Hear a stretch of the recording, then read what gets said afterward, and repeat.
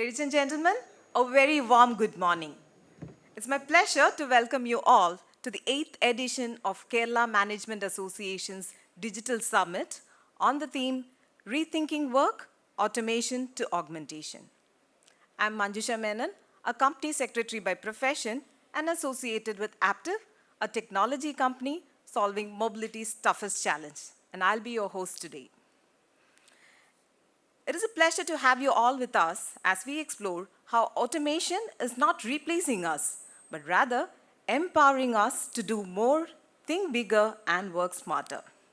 We're living in an era where technology is evolving faster than ever. From AI and robotics, intelligent automation, the workplace is undergoing a seismic shift. But here's the real question. Are we ready to move from fearing automation to actually embracing augmentation? The Kerala Management Association's Digital Summit is one of Kerala's most respectable knowledge platforms, bringing together thought leaders, innovators, entrepreneurs, and policymakers. Today, we will hear from these visionaries and explore how technology is shaping the future of work, productivity, and growth. So I hope by the end of the summit, you'll all have your answers to the question.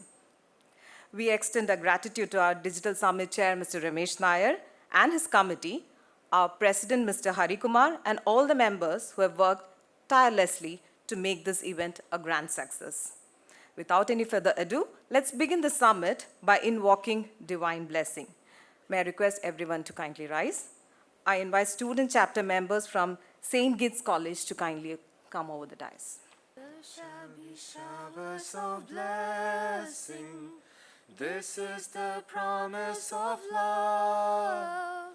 There shall be seasons refreshing, sent from the Savior above. Showers of blessings we need. Mercy drops round us are falling, but for the showers we plead. But for the showers we plead. But for the showers we plead. May I request President KMA, Mr. K. Harikumar, CEO Aryavaidyashala Kottakkal, to accompany our chief guest, Mr. Satyendra Khare, Head Emerging and Strategic Partnership India and SAARC, Google Cloud, to the dais. I also request Chair of KMA Digital Summit 2025, Mr. Ramesh Nair, Managing Director, Aptiv Connection Systems India Private Limited, to accompany our guest of honor, Mr. Susanth Kurunthil, CEO Infoparks, onto the dais. I also invite Secretary KMA, Mr. Anil Verma, Managing Director, Verma Homes Private Limited, to kindly join the dignitaries on the dais.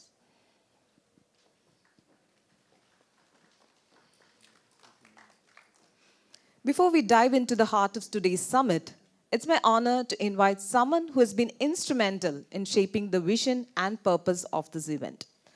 Please join me in welcoming our event chair, Mr. Ramesh Nair, Managing Director, Aptiv Connection Systems India Private Limited, to deliver the welcome address and set the tone for today's conversation ahead.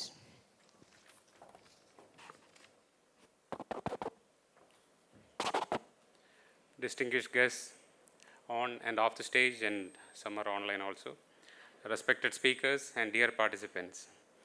On behalf of the Kerala Management Association, it's my privilege to welcome you all to the KMA Digital Summit 25. It's the 8th edition of the summit, being held here at the Lulu Twin Towers.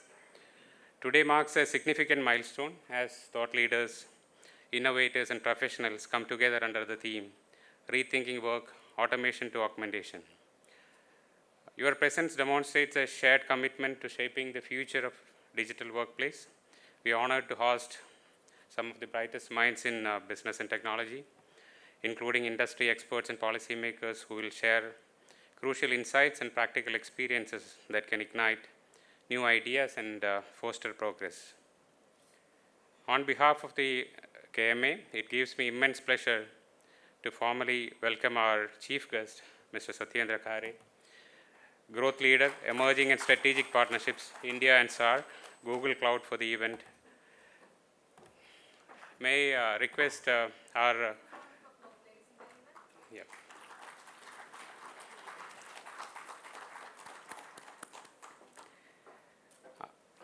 I also extend a warm welcome to our guest of honor, Mr. Susanth Kurunthil. He was part of the previous management committee also of the KMA, CEO of Infopark to the event. Thank you, Susanth.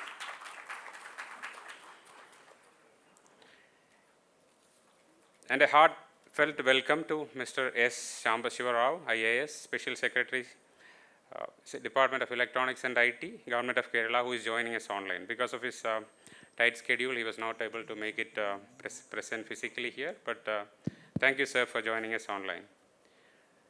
They say you don't welcome your own family members to any family event, but I would like to give a hearty welcome to our own President, Mr. Khare Kumar, and our dear Secretary Anil Verma.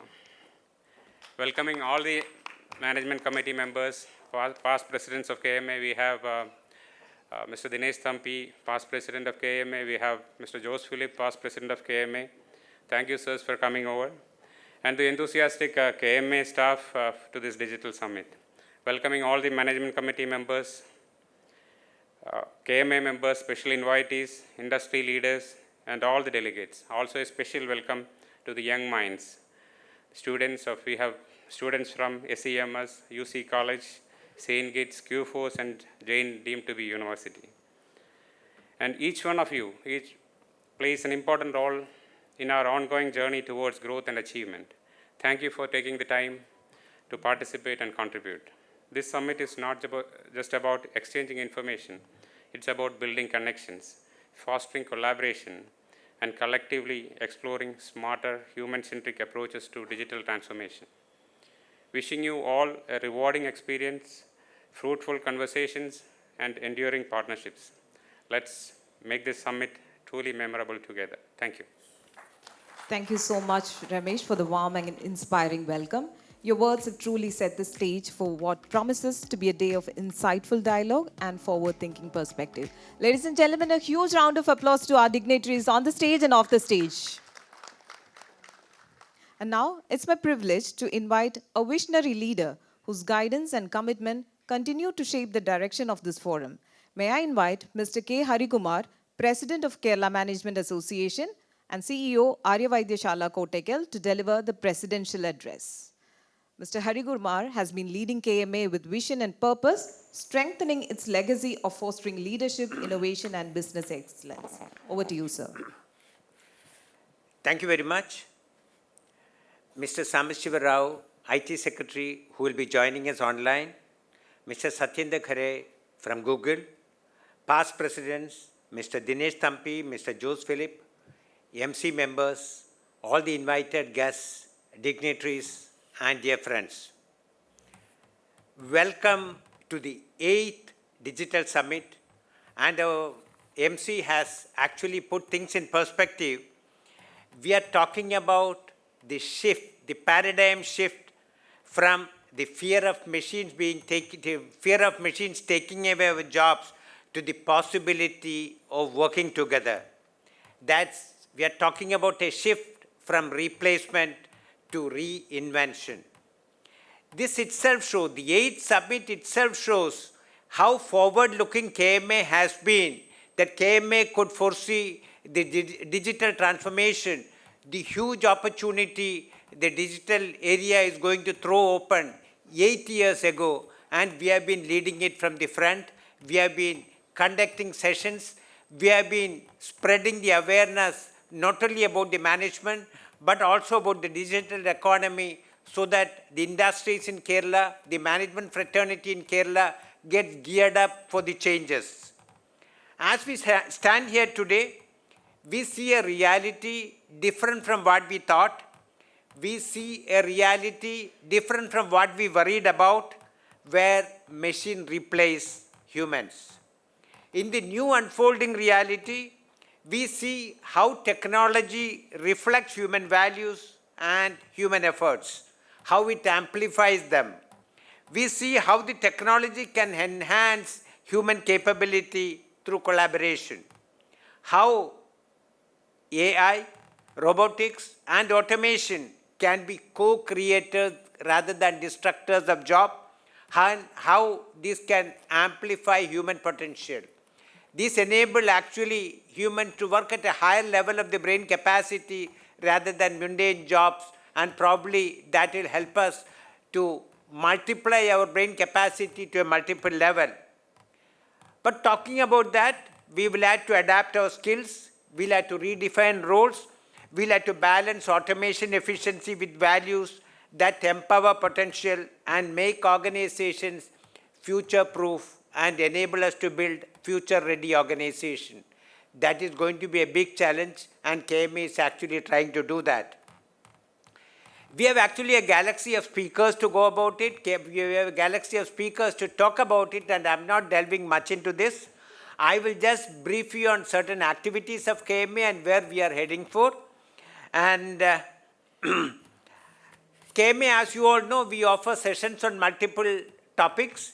We offer talk sessions. We call it Inside Tech series, wherein you get opportunity to talk to industry leaders. We enable you to network, explore emerging trends, share knowledge, and showcase whatever you could achieve. And KMA has actually moved ahead ever since we met during the last year Digital Summit. KMA won the Best Local Management Association Award from the All India Management Association. And last year's management leadership also incidentally went to a person from the digital technology arena, Mr. Jahangir of SFO Technologies, which reinforces our commitment to emerging technology and leaders who drive the same. We organize, as I was saying, through the Inside Tech series, we organize weekly talk series wherein you get to hear from the best of the respective field. We encourage team building through various other activities, and recently we had a corporate cricket league, which actually is our message saying that it is not only talks and it's not only discussions, it's not only discussions on the various management topics, but team building also is important, and we also enable people to network outside the rooms, outside the boardrooms, outside the discussion rooms, outside the classrooms, so that, and sports is the best way to move forward, and we organized KMA Cricket League, and thank you Bala for organizing the same. It had been a huge success. 24 teams participated, and the games went from 7 o'clock to 12 o'clock midnight. It was a wonderful event, and thank you Bala for organizing it. Currently, we are doing a finishing school with Mr. Abraham Olikil as the chair, where already 40 students have joined. They are in the final semester or final year of their management education or even the engineering. And the idea is to make them future ready. The idea is to make them face the corporate challenges. We are doing a finishing school. And we are also planning the second one because the first one is already sold out. That will enable the younger population to face the challenges of the future. We are also organizing a 360-degree workshop on finance for the MSMEs, which will be starting on the 10th of November, which will basically for the business owners, budding entrepreneurs, second-generation family owners, and finance function heads in the MSME sector. That actually the enlistment is going on, and in case anybody wants to understand, because a lot of things are happening in the finance sector, not only in the fintech, even in the GST things are happening, across compliance norms are increasing, so I would request people who are not very familiar with the changing nuances of finance to kindly enroll so that you are also in tune with the times, because compliance requirements are increasing. And our flagship event, the Kerala Management Convention, will be held on 15th, 16th of November. The topic is going to be Transforming for Impact. We are tied up with Clasys as an associate partner, and we'll be signing also with Clasys today in the afternoon. And therein we'll be able to hear from the dignitaries. And let me tell you, Mr. Nitin Gadkari has more or less accepted our invitation, and Mr. Amitabh Kant will be coming here. The economic advisor, Mr. Anand Nageswaran has already confirmed. We have a galaxy of speakers who have been lined up, and that is going to be a flagship event of KMA. And incidentally, Ms. Leena Nair, who is heading the channel, who was earlier with Hindustan Lever, also has more or less confirmed. And these are only 3 or 4 dignitaries, but believe me, it is going to be an action-packed 2-day event, and you will be able to hear from the best of the best. We will be coming out with the brochure very shortly.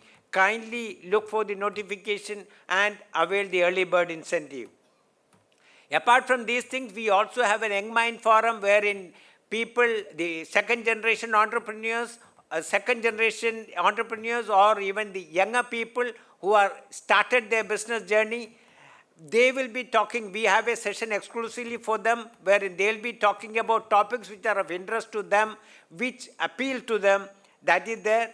We also have a Manager of the Year award. We also have a Women Managers Forum, which is ably being headed by Meena of Agape. And we have many interesting sessions. And those who are not members of KMA and who are from Kochi, I would request everybody to take the opportunity and join this fantastic forum of more than 2,000 managerial professionals, including people at the senior level and at the junior level. And coming to the digital arena, let me tell you that Kerala is performing well among the states, Indian states, as per the Digital Economy Report 2024. In terms of digital infrastructure, in the Connect pillar, we rank 5th. And for the Harness pillar, we rank 4th. And for the Innovative pillar, we rank 6th. So it has been a tremendous journey in the digital arena for Kerala. And I compliment the IT Secretary who is joining us online. I compliment Susanth. I compliment other people like Mr. Dinesh Thampi, Mr. Vinod Tarakan, all from the digital arena.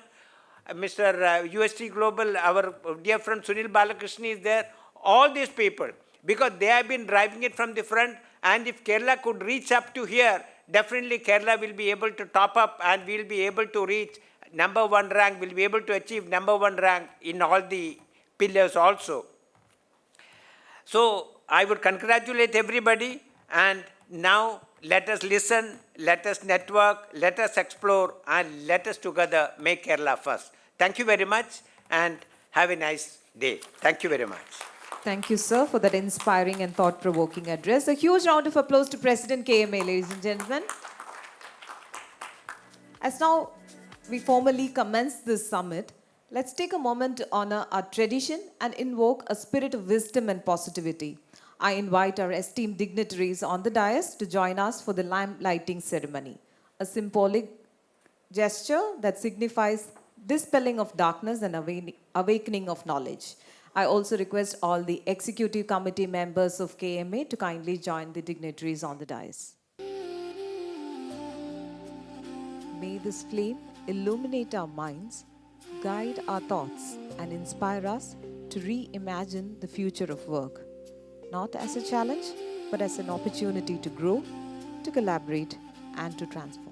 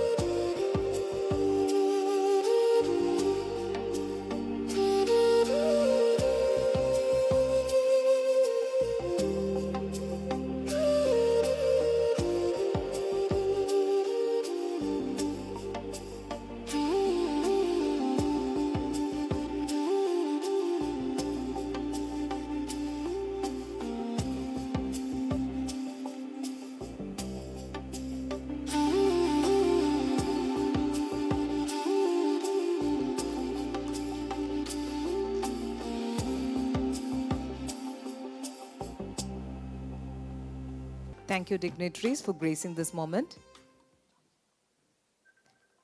Next, we acknowledge the presence of Mr. Sambasiva Rao, IAS, Special Secretary, Department of Electronics and IT, Government of Kerala, Mr. Rao has decided to truly go digital and has joined us online.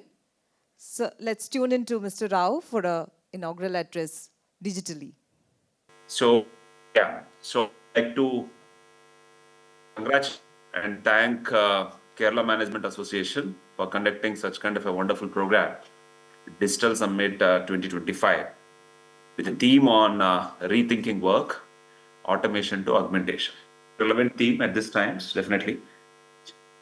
I am in presence over there at Lulu IT Twin Towers, but unfortunately, I got some very urgent engagements here in to handle. So that's why I had to actually change my plans. I was looking forward to meet Mr. Satyendra Khare, so the growth leader in emerging sector partnerships of Google Cloud, and also director from Microsoft, who are there in the Digital Summit today. So I would like to thank Kerala Management Association for inviting technical leaders of some prominent companies for this program, and also various CEOs from companies already there in Kerala. So it's a wonderful program.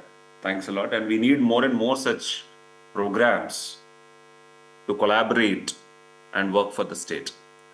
So I would like to talk about how the ecosystem, the technical ecosystem, the technology system in Kerala is evolving. So you are all aware of the changing industrial ecosystem in the state of Kerala in the recent past. Got quite serious about promotion of investment in the state, with an ultimate objective of creating high quality jobs in the state of Kerala. You are aware, over decades, Kerala focused a lot on empowerment of people by having a very good people-centric model. Kerala invested a consistent through in health and education sector. It's really unheard of. Kerala model in the development of human capital. And we are all aware of the fact that recently Kerala even performed really well in infant mortality rate indicator, even better than the United States of America. We are all aware of the quality of life that exists here and the quality of social infrastructure that exists in the state of Kerala literally in every nook and corner of the town, nook and corner of the state. So these are huge achievements. So, but then the policy imperative of government of Kerala at this point of time is to actually create more and more employment, that to high quality employment back in the home, so as to realize the potential that is available, the rich potential that is available in this generated human capital. So that government is now focusing a lot on investment promotion. Government also is focusing a lot on having a proper strategic approach to this investment promotion. Instead of focusing on all sectors, Kerala definitely is providing a path. This is a known approach, a known phenomenon. In fact, most of the experts advise states and the countries to focus on their areas of strength.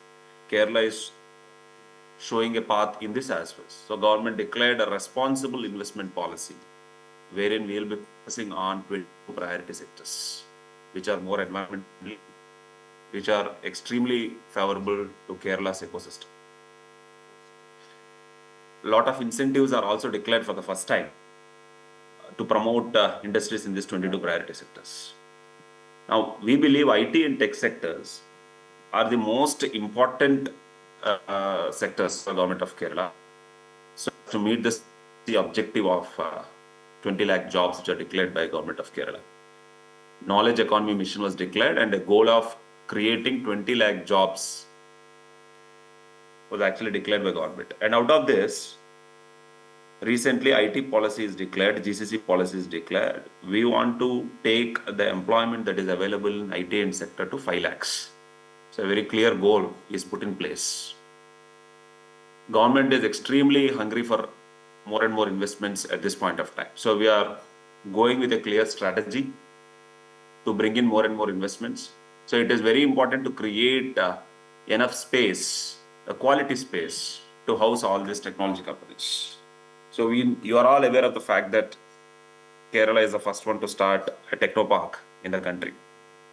But then, of course, some of the states, some of the states, or have performed better than Kerala in creating more and more space.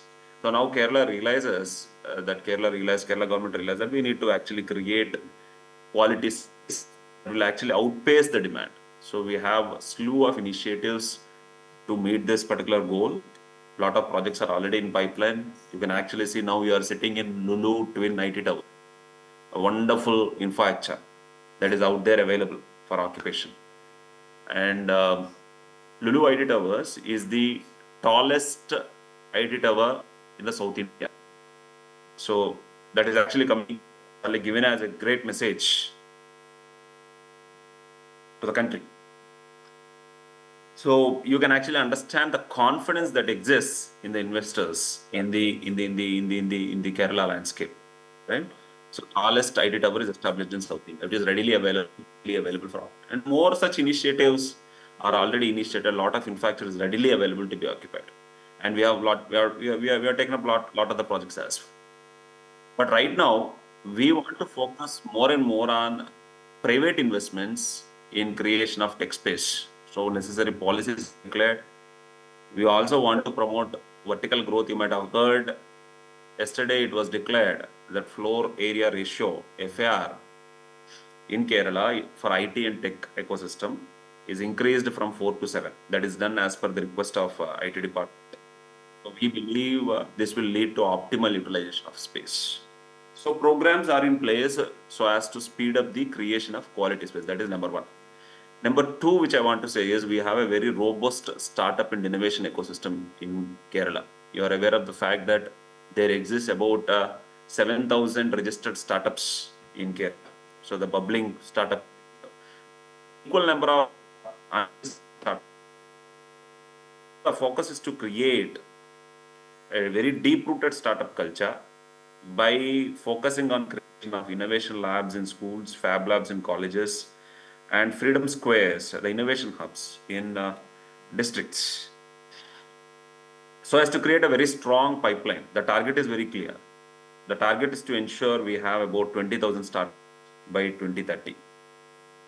Now, in the startup ecosystem, the focus is more on creation of or enabling creation of more deep tech startups and also high value startups. So for this, we there is a serious need of creating high quality accelerators. So we initiated projects called Emerging Technology Hub, a very high quality world class accelerator which we want to establish on PPP basis. The idea is mooted, there is some good traction. Also Kochi Digital Hub and similar hubs in the cities and other districts we want to establish, number 1 point. Number 2 point, funding requirement is the most important requirement of startups. So presently there is a program called Fund of Funds. We want to increase the fund available as part of this program to more than 1,000 crores. The high value financing should be available to startups. So we are working on a program called a feeder fund so as to meet this target. So our all hopes are on we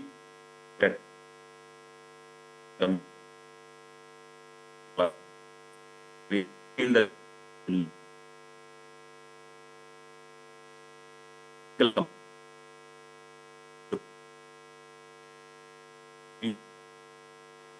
can become the epicenter. Thinking about the program, in fact, the translate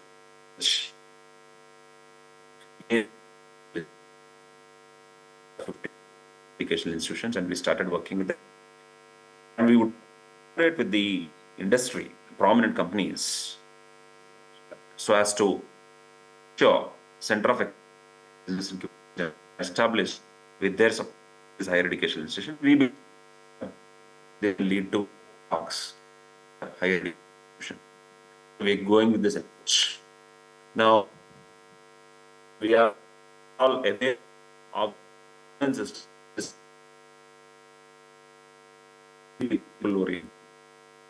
oriented. All businesses, all the investors who are investing in in any state will definitely be confident forward for a consistent policy and also oriented delivery ecosystem. Believe standards are this matters because decades even policy implemented a model really don't want to create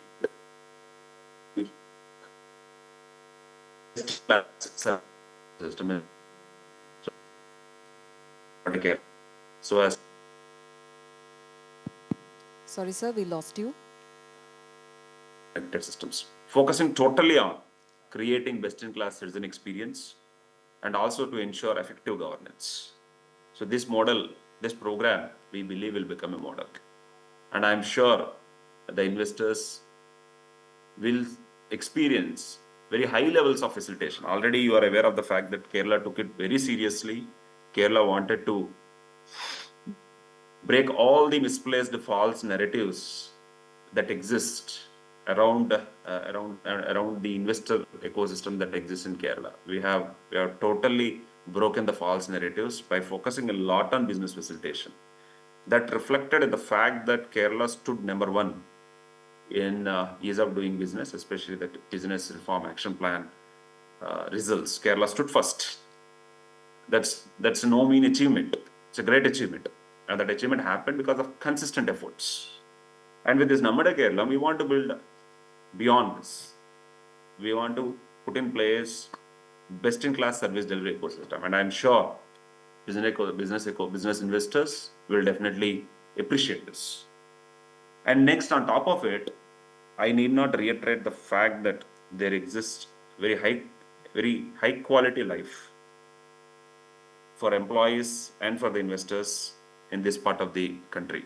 So Kerala is one of the most beautiful places in the country with very nice vegetation, extremely nice green landscape, and very high quality water. These are precious according to us. This is available everywhere in nook and corner of the state, everywhere. It's extremely important. And now with National Highway coming up, Kerala is literally becoming a well-connected green urban corridor. National Highway literally connects one part of the state to another part of the state. Every city in Kerala, every major town in Kerala with very high quality social and economic infrastructure is going to be connected through this National Highway. Changes are already there for you to see. I request all of you to compare the Google images over the past few years. As the National Highway progresses, the kind of changes that are happening in and around National Highway can be seen, is available to be seen. So this is going to be a game changer, and we believe Kerala will become a continuous green urban corridor which can be explored by investors, such kind of a huge area available. So we are planning of IT corridors around National Highway at various places in the state. And these IT corridors will be very seamlessly connected to National Highway so as to ensure the IT corridors are sustainable, and also the investors and the employees who will work in these corridors will have a very seamless, comfortable experience of work and live. It's going to be the finest places to work and live. So we are going through a very nice strategy. I can actually go on and on, but I don't want to bore you people with more inputs. And I'm sure that you are aware of the changes that are happening in the state of Kerala. Yesterday, we declared a Vision 2031. We conducted a very detailed stakeholder discussion through a program called Recode Kerala. It was extremely successful. We are going to update our vision document based on the inputs from stakeholders, and we are going to proceed as per the plan. I would like to end by communicating a message to the technical leaders, the technology leaders who are there in this meeting. Please consider Kerala as your destination of investment very seriously. You are going to have a wonderful experience. You will have access to innovators, startups, universities, and you can actually run your business at the lowest cost possible, and your employees end up having the best quality life possible, and you will end up seeing the lowest attrition possible. What we believe this is going to be the greenest tech destination in the country. So the technology leaders who are there here, request you to consider very seriously. And the representative of Kerala Management Association, for them, my request is to consider tech sector extremely seriously, the way you are actually doing at this point of time. The tech sector is going to be the most priority sector of Kerala. This is a teamwork. We need to work together. We need to build the future Kerala. I request all of you to use all your connects, the way you have used to design this digital summit. It's wonderful. In fact, I'm feeling extremely happy to see the way you designed this program, and I'm feeling disappointed also for not being able to come over there physically. But you should continue these efforts in the same way. Ultimately, this is a teamwork. We all should build future Kerala together, and we are all, of course, are the beneficiaries of our efforts. I request you to continue the efforts. We are available all the time on WhatsApp, and any connects you would get in any company, okay, please do let me know, and work together to bring in more and more quality investments and more quality collaborations for the startups in the state of Kerala. Thank you very much. With this, I would like to end my speech, and thank you all the organizers for inviting me. Thank you. Thanks a lot. Thank you, sir, for taking time from your busy schedule and joining us online. Now, it's my privilege to introduce our chief guest on the dais for the summit, Mr. Satyendra Khare, Head Emerging and Strategic Partnership India and SARC, Google Cloud. Satyendra Khare, also known as Satya, has been in the industry for more than 2 decades and with Google over 5 years. At Google, Satya heads the strategic partnership and distribution ecosystem for Google Cloud business in India and SARC region. Before joining Google, he has been in various leadership positions with technology giants like IBM, Oracle, Wipro, and Accenture. If you've been wondering how AI is evolving from just a buzzword to becoming a true business game changer across industries, this is the moment you've been waiting for. It's my absolute pleasure to invite Mr. Satyendra Khare to deliver the inaugural address. Over to you, sir. Let's hear for Satyendra Khare.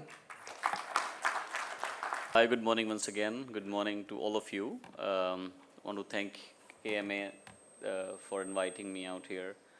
Mr. Nair, Mr. Hari, and the rest of the people out there. It's such a privilege to be here. And it's so promising, right? I heard Mr. Rao out there that green urban zone. So promising out there where corporates, government, bureaucrats come together to develop an state like this. I have been associated with Kerala for more than a decade and a half, since the time I started being in India business.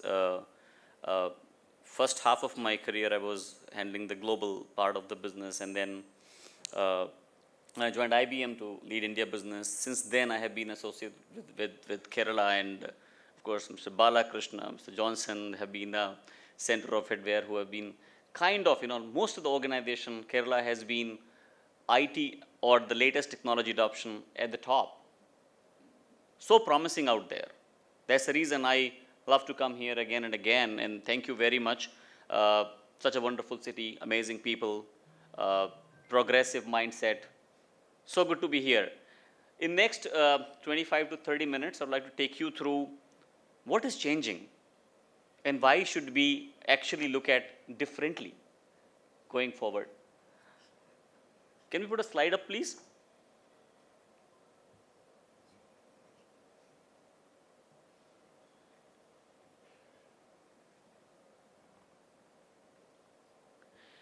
So I would like to cover some points, right? What is new coming up, how the world is changing, how technology is changing, how you can leverage. So I'll not end it here, what is actually changing. I would also like to call it out how you can leverage the technology out here. I'll make it very simple to all the industry segment, that how you can see that what is happening in the world and what kind of solution that you can adopt for your respective industries.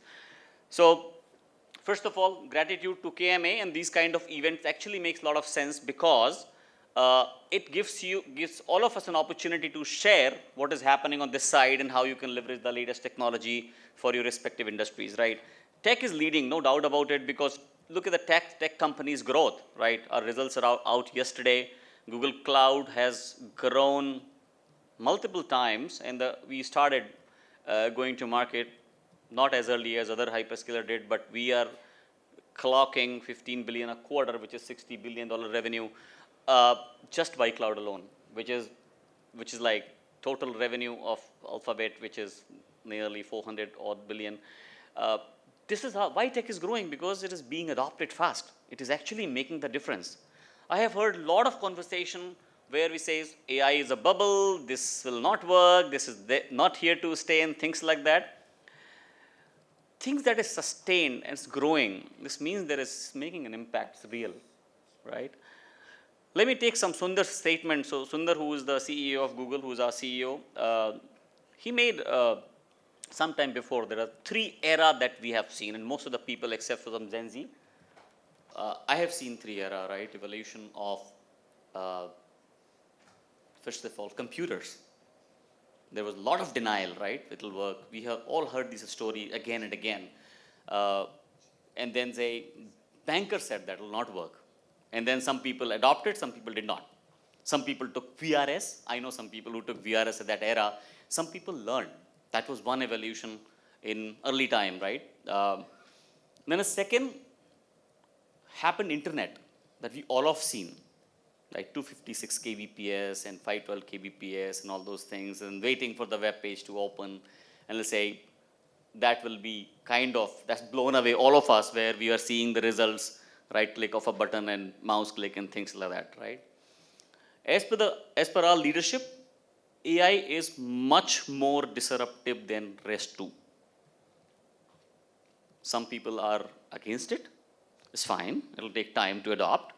But we are very sure, confident, in next 20 minutes, I will also take you through the kind of work that is happening, the solution that is coming in, that is making the life so simple.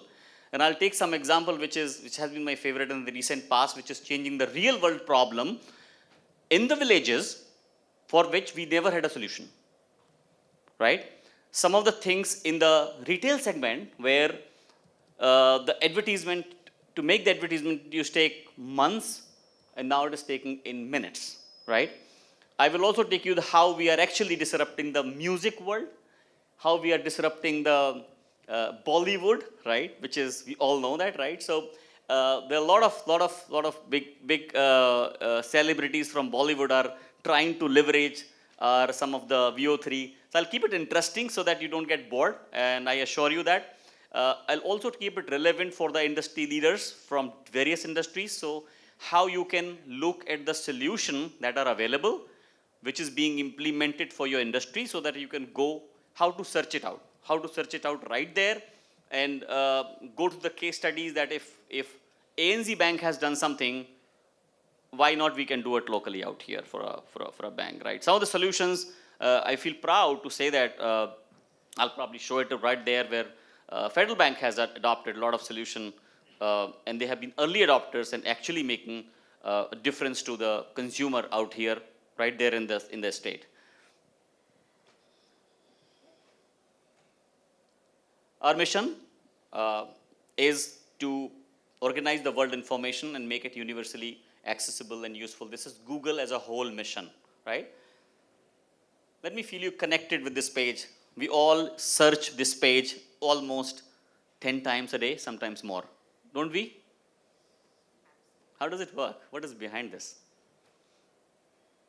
Actually, we don't want you to know. We just enjoy search experience, and it has gone better and better. Now it's an AI view comes in that makes the life so easier. Rather than giving you links, what do? We give an AI view, AI overview for every search that you make, which actually makes your understanding about getting the answer so fast that, you don't have to go to any link and see the biased opinion and things like that. This actually goes to different links and extract the information, and it's pretty much right. We do not want you to use all this AI thing for your healthcare directly, because sometimes, don't take medicine by seeing this AI. But actually, this is what it is behind. But you don't worry about that. You don't have to know this, what works, right?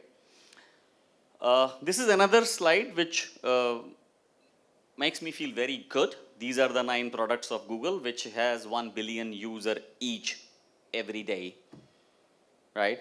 I think we all know these icons very well.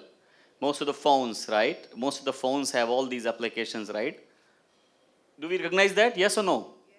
Yeah? Of course. So Google search, Play, Chrome, Android, YouTube, Maps, Gmail, Drive, and Photos. I use all of them, and I'm sure you also do them. All these products are actually, we have infused the AI in all of them, and you will be feeling that now. When we come to cloud, we are actually providing the same platform for the users to build the application that can work for various people out there. Same platform which are these all 9 products are built upon.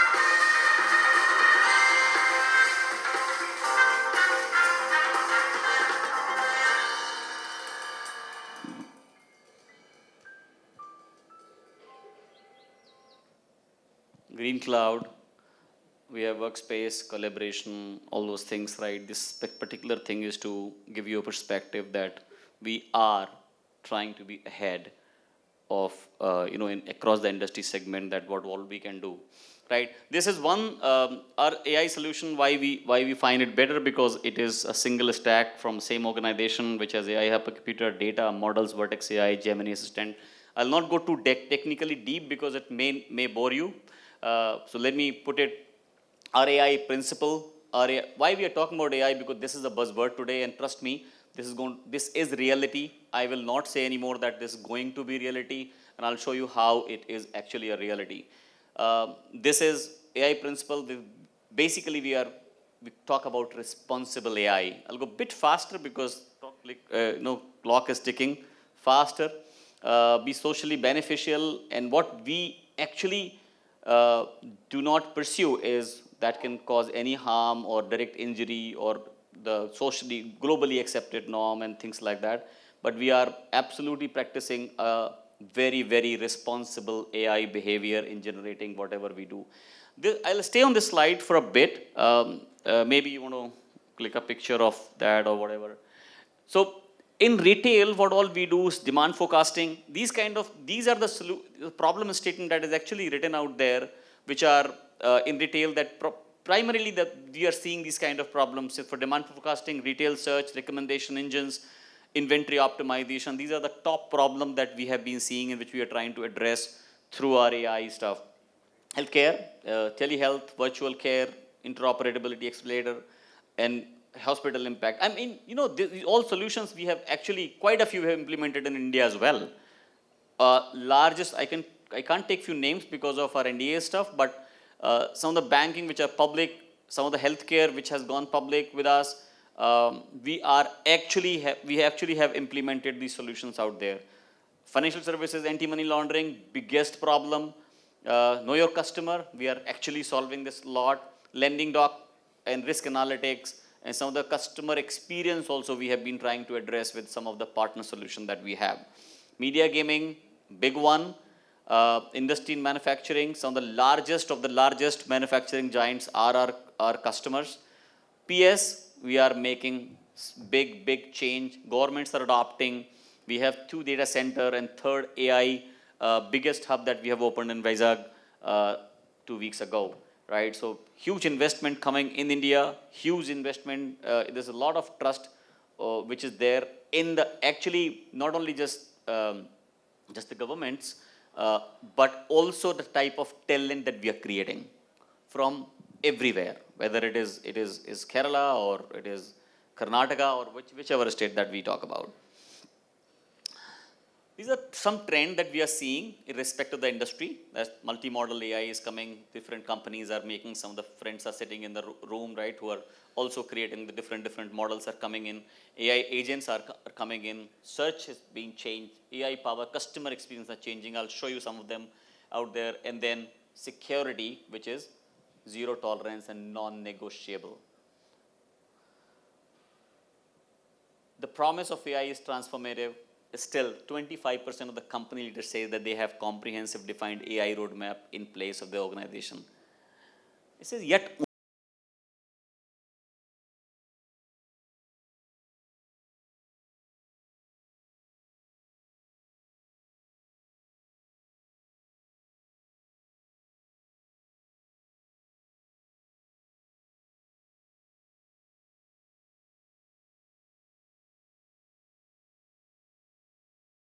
from data, AI ready infrastructure, all of them comes from single OEM.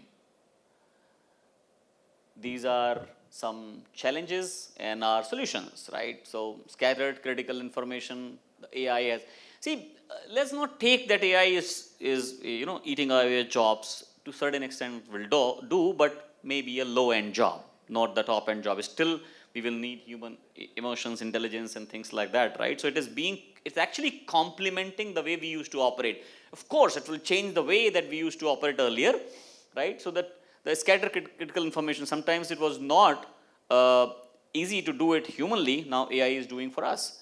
Inefficient, manual workflow, inconsistent code standards, right?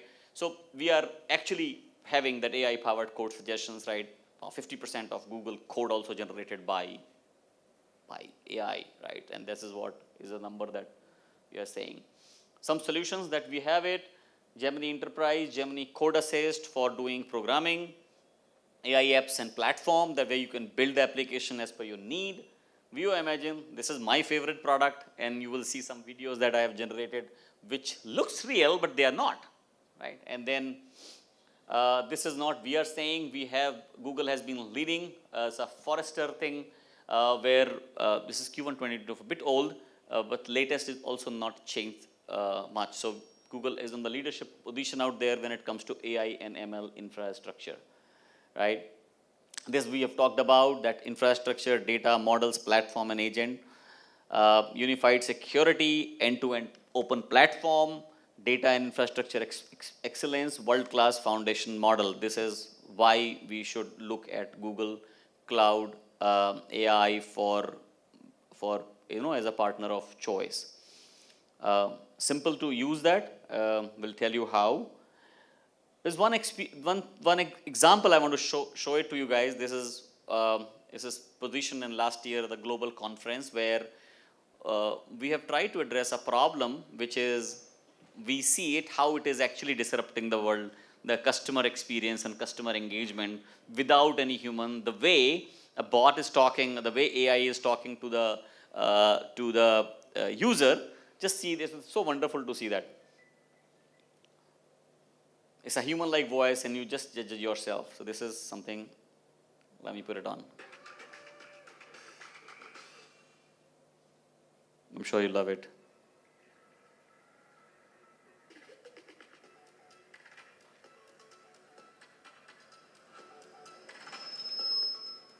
Thanks, Lisa. Hey, everyone. I'm Patrick Marlowe, a product manager here at Google Cloud, and I am... Sorry.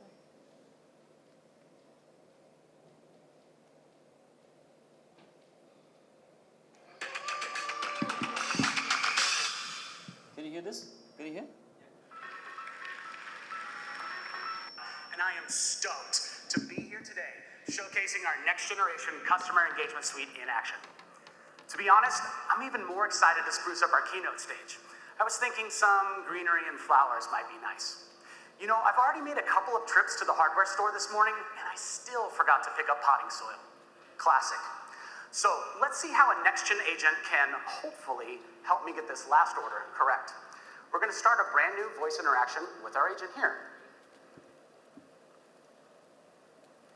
Hi there, welcome to Simple Home and Garden.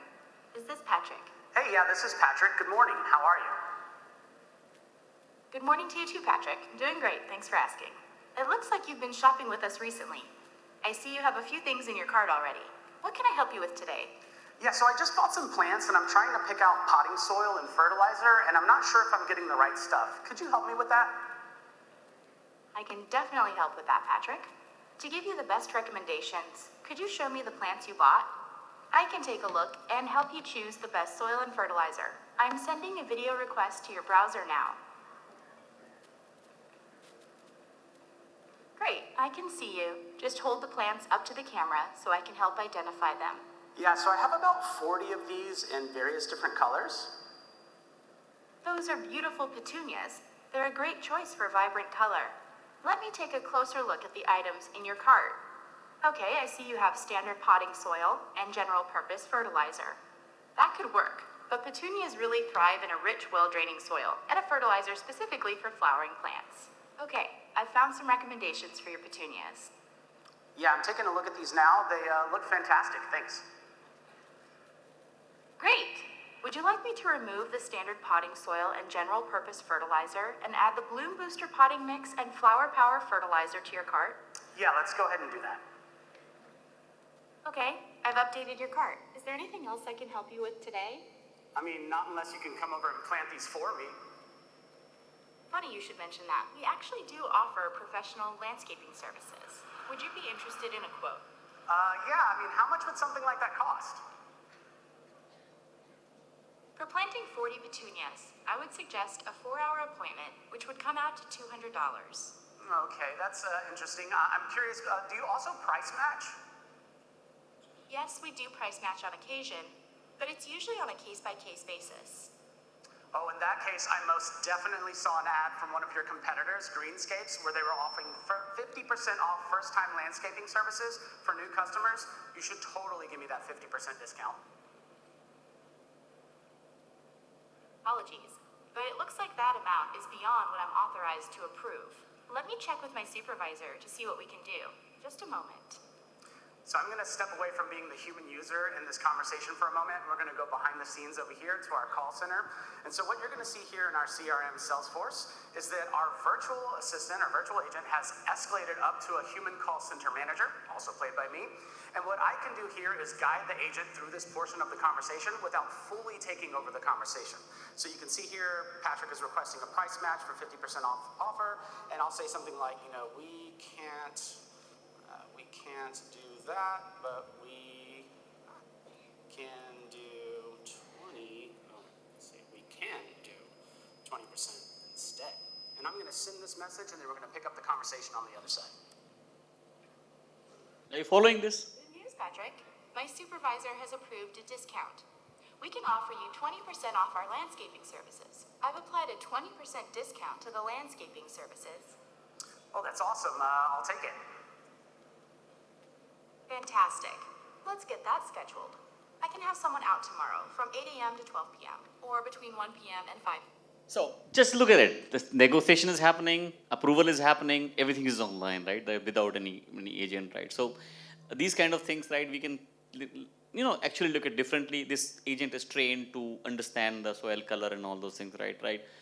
Now, we actually have developed a solution in India, right there, where you can just by seeing the soil color, you actually can tell that which crop will grow better in this particular soil. This was my biggest question always when I was a kid. I was talking to my grandfather, right? That how do you know that, the wheat grows better? So I come from UP where we have lands and things like that. So and then now we actually know that, this is how it happens. Now things are changing. And we have actually launched that particular thing, right? There are a few more examples where humans were not able to do that. And I took this example last time as well, where the insurance companies, right, who used to give loans for animals, right? So when a person in a village buys a buffalo, right, and then he buys a buffalo, and with the buffalo he takes insurance as well. Like after seeing that, he takes loan and he takes insurance, both. So it's a loaning company, bank who is giving loan, and then insurance company who is giving insurance, right? Now, after seeing that person, there are 30 people more comes from the same village, takes loan, takes insurance, right? Buffalo dies. All 30 goes for the claim after clicking the picture of buffalo. Genuine problem, right? Now, how will you address it? Because there is no mechanism to understand that this is the same buffalo who died. We say all 30 died. 30 claims for one death. Practical issue, right? One of the company identified on Gemini, Google Gemini, that the nose, that there are points on the nose of every buffalo. They are unique just like our fingerprint, right? And when you are actually giving an insurance, you have to actually identify every buffalo with those nose prints out there, and then you say this is the print, and then once buffalo is dying, you send the picture that will be matched with an application out there, and that problem is sorted. And that's actually in place already, is being done out there with our public sector team. So this is customer engagement suite. Now coming to some interesting videos, time is up, so these are the interesting part. This is actually more interesting than anything else. What all you can do without even having a real shoot. So this is all video created.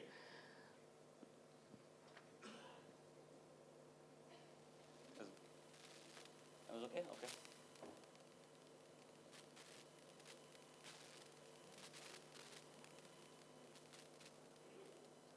Enterprise ready. Let me indirectly go to the model specs. So it's like, look at this. These videos are created when input is you give text, image. We have given 3 images out there on the top, and we have created that video by writing the comment. I can actually do that right in front of you, and you can actually do it by yourself. It is so.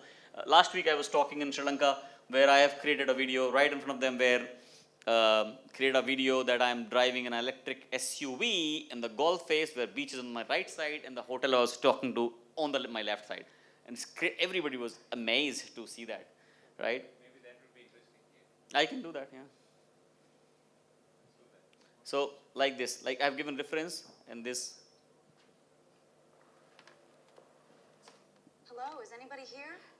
Look at this. What's going on? This girl doesn't exist. Now we are seeing it more and more. The people are adopting, news readers are adopting, and all those things are happening.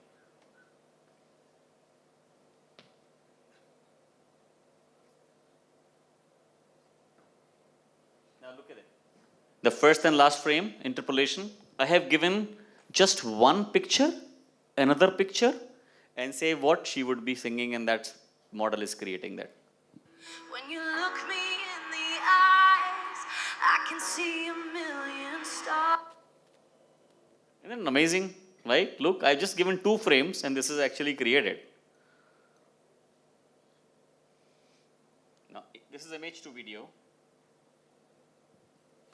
Just given one image. Just a little further. Yeah. This is text to video. Like these are the simple experiment that we have created out there. Given a text. So these are the things, right? How to remove object, right? Some people may think this is a kid's play, but why I'm actually telling you all this, This is all you can do. Now, you elaborate this entire thing for your business context, right? Now, we got an inquiry from one of the big singer out there that I want to shoot a video of my proprietary voice where I'm singing a song with 7 wonders of the world. Either you have to go there and shoot all the video with 6-month effort and things like that, right? But now that is possible in 20 minutes out there. You can add object. Some customer stories out there that, look at it. A furniture seller wants to see a different setting of the furniture that he is selling out there. Look at it.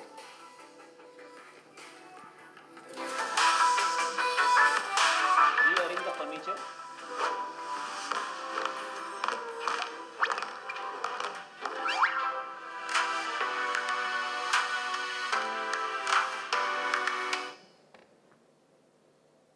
I find it very interesting.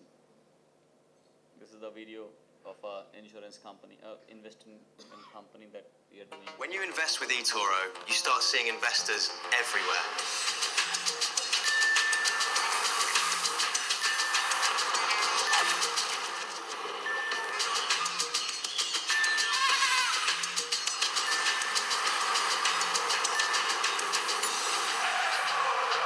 You see, eToro really is everywhere. Join more than 40 million people worldwide and invest anytime, anywhere with eToro. Think it from your industry perspective, what all you can create related to industry, try it out, and trust me, it is not expensive. It is not. We have further reduced the price, right? Try it out yourself. Give it to your kids at home, Gen Z to play around, and they will do wonders with this, right? And then, and trust me, this is actually possible to do, creating your advertisement and things like that. I mean, we are trying to make it so simple that everybody can use the tool. The idea is not to just to make money, but to make the life easier, right, for that. There are some creative use cases. VO plus Laria. Laria is another model where we will just put the images and it will create the video. So largest of the retailers are using it to create those kind of video cataloging of the things and things like that, right? It'll go fast because I think you can relate to it. Again, tech commercial that.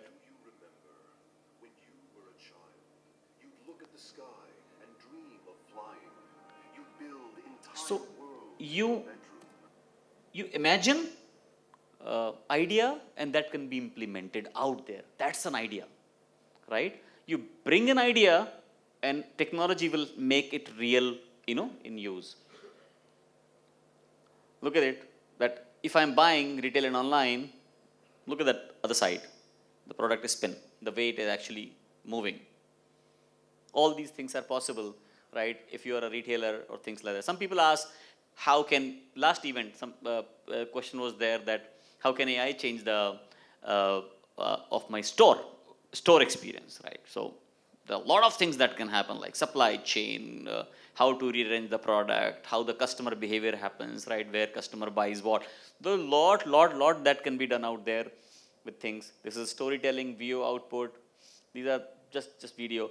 No, so now I want to call it out that Google is totally partner-led organization, right? Because we cannot reach everywhere, so we are training our partners to ensure that, and there are a lot of people, a lot of companies from Kerala who are our partners, who are building to solve a lot of business problem for the globe, sitting right here in this town. Some of them on Trivandrum, some of them are there in the room. But actually has creating a lot of difference on the platform, and from services standpoint, we are totally partner-led that all the services, because we are enabling partners in such a way that whatever is available for us to learn, same is available for the partner, so that they can take the technology for solving business problem in every corner of the world, right? I also want to call it out. Some of my team members are here who leads the Kerala territory. So Kiran, if you can kind of stand up, please, if you're around. Yeah, Kiran is here. So Kiran is from Kochi, right? And he leads the entire Kerala market for us for all enterprise. And then Sridhar, who leads our workspace business, which is another brilliant product. A lot of users are there in Kerala of who use workspace solution. This is another interesting thing, that how musicians are using our model. Hopefully this video works.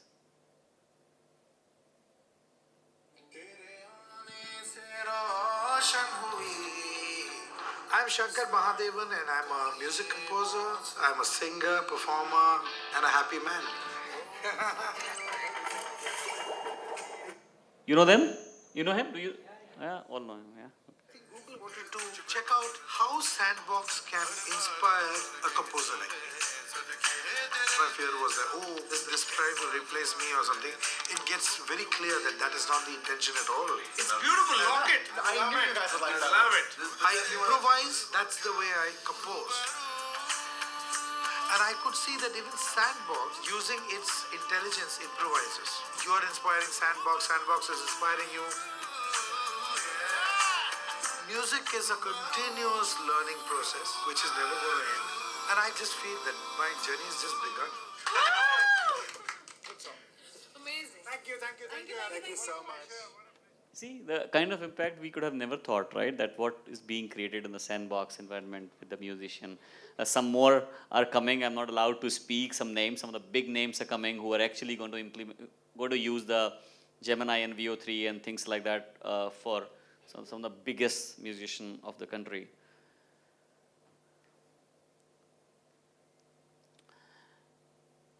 So I invite you to create future with us. Try out our solutions. Try out, and are not expensive. Don't think about that. The moment we try to implement the AI, it is expensive. AI is actually, we are trying to democratize. That's the right word. Any product from Google, when it comes, our intent is to democratize the technology to every corner of the world, right? I'm glad to say that this land where I'm standing, they are the earliest adopter of the technology, and I'm seeing it since the time actually I have been handling India. This state is most interested in whatever is coming to implement. There are associations like KMA who is actually doing a wonderful job by inviting the technology player, by inviting all the CTOs and CIOs or things like that to ensure that they are aware about what all new is coming up. And I'll also show you that how to search for the case study after ending my presentation. But I want to end with Sundar's note out here, where Sundar talked about what we are doing in India. The sophistication. So this is Sundar's speech last year when he was talking for Google for India initiative. And when it talks about Google for India, be rest assured, this is our top of the chart, this state that I'm standing, because of the commitment from the government, commitment from the bureaucrats, commitment from the well-aware, the corporate leaders that comes in. So I'm so thankful and so privileged to be here in this event. So let's listen to Sundar what he says about what we are trying to do in India. Every time I come, the sophistication of the India startup ecosystem, it's measurably improving. For the young people, tech is much broader than just programming or engineering alone. I think for tech to work at scale, including things like AI, thinking about the surrounding areas, be it policy, be it ethics, so just thinking about tech holistically, I think will create opportunities for many more people across all walks of life. I think tech will be better for society. We built Google Pay in India based on the UPI stack, and now we are bringing that to other countries around the world. We used AI technology to develop flood forecasting. Now we are bringing it to many, many more countries. The scale of the market here, being able to find a solution. And in many cases in India, you can leapfrog and get to the next solution faster. So I think it'll be a big incentive for us to do it here and then take it to other countries, which sometimes are slower to go through these phases. There is no better time to do a startup than the current moment, even though we are working through a macroeconomic moment like this.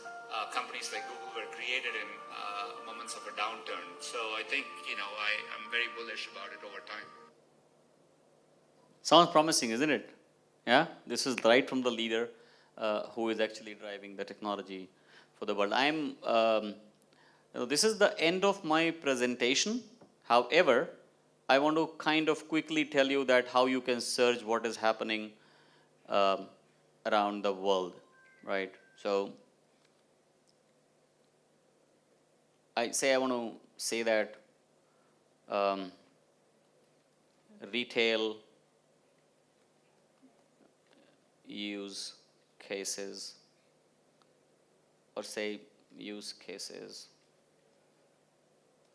for AI. Just go to cloud.google.com and top 10 use cases, all Google Cloud blog, read it out, what's happening in the world. Trust me, you will find something which is sensible for you. You have my team out there you can reach out to your Google contact, respective Google contact, right? And then they will help you implementing those cases. You can reach out to our partners who are locally available, and I'm sure there will be people who will be reaching out to you. Whether you're a large enterprise, you're medium enterprise, or a small enterprise, be rest assured we give equal weightage to the people who are trying to adopt the technology. And this is the reason why we are building and expanding the partner ecosystem, so that you guys don't feel loose that, Google is not there locally in Kochi. Doesn't matter. Trust me. Our partners are super capable. Sometimes, right, they do such a wonderful job that, creating solutions for the customer, customized for their need and things like that. So all those things are there. Whatever you want to do. So cloud.google.com is a place that you can go and search for it. The kind of AI use cases being done in FSI space. Some of the customers are sitting here. Some of the, even the partners are actually locally from Kochi. People who have implemented the use cases for the organization, right? So this is where I want to end. And once again, I want to thank the KMA, the people. I saw Balakrishna coming in just now, so thank you, ABK. And Mr. Jojo, thank you so much. Mr. Nair, Mr. Hari, thank you very much, Mr. Verma, Secretary. It's such a privilege, and I can't thank you enough to give us an opportunity to showcase what all we are doing for the world. And we will be solidly privileged from, thank you on behalf of Google to all of you, and looking forward to work with you again and again. Thank you so much. Thank you. Thank you so very much, Mr. Satyendra. That was an amazing session. You truly inspired us to embrace this transformation with confidence and clarity. Ladies and gentlemen, a thunderous round of applause. I mean, don't we all owe Google in one way or the other for making our life simple and easy? So let's hear it for Satya and Google. Before moving to the final laps of this inaugural session, let us take some time to show our gratitude to our chief guest. I invite Mr. Sunil Balakrishnan, Managing Committee Member of KMA, Chief Values Officer UST Global, to hand over a small memento to our chief guest, Mr. Satyendra Khare, as a token of our love and respect. I also invite the Chair and President to join them for this picture-perfect moment.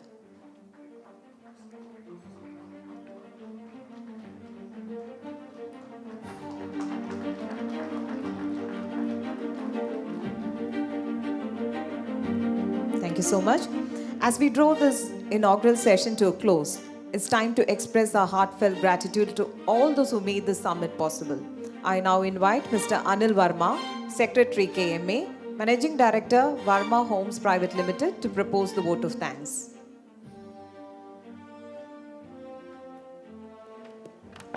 Good morning, President Mr. Hari Kumar, Chair for the function, Ramesh, Managing Committee members, past presidents, and invited guests. Good morning. I think this was a very, very informative session. And I don't know what we saw. I think what we heard was, I think, the tip of the ice. And what we are going to see is, I think, much more. And first of all, I would like to thank Mr. Sambasiva for coming online and explaining us about what government is proposing to promote IT and infrastructure. Thank you, sir, for coming online. And Satyendra, what should I say? You heard everything. Nothing more to add. What a powerful and impactful and thought-provoking words. And what we are going to see is, I think, much more. The world is going to change. Thank you, sir, for being with this wonderful evening, good morning, and talking to us. Thank you. Thank you very much. Also would like to thank President and Chair. Also would like to thank all the past presidents, managing committee members, and all the participants coming in large numbers. Also would like to thank the sponsors, South Indian Bank, Fortinet, and Revine for supporting this event, and also like to thank Mr. Ramesh Vinod again for associating with us in KMA, the management convention, and thank you all for being this morning. Sit back and enjoy the rest of the day. Thank you. High-performing teams that drive innovation and operational excellence in automotive electronics. With over 16 years of experience in product development, system integration and engineering leadership, he has deep expertise in end-to-end automotive technology solution. He holds BTech in electronic engineering from NIT Surat and MS in electronics from Nanyang Technological University, Singapore, and a PGD CBM from XLRI, Jamshedpur. Welcome, Pratik. Next, we have Mr. Johnson Jose, Senior VP IT, the Federal Bank Limited. Mr. Johnson is a seasoned technology leader with over 2 decades of experience in financial technology and digital transformation. He has been instrumental in driving the bank's digital strategy, net banking, and the total branch automation. A visionary in fintech innovation, he has led the establishment of FedServe, Federal Bank's fully owned subsidiary, for optimizing back-end operation. Mr. Johnson continues to spearhead initiatives that keep Federal Bank at the forefront of the digital banking innovation. We welcome you, sir, on the dais. We also have with us Mr. Vijosh Amayat, Director, Customer Technology Strategy, CTO, BFSI Microsoft. Mr. Vijosh is the Chief Technology Officer for Microsoft's India's BFSI vertical, leading digital transformation and innovation across the financial sector. With over 25 years of experience in technology leadership, he is an expert in cloud computing, data, and AI. An alumnus of Jamlal Bajaj Institute of Management Studies, Vijosh has held key roles at Mastech, Patni Computers, and Oracle. Welcome, Vijosh, on the dais. Next, we have with us today Mr. Anil Menon, Chief Information Officer, Lulu Group India. Mr. Anil is a results-driven technology leader with over 2 decades of experience driving digital transformation across retail, e-commerce, real estate, logistics, and hospitality sector. With prior leadership roles at Tata, Starbucks, Trent Hypermart, etc., he has spearheaded initiatives in cloud computing, mobility, retail analytics, and enterprise system. We welcome you, sir, on the dais. And to moderate this session, we have the eminent Mr. Srikanth RP, Editor, Express Computer. Mr. Srikanth is an award-winning IT editor with over 20 years of experience in technology journalism, content strategy, and thought leadership. As editor at Express Computer, part of the Indian Express Group, he has shaped the narrative of India's digital transformation through compelling editorial direction.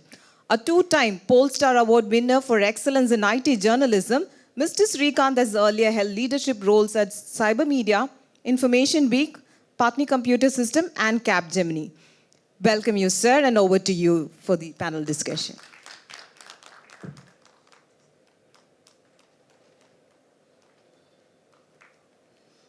So before I begin my panel, is there anyone in the room who is not using AI?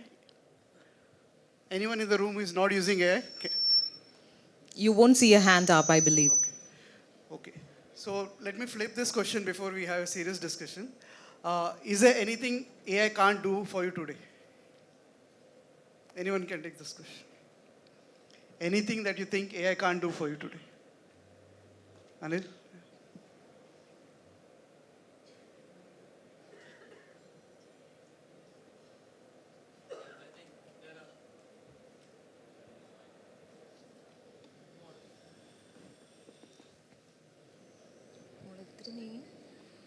We need AI-enabled mics. Yes, for sure. So this AI can't do. But from a retail perspective, still human interaction is the key.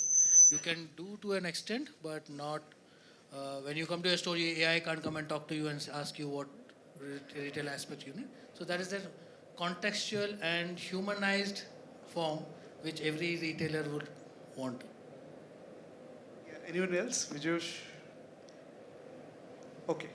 So just to put a context to our discussion so that we have the right context, India is a very, very hot market for AI right now, and you can see that from different trends, what leaders are doing. AI is projected to add about 500 to 600 billion to India's GDP by 2035, elevating our economy from close to about from 6.6 trillion to 8.3 trillion. So, you can see the impact what AI, and we are just scratching the surface as we can see that. From an industry's perspective, why I'm saying India is one of the hottest markets. As of October 2025, India became OpenAI's second largest market with about 92% of office workers using AI tools almost on a daily basis. You've seen Perplexity's partnership with Airtel, Microsoft announcing a $3 billion investment in AI in January. Google, I think Satyendra has already spoken about it, but they're committed about 15 billion data hub in Andhra. I mean, that shows the level of investments, the level of things what AI can do for India today. Obviously, India's AI trajectory positions it as a global hub, which brings both challenges and opportunities. So, this is a question, and more than the data, I mean, on the human side, almost each one of you has aspirations, challenges, and more than that, opportunities. So let me begin my question with, I'll start with Anil. Anil, how can managers or people can identify the most promising use cases for specific business functions? And from your own experience, can you share some examples? Sure. Thanks. We need to start with questioning, having the right questions asked. That's where we start. You should be more, so what I do, I can just explain or give a brief of it. When I sit with my executives, the first question I ask is, what is the business impact you're going to create, rather than being very technologically excited. That's the key challenge for us. And that's where people just jump on, because it's AI, let's do something out of it. Part one, right? After that, what you do is, you try to figure out which are the elements where you have data. Data richness is something which brings a lot of aspects there. Do not be POC driven. See where the scalability comes in. There's a couple of points which we just, on the top of the, if you have a conversation, I think you get a relevant answer out of there. If we see in customer engagement, one classic example where you can drive most of it. You can also look at logistics, operations, right?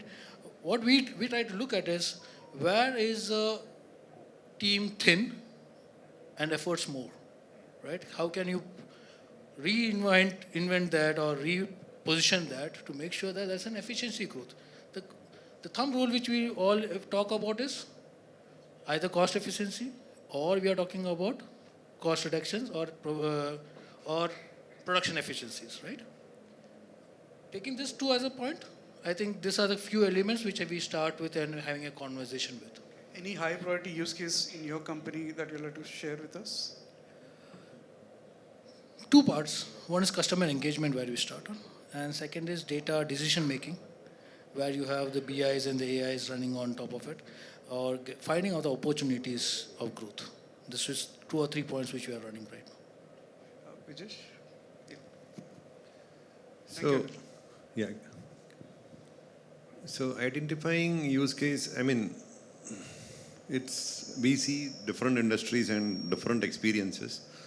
But here is, before even we go to identify use cases, one of the things that people should be clear about is fundamentals. And fundamentally, to start with, if you say 1 + 1 is equal to 2, AI cannot do that. Okay? If there has to be a history of somewhere that information being stored, and that's the basis on which AI can pick it up and show it to you. So that is fundamentally, fundamentals have to be clear. And if fundamentally we are clear on what AI can do, the next part is finding use cases, as Anil mentioned, customer engagement points or time to market or mostly compliance kind of cases are where we are seeing more use cases. And there is a simple rule. Whatever systems you have, if there are complicated workflows and if there are a lot of rules engine based processes which are being done, that is where your first use case lies, number one. And second thing, the way to approach this is you have to find a minimum viable product which you can create as a pilot and showcase to the world that this is how AI works. So I'll give you again an illustration here that all these rules engines are not required for AI because AI itself can decide what should be the next course of action in a workflow. Now that paradigm to sink in is the first thing. Second thing, you need to know how to tune or how to get that process working, which is why that in that minimum viable product, you will have a lot of learning to be done. So the second part that I want to, more than identifying use case, identify use case from a point of view where you yourself are learning to replace something which you have lived for such a long time. And the third part to this is, whatever output that AI produces in that workflow, it has to be auditable and it has to be secure and it has to adhere to compliances, which convincing all those people who do those roles is a difficult one. So that is also a learning here. I think we got the right start. So our panel probably also will learn and unlearn like AI does. So I'll come to Johnson sir now. From your bank's perspective, can you share your experience? Yeah, as far as banks are concerned, the major problem that normally we face is one is the customer interaction. The second one is how to avoid frauds. So that are some of the things that we also have started working on. On the customer interaction, yes, definitely the first point that we tried to do, some of the use cases are on the call center where we can reduce the number of resources, plus how to give more capability to the users who are there. Try to answer the questions what they are trying to or understand, make them understand what the customer is trying to ask and answer accordingly. Today, most of the call centers are script based. So rather than doing that, can we give some intelligence to those agents who are sitting over there and give the right answers to the customer is something that we have started looking at it. We have not started using the agent as we saw what Satya was showing, directly interacting with the customer. We have not started that, but on the other side, we have started augmenting the capability of the users so that they become much more easier. It becomes much more easier to connect with the customers. On the other side, as I said, fraud detection or one of the prime, I was talking to some of the friends over here, mule hunter, or that's something that we are working on. Mule accounts are getting created across the country, and this is being used for siphoning of money from people who are ignorant about it. Today morning also there was in newspaper, there was a news which says that digital arrest because of which one of the government servant has lost, retired government servant, he's somewhere around 85-year-old, lost somewhere around 1.25 crore rupees and he suffered a heart attack and he died. So this is a continuous action that is being done by multiple people across the country. It's a huge amount of money that is getting siphoned off from customers through these kind of digital fraud activity. Now, these amounts that is getting siphoned off from the customer, they are moving into different mule accounts, which is being used by these fraudsters over a period of time. So we need to understand the criteria or the way in which these accounts are getting created, identify them, stop them being used by the various, these kind of fraudsters, and then that's the process that we have to start. So identifying these accounts are not so easy, and it is very difficult to understand the characteristics of each account. So we need to have some kind of a tool which can help us to identify or understand the characteristics of a mule account, and then probably. So we are working with multiple opportunities wherever we find somebody who's able to identify some of these kind of accounts. We work with them, including RBI has got a research wing called RBI Edge. They also have got a solution which we have started using that, along with our own experiments that we are trying to do in many other things. The third thing that I would say is that understand the business, the right product that has to be proposed to a customer is something that we also have started looking at. Purely on the mule side, what is the scale at what mule accounts are operating, and what is the percentage that can be detected by AI? Hypothetically, I mean, just for the interest of the audience. Some of the tools are able to identify somewhere around 60 to 70% of the accounts, but scaling beyond that, it's becoming tough, because the moment we identify some of these accounts and we identify the criteria, it's the human being who's doing this fraud activity. So they keep on changing their pattern also. So we have to be constantly on the run. So there's no other option for us. Fantastic. Yeah. Pratik? Yeah, so I come from the automotive industry, and AI has changed a lot for our industry. The way I see it is I largely classify it in two areas, right? One is product AI, which is more like the edge side of things, which enhances products.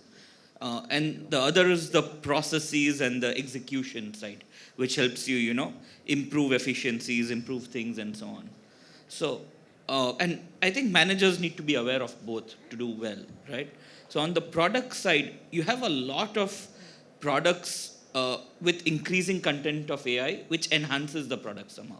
So you have ADAS, safety products, automated driving products that help you sense the environment better. It helps you detect where the objects are, where the cars are, and make a much better automation on the vehicle.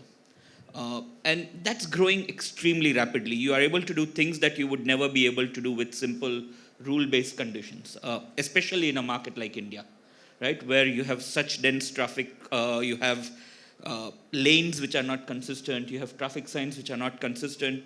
AI is really one of the only ways to get a safe driving paradigm out there.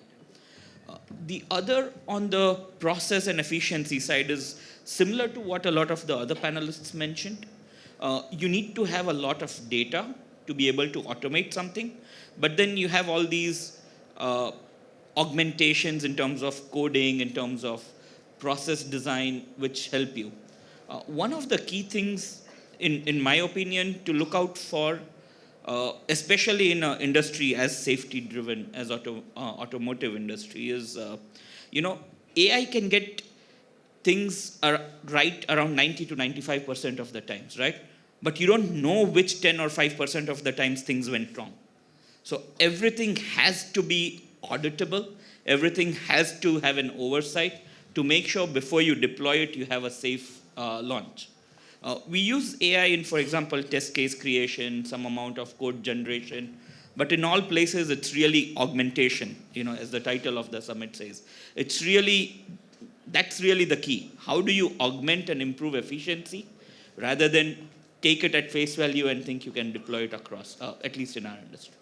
So I'll come to the point what you just said, augmentation, so which is a basic human attribute. because skills have to be upgraded. We are not software systems that have version 1, version 2, or version N, for example. I'll start from you, Pratik, now. What kind of skill set? Because there are people from different industries, different facets, different skill sets. As we enter into the age of AI, what are some of the things that should be kept in mind to prepare for, an AI era? We have already seen disruptions happening. So what should be done to prepare for the future? So the way I see it, right, I think there are two aspects to this answer. First of all, I think we all need to be aware. 10 to 15 years ago, this was automation and scripting, right? Every engineer, every service guy who knew automation and scripting would do better at his or her job. And they could be more efficient, they could do much better, they would grow faster. I think AI is fast taking over that space. So you don't need to know how to write the best LLM model or how to create that next best machine learning algorithm. But what you need to do is, how can you use the tool sets available to make your work better? And that really brings to the other piece, right? So if you see a lot of jobs that AI would replace, those are jobs at the entry level, whereas the expertise is still needed. So how do you be that person in your role, in your job, that is doing so well that that's the person who audits and oversees, right? So expertise is not going away. Expertise will be in even more demand. And then the knowledge of where you can use AI to augment and make your work more efficient. I think these are the two key areas where we should all focus on. So I'll come back on that, but interesting start. Yeah.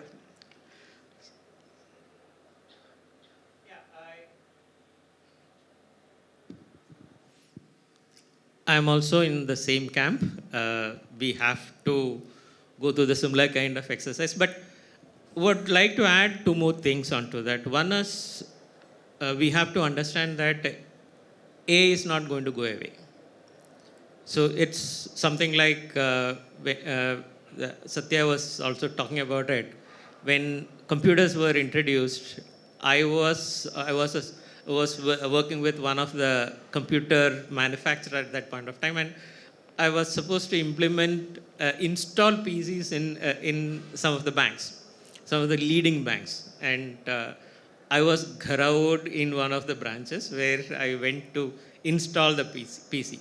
But today, if you look, even the small device that you have, which our previous MD used to talk about, the latest addition of organs in our body. He calls it as an organ in our body.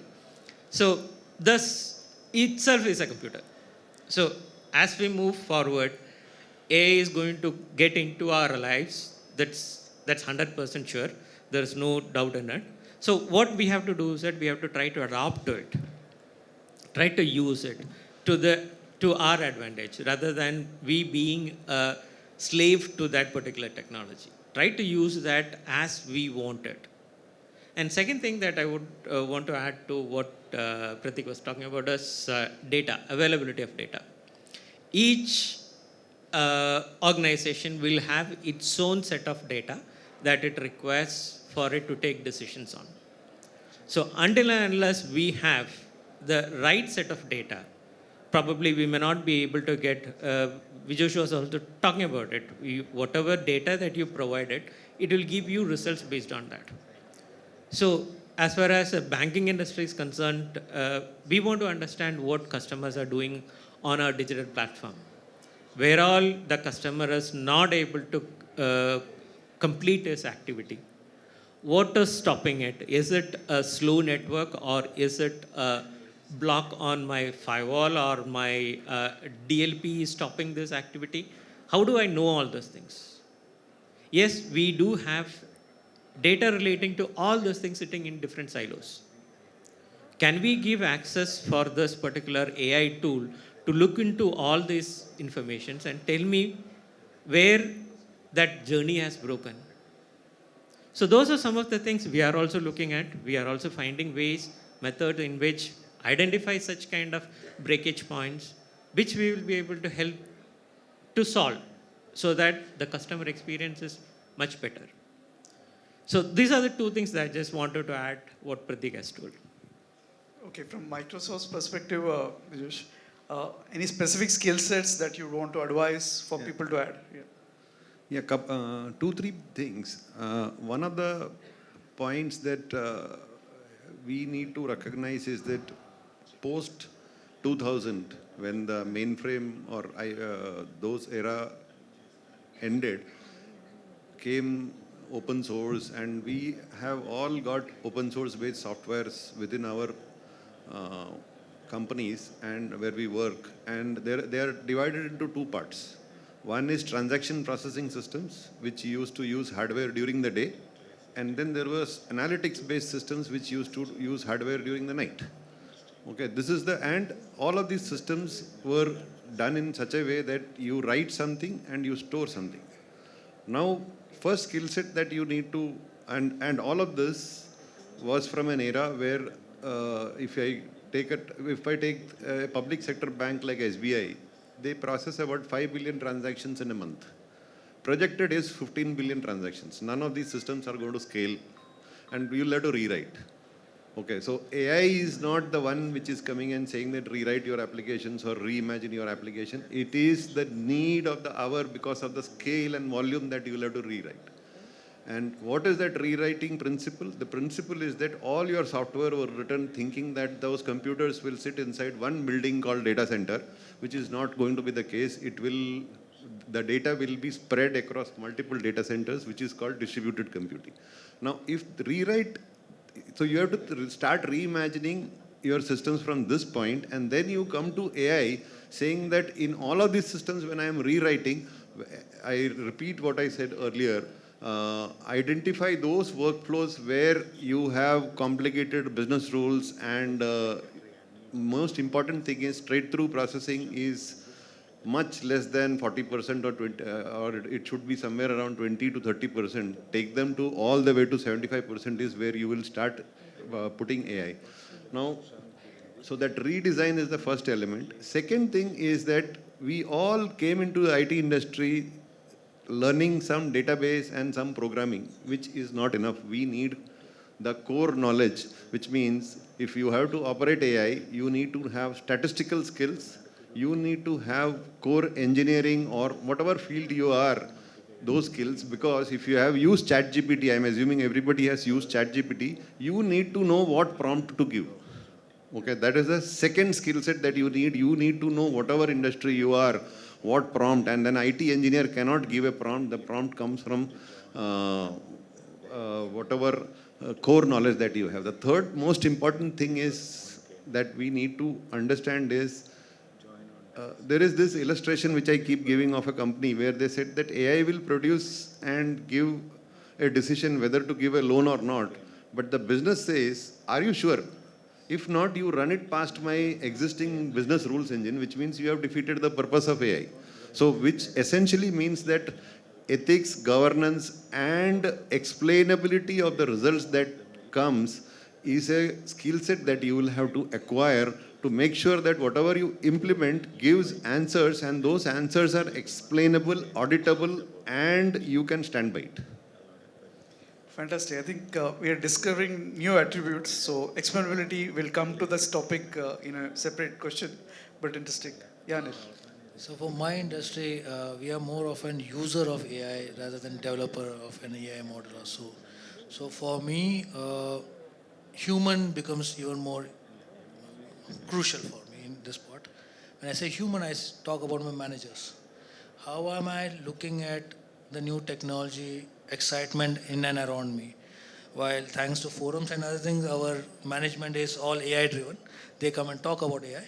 But as managers, the role has changed quite something like we were first operational overseas.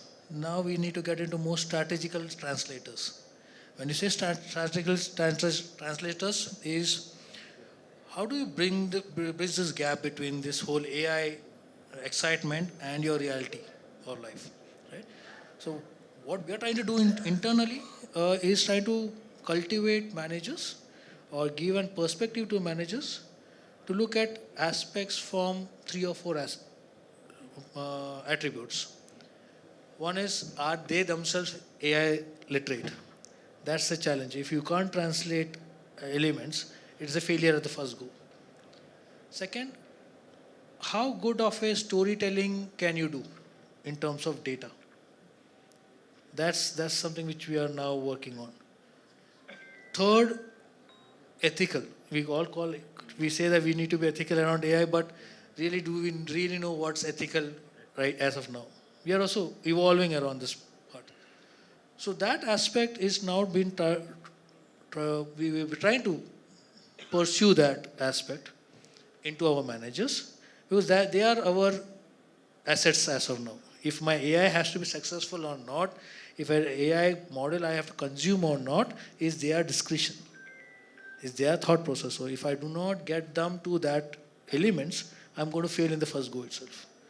Last not but the least, but we are also asking them to drive this AI culture through the organization in terms of educating the subordinates, the users, the end users, around how this can benefit to them, because that's a huge point. We were talking about some time back.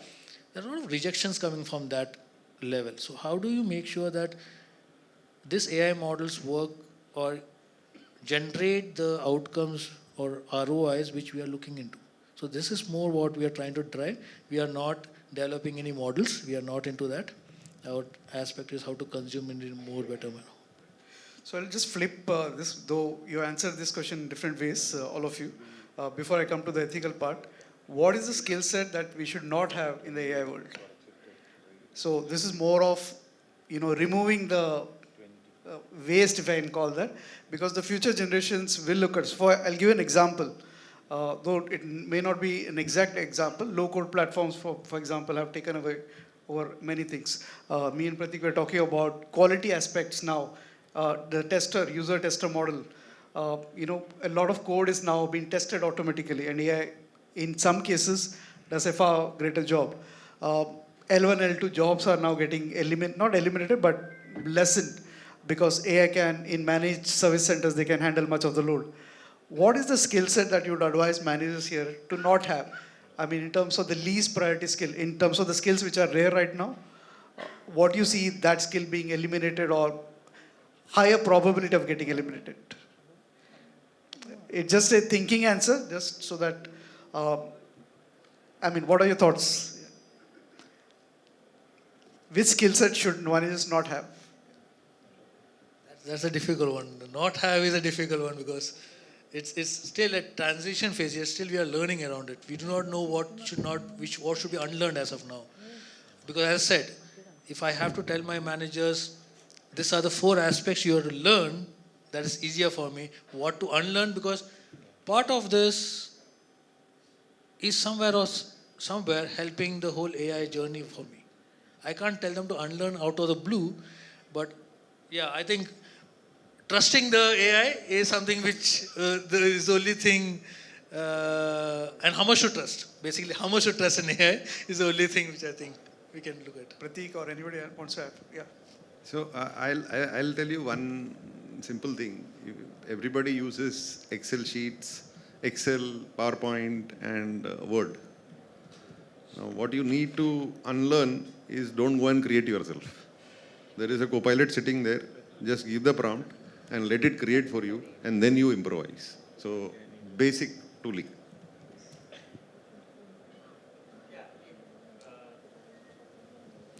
If I had to add on to that, we talked about the low-code, no-code platforms. Now, even low-code, no-code platform is also going to be an extent. So that's how fast things are changing. So rather than to unlearn, learn about the new things is going to be the next mantra. Don't stop learning. And the moment we stop learning, we are out of the industry. That's all. Now probably we'll have to go to from the IT industry, we may have to move out to something else. So, but I don't know, if wherever we go, we will have to find some use case where we have to use IT in some form. So there is no other escape from this.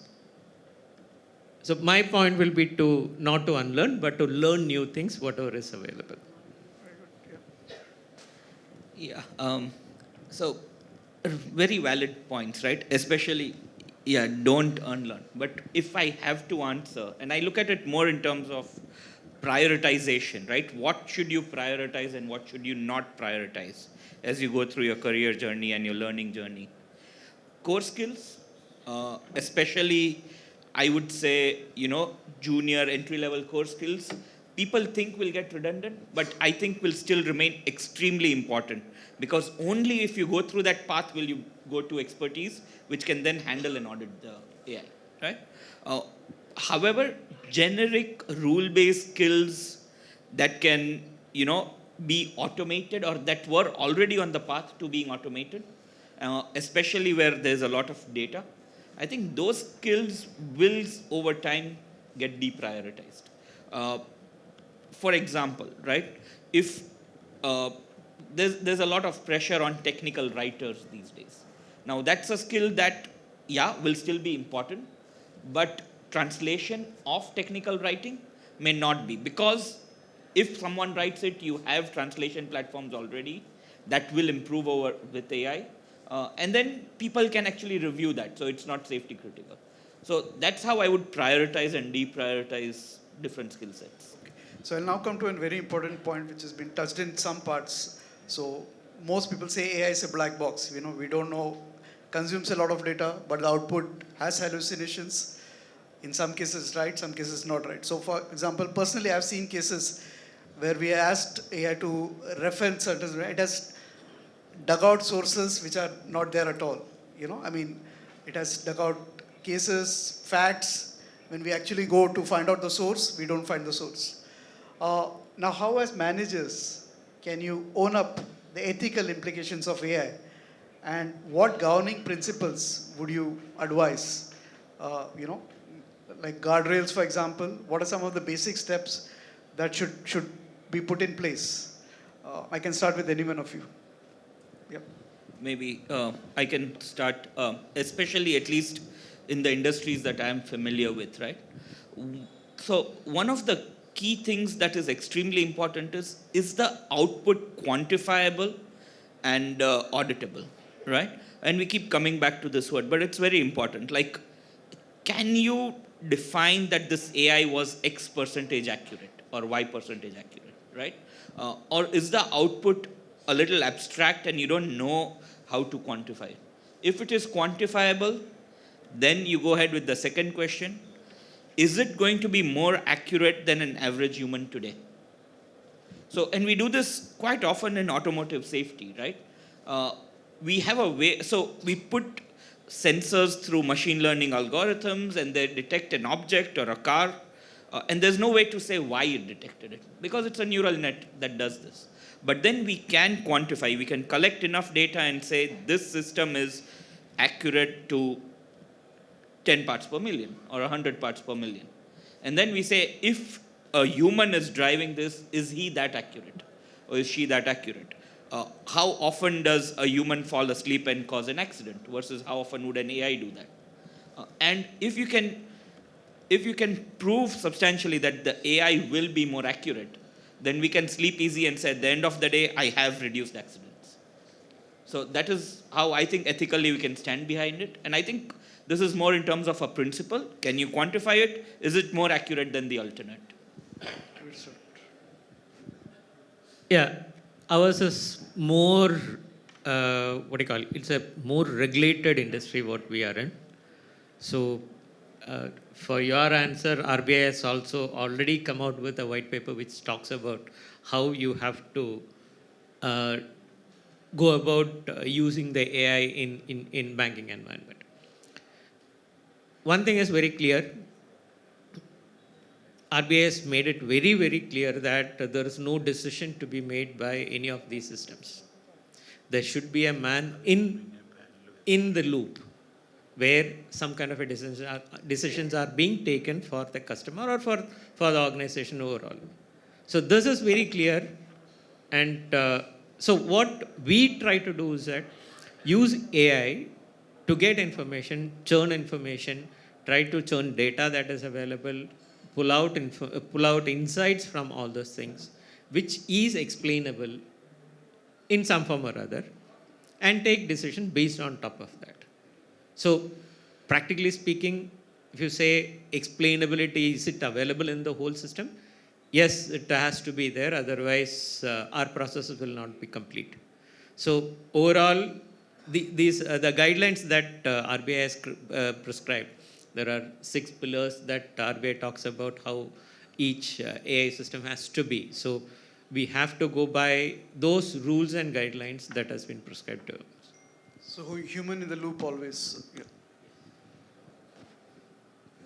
Yeah, I would, from a very practical perspective, when we build IT applications and systems, what we do is we do some functional testing, and then we do some stress testing, and we roll it out to production, and that's the cycle we have followed.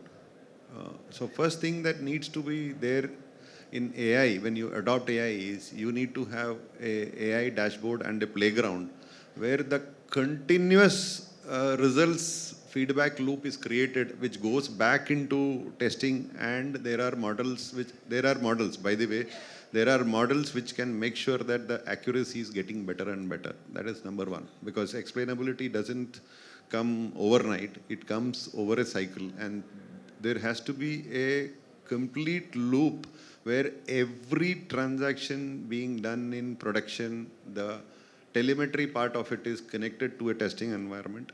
That is one thing. Second thing is prompts. Now, you can't allow people to give prompts, whether it is an Excel copilot or an application in banking where there is a built copilot or AI.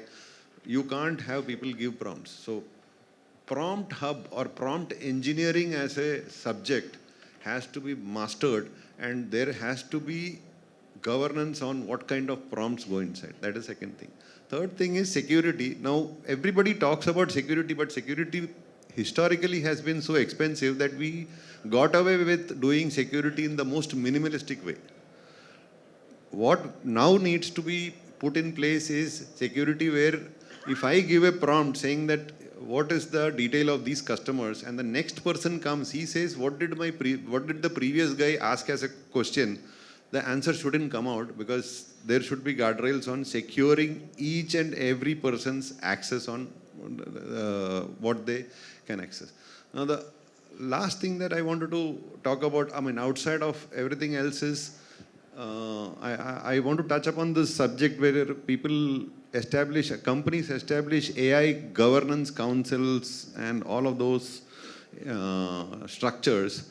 But think of one thing, that it is going to be so vast that how are you going to govern all of these sitting in a council? Rather think of it as automated pipelines from which you get enough and more reports so that in the governance council you can take decisions on how to correct these pipelines. And when I say pipelines, it could be a DevOps pipeline, it could be a data pipeline, or whatever.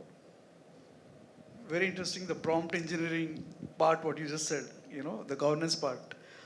I think as a practice or as a process, it could be followed, companies, across companies. Yeah, Anil. So for us, as I said, we do not do AI models. So what we largely do is kind of internally created a small AI framework, some ethics, we put practical one, not in any of the books. Secondly, what we do is we run this as a POC for long, and we inject unwanted data. So we try to see an anomaly around that aspect, and we try to figure out whether this really understands the anomaly or is it just consuming it. That's the second part of it, just playing around with the whole security of it and the data part of it. The third part which we do is the human in loop. That is something which we can't compromise on. We do have trust, but we do not trust it that far that we kept the humans away. So that is something which we built in all the cases for us. Last not but the least, the audit purposes, or audits which goes on a continuous basis, regular basis. These are 3 or 4 aspects which we have now brought into the picture. trying to internally first build the trust so that we can go back to the customer saying that we are going with the right ethics which we carry on. Fantastic. I got about 7 minutes on the panel, though I can give more questions, but I think it would be fair to ask the audience. I mean, if you have any questions for this eminent panel, probably I think we can take about 1 or 2 questions. So if you have any questions, one of us can come through with a mic here. No, our panel topic is rethinking work. So I have a question. What would be the impact in organization and even law of the land when we have such a level of augmentation and automation happens? For example, ownership. Who owns? And Johnson already addressed, the RBI gave a guidelines, but imagine other things. For example, your HR rules. So what will happen to organization as well as the law of the land? In fact, I reserved a question to my friend, but I am also asking a driver. He also asked, driverless car made an accident. Police should take a case, to who will be the responsible for that? Whether the AI engine or owner of the car or the road or what?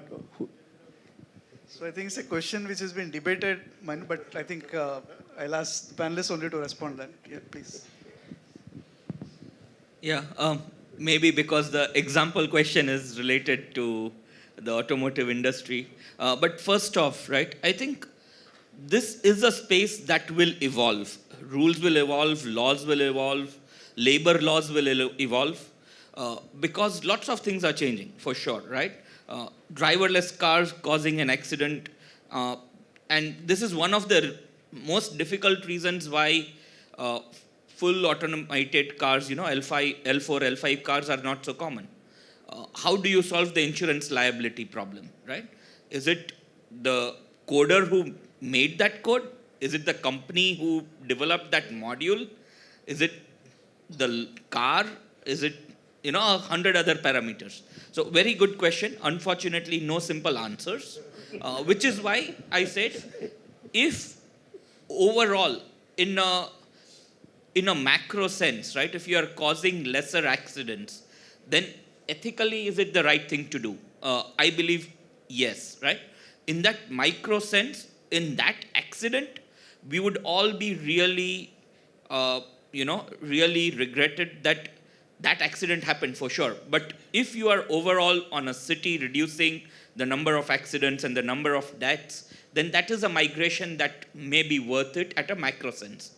That's how I would answer it. But for sure, legally, lots of development needs to happen to get us past this paradigm shift. You want to add? Yeah, I would go with the same thing what Pratik was talking about. Even the insurance also will change. How you get insured will change. When you have a driverless car, now we can think in a different direction, as Pratik was taking. The rule or the law will change. If every car in this world is driverless, we don't need signals. We don't need traffic policemen. So things will change. So we are going to see a drastic change if things go in this particular pace. In our existence period, we will definitely see a lot of new rules coming up. Even owning a car will be a crime in a future state, because if you want to drive a car, still it will be a crime, because humans are very, very much into testing and trying many things. They try to, if there is a law, they want to understand what will happen if I break that law. But systems are not like that. Just one follow-up question, Pratik. Are driverless cars insured? They are, yes. They are very limited geo-fenced, we call it, right? Limited geography areas where this is implemented. And those city councils have started putting in place regulations and insurance policies for this, right? But these are largely still fleet-owned and company-owned, which is where the company, a fleet owner then owns the insurance. But for sure, like individual individually owned driverless cars, we will probably see those, right? Is it 5 years or 10 years away is something we need to see. So I don't know about driverless cars, but I'll give a simple thing. Yuval Harari, when he, if you have, I don't know how many of you have read *Sapiens*, but if you have read *Sapiens*, religion, currency, credit, wheat, industrial, technology, machines, they were all path-breaking changes in the history of mankind, and he has mentioned AI as one of them. So my opinion, every sector we can't have an answer, but as he said, RBI comes in, there will be regulations, but this is one tech which is going to be there. That is number one. Second paradigm that I want to leave you with is that AI will be an employee of your company. That is how the treatment will go. I'll probably pick up from the last statement that the gentleman made. AI will be an employee in the company. Right now, when we are starting to read the newspapers, you can see Amazon has just laid off 14,000, Microsoft, there's a slew of these happening. So what is really happening? Is this really an indication of things to come, or is it a correction? And what is really going to be happening in terms of the graduates coming out of college? What kind of a work environment are they looking at? What's going to be happening to the people who are already there? Is the senior management safe? Is the middle management safe? Where's the biggest risk? Where's the biggest disruption? Because if AI is really going to be impacting, then we need to think about where does this happen, and what is your views on that part with respect to that point, please? See, I wouldn't comment on the layoffs part, but that was something at a company level. But I can tell you one thing, that most of the people sitting in this room, what we learned is not what we are implementing today. That is the truth. And you can't go to a Udemy and learn about AI. Okay, as I mentioned earlier, I will restate the same thing. There are many mechanical engineers, electrical engineers, and so many other engineering people who are doing IT today. There are many people who have done, so those core engineering knowledge, or engineering is an illustration, be it whatever chartered accountant, be it company secretary, or whatever field you have lost. Learning that and knowing those is one thing that as a skill set you will have to develop. If you are only an enabler, or if you are only a coder who is understanding requirement from somebody and ready to implement, that is where the threat lies. I'll leave it at that. I think most of the panel has been from the perspective of the industry and on a very positive note, which is as it should be. But I just wondered from the consumer's perspective, there's going to be a huge lack of trust, right? Because nobody knows what to believe anymore. And I saw last week the government was saying that any content that is actually, AI created should actually come with some kind of a labeling, which is a great first move in that direction. But what is your view and opinion about how confusing this is going to be for the consumer, and what are the negatives that's going to come out of that? Today you're looking at an advertisement, and you kind of have some kind of faith in what you're seeing. A little cynical when big celebrities are endorsing, but nevertheless. In an AI-driven world, everything is going to change. You will have no sense of what you're seeing. And I was talking to a friend's daughter who's doing her college essays, and she said whether it's Stanford or Harvard, now the first thing they do is run it through whether there's been any kind of AI intervention. So everything, I think trust is going to be the biggest, thing that's going to break down in the world of AI. And how do you all have a perspective on that, and how that is going to change for the future? Now, earlier we used to say, seeing is believing. That's going to change. Where do we trust? That's what, in our industry, I'm from the banking, so there's always, we need to, our previous chairman used to say that you can trust but verify. That's where things will move into. Now, in schools, you give projects to the students. Today, creating a project is much simpler. Earlier, parents used to break their head how to create that small device or a project for our kid. We used to spend hours together to ensure that our kids are doing it actually. Today they don't disturb us. They have their own ways of doing it. Automatically, teachers also has to graduate. They will have to identify some mechanism through which to understand whatever the kids have presented is something what he or she has done. So this will keep on. Now that sentence, that seeing is believing, has to be changed. Just a small part to that, just to extend that. I think it is still lies, the ownership still lies with the brand or the content creator or the owners of the content to make sure that their customers, so today also if you see brands are built up through over a period of time, building in trust with the consumers, right?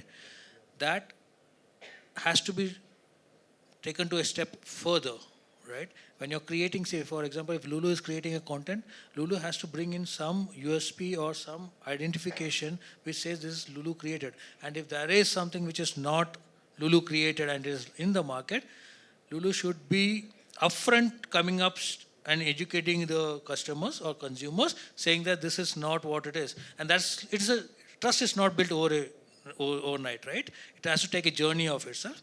And I think we all are in that path, and the brand has to own the responsibility of making sure that the consumers build up that trust onto their brand. So it's a journey. It's way too niche as of now, if you look at it, when people look into it. But over a period of time, I think it will come up for sure. So I think my time is up. But obviously, all of you would agree that we are preparing for an era, and an era can't be contained probably in this 45 minutes to 1 hour conversation. Discussions will happen off the stage, probably more openly. More definitive answers will come out. But you appreciate your questions, and thank you, eminent panelists, for a wonderful discussion. Thank you. Thank you, lovely participants, for those engaging questions too. As we move forward, let's embrace AI, not just as a tool, but as a strategic partner, one that demands thoughtful leadership, ethical responsibility, and continuous learning. Thank you all for being part of this panel discussion. Once again, thanking the eminent panelists on the dais. Thank you. Next, we move on to a special keynote at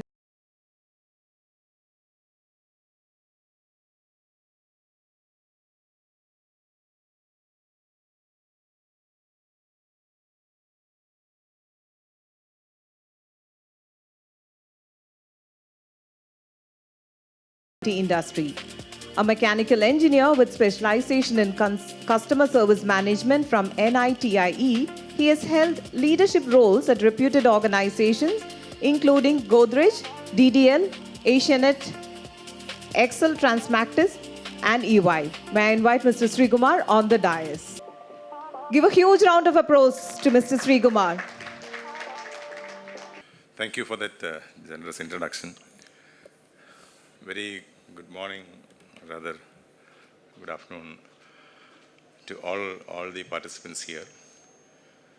At the outset, let me thank the organizers and the KMA for giving me this opportunity, particularly ABK who pulled me into this session. Thank you, ABK, for this.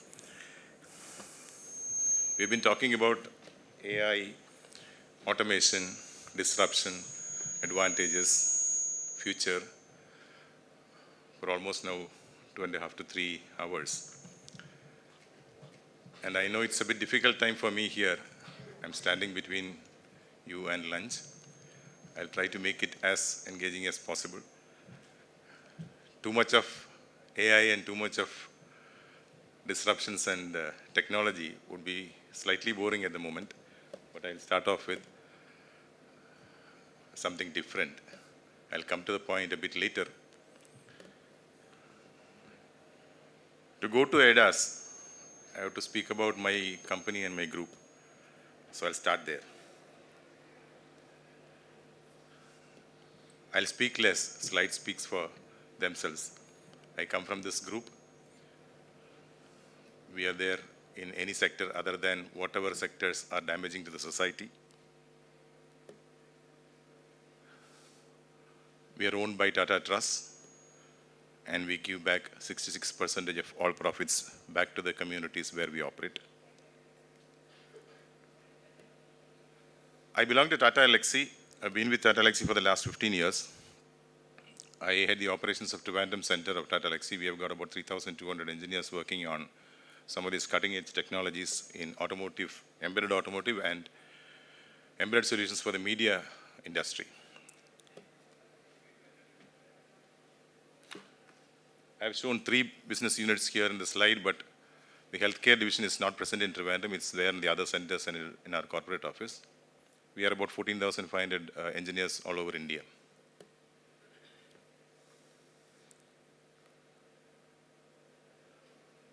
Broadly, these are the areas in the mobility and transportation domain that we operate. We build solutions around these areas. Practically, to make it very simple, whatever electronics that goes into the automobile, we are trying our expertise there. I remember my days in the engineering college. When we were doing our mechanical engineering, we had the heat engines lab. Today that lab is almost absurd. The IC engine in the curriculum has gone obsolete. But still, why do we continue it in our curriculum, and why do students learn it? It helps in their core engineering aptitude, in their core engineering knowledge. And when we have migrated to the electric vehicles with very few moving parts and more of electronics and electrical into the automobile, the relevance of the IC engine having become obsolete is still being taught in colleges for the same reason. When we move into an era of automation and when we move into an era of artificial intelligence, as one of our eminent panelists told us, the basic fundamentals and the core engineering knowledge should remain with us, else we might not be able to adapt to the new emerging situation.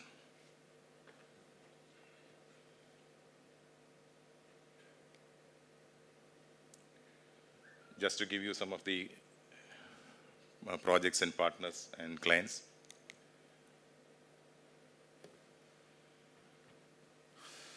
We were talking about the autonomous vehicle in the last panel discussion. At our Trivandrum Center, we have actually, as part of our internal capability building, we have made an autonomous car. We, in fact, converted a conventional IC engine car into an autonomous vehicle.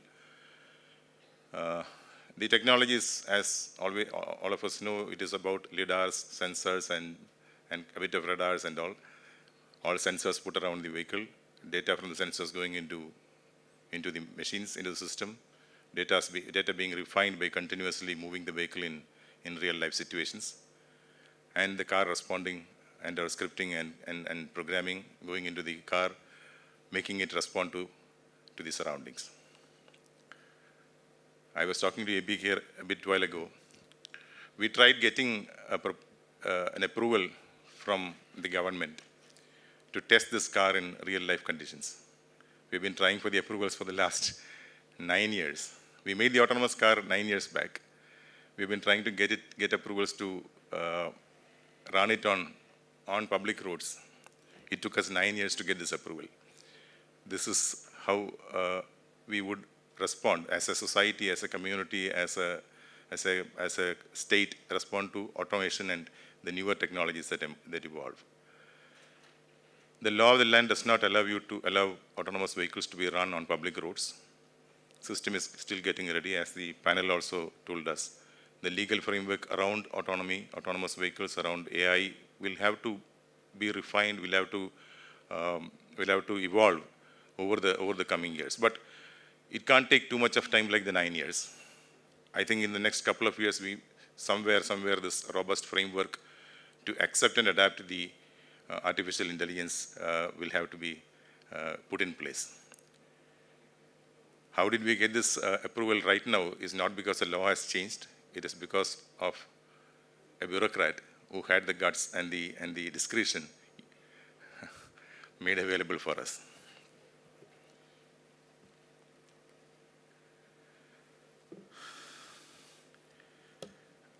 When ABK told me that there is a topic like ADAS which can be compared to the enterprise agility and enterprise logic and thinking, there are similarities on how you bring in ADAS into automobiles and how enterprises can bring in agility into their working. There are a lot of similarities. I tried exploring that. Obviously, I used AI agents to get information. But surprisingly, there are a lot of similarities when automobiles take in ADAS and improve themselves the same way enterprises and corporations across the world could use the same path or the same logic to bring in more agility and more effectiveness, efficiency levels, business excellence in the coming years of disruption. We saw in the panel discussion, we heard from the panel discussion that we are still debating and still unclear about the actual disruption AI can cause on the employee strength, on the tools and skills that we need to keep ourselves updated. When I go to colleges, the fresh college students who are into their final and pre-final years ask me this question all of the time. What are the skills that we need to learn to counter the upcoming disruption? Frankly, there is no straight answer for that at the moment, as the learned panelists told us. We still have to find out an exact answer to that question.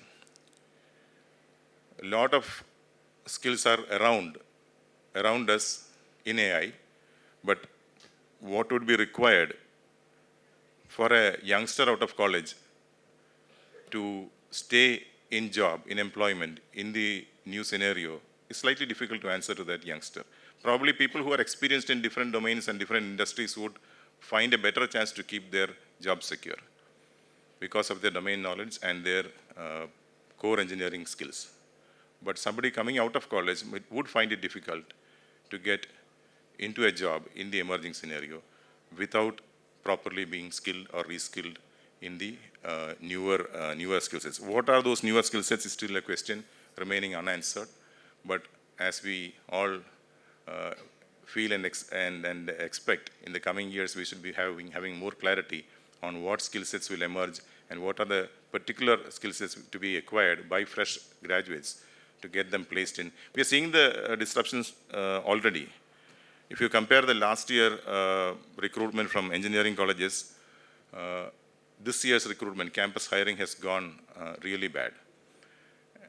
All of it might not be because of AI, because of geopolitical conditions and the disruptions across industries creating lesser visibility in businesses, but in the coming years too, this trend may continue, and there's a lot of anxiety and a lot of uncertainty among the academia on the future of students coming out of colleges. So these are some social issues that need to be addressed when AI comes into play, and will affect and will definitely affect our businesses in the coming years. Now coming back to ADAS, as all of us know, today's automobiles are full of ADAS-loaded features. ADAS is simply advanced driver-assisted systems which makes your driving enjoyable, which identifies you, your uniqueness, and prepares your vehicle for you to have a very pleasant and safe journey or enjoyable driving. It keeps you on traffic, it keeps you safe on roads. If you feel sleepy, it warms you up. It adjusts your seats according to your comfort. It gives you enough indications and alerts if you are not attentive to the roads. If you are slowly feeling sleepy, the car alerts you, or even the car stops. These are some of the common features that are added in automobiles today as ADAS features. Now, how does the automobile acquire the ADAS features? It's a process which is having alignment, or which we can easily align with. How do corporations and companies and enterprises create that agility inside them in the changing situations. ADAS actually works on taking input data from different layers, from sensors, from LiDAR, from radars, or whatever input data devices are installed on the vehicle, it takes data. There is a perception layer which identifies the external environment. There is a decision layer inside the vehicle which predicts the behavior and plans for the future paths. There is an action layer which controls or executes control commands, and there is a clear analogy for the enterprise. Data leading to analytics, to insights, predictions, and actions. So what happens in an ADAS inside the vehicle is very similar to what happens in our organizations, and particularly very relevant in the changing times.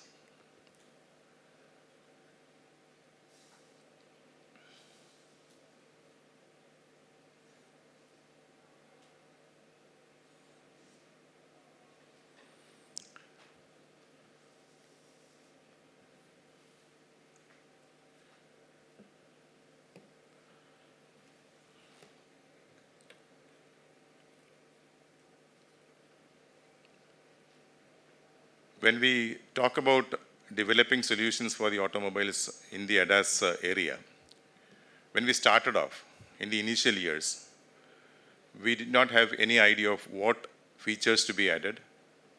We did not have any idea about the use cases until some of our clients asked us to implement certain features.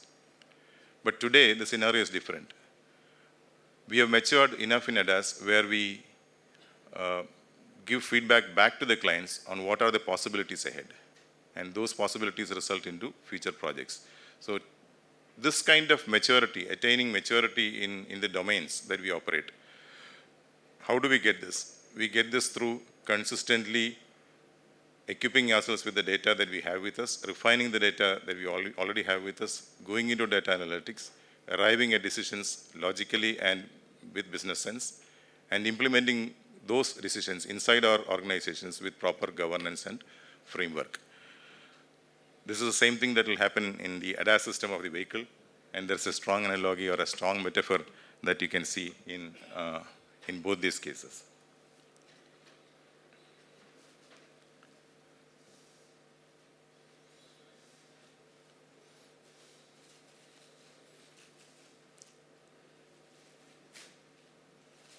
These are all pointers towards how ADAS systems in vehicles have a clear similarity with enterprise planning and enterprise business excellence.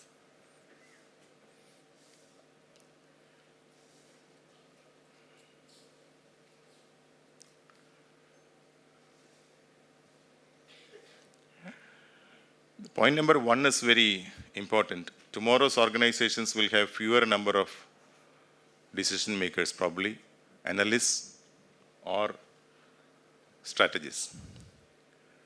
We would have lesser number of analysts, decision makers, and strategists at the top level, the heavy level, and AI would take over most of those activities as it took over in the ADAS functions of the automobile.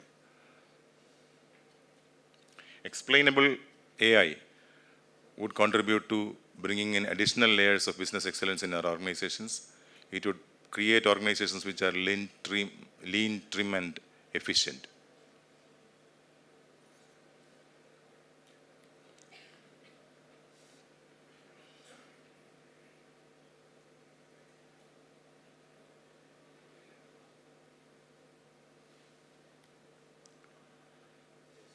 I've just complemented to establish the analogy or the metaphor here.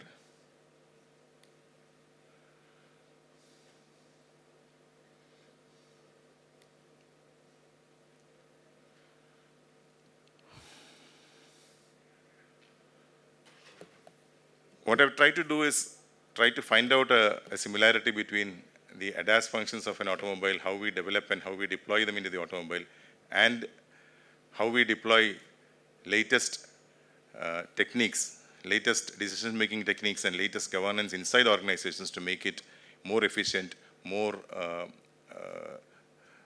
what you call adaptable to the evolving situations. Like enterprises today are going through a very rough patch. There are different factors around the globe because of geopolitical reasons or because of AI coming in. Businesses are facing a lot of uncertainties and disruptions across the globe, and we need to make our organizations very reliable and very fast adapting to the evolving situations. So this analogy that you find between ADAS and the management structure inside organizations will give us a lot of pointers, a lot of indicators on how we change ourselves, how we evolve ourselves into the new changing situations.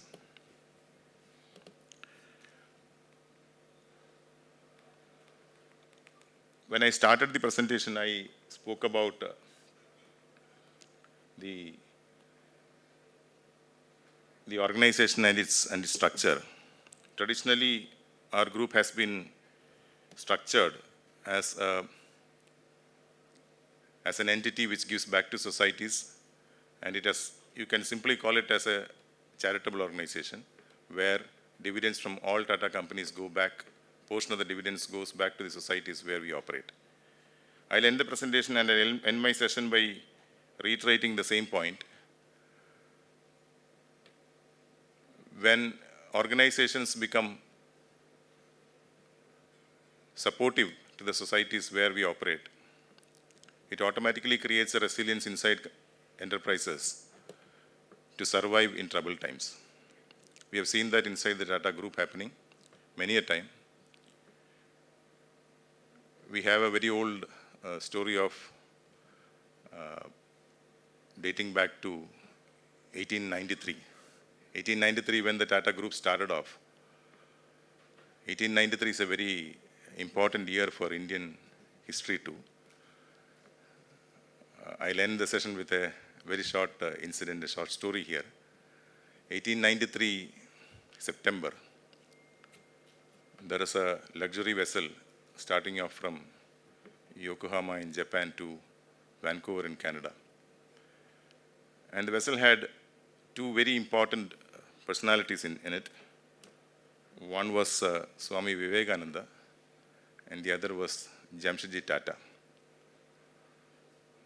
Both of them met for the first time in the vessel, and during their 35 to 40 days of journey, they had a lot of deliberations there.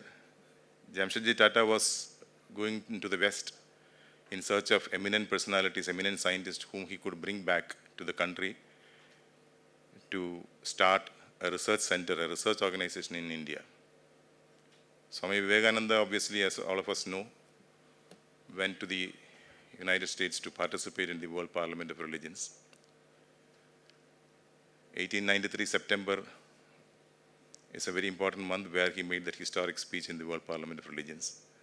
At the end of the travel, Jamshedji Tata requested Swami Vivekananda to head the organization which he was planning in India. Swamiji did not take that offer. He had other plans for the youth of India.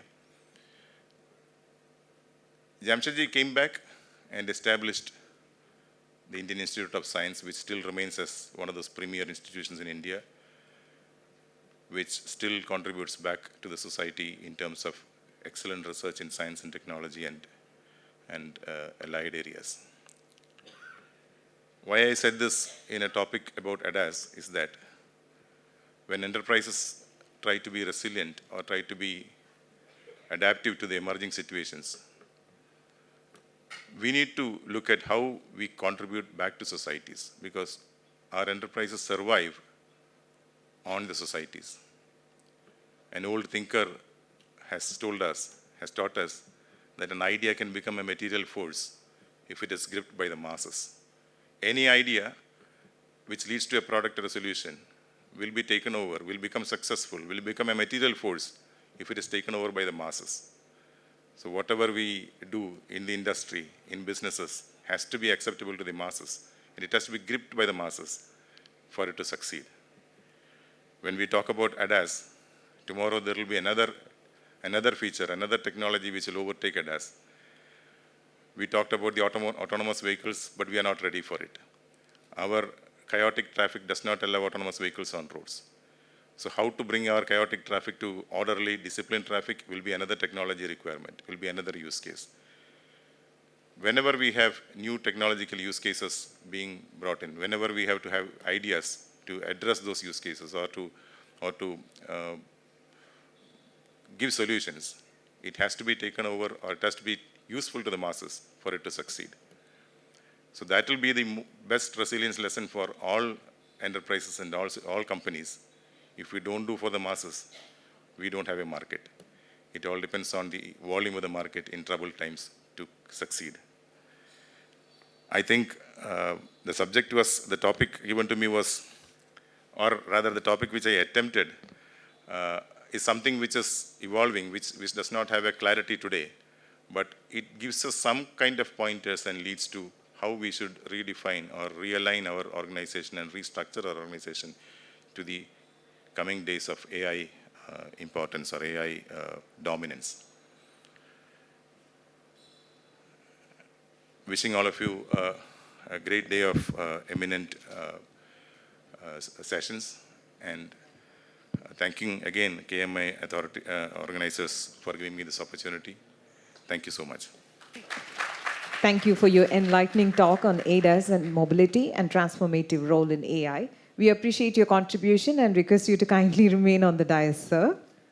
I invite Mr. Jose Philip, Mr. A. Balakrishnan, and Mr. Bibu Ponnuran, past presidents of KMA, to kindly come forward to hand over a small memento to the speakers of the forenoon session, starting off with Mr. Sri Kumar V. Request the President KMA, Mr. Hari Kumar, and the Summit Chair, Mr. Ramesh, to kindly join them on this dais. Would also request Mr. Anil Verma, Secretary KMA, to kindly join them on the dais.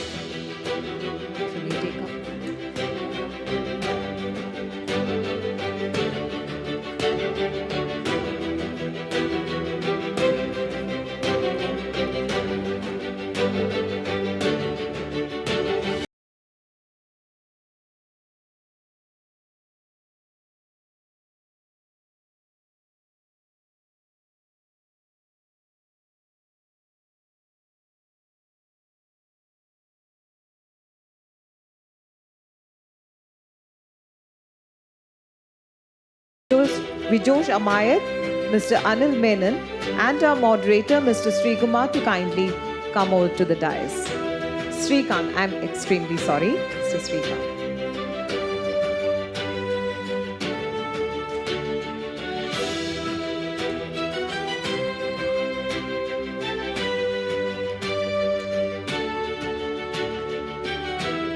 A huge round of applause to our esteemed panelists.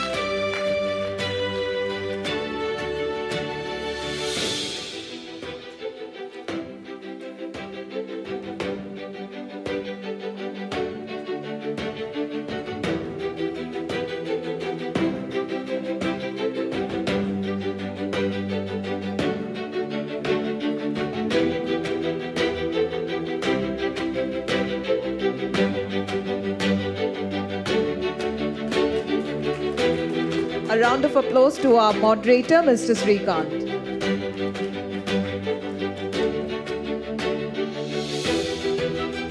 Ladies and gentlemen, a kind reminder for you to fill up the lucky draw coupons. The lucky winner shall take home an automatic kitchen waste composter by Revive, worth approximately 40,000 rupees. Hari Kumar, President KMA, and Mr. Vinod Taragan, Chairman and Managing Director, Claysis Group of Companies, on the dais. Ladies and gentlemen, we will now witness the exchange of Memorandum of Understanding between KMA and Claysis.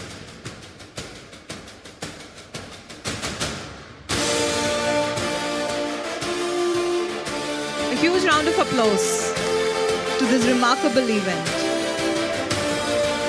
I also request Anil Verma, Secretary KMA, to accompany Mr. Susanth Kurunthil, CEO, Infopark, for the launch of KMAC logo. Request the MC members also to join them on the dais. Every convention has a story, a spirit, and a vision. And this year's logo captures all of that in a single striking visual. It's a symbol that will represent our theme, our energy, and our collective aspiration throughout this event and beyond.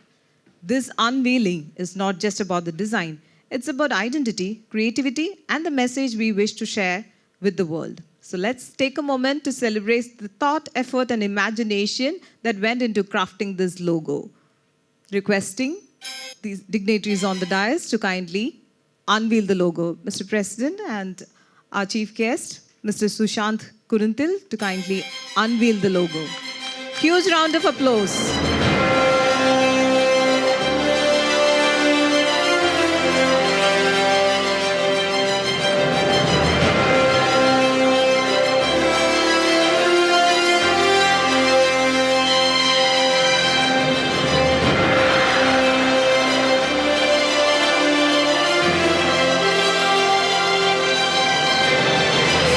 Dignitaries.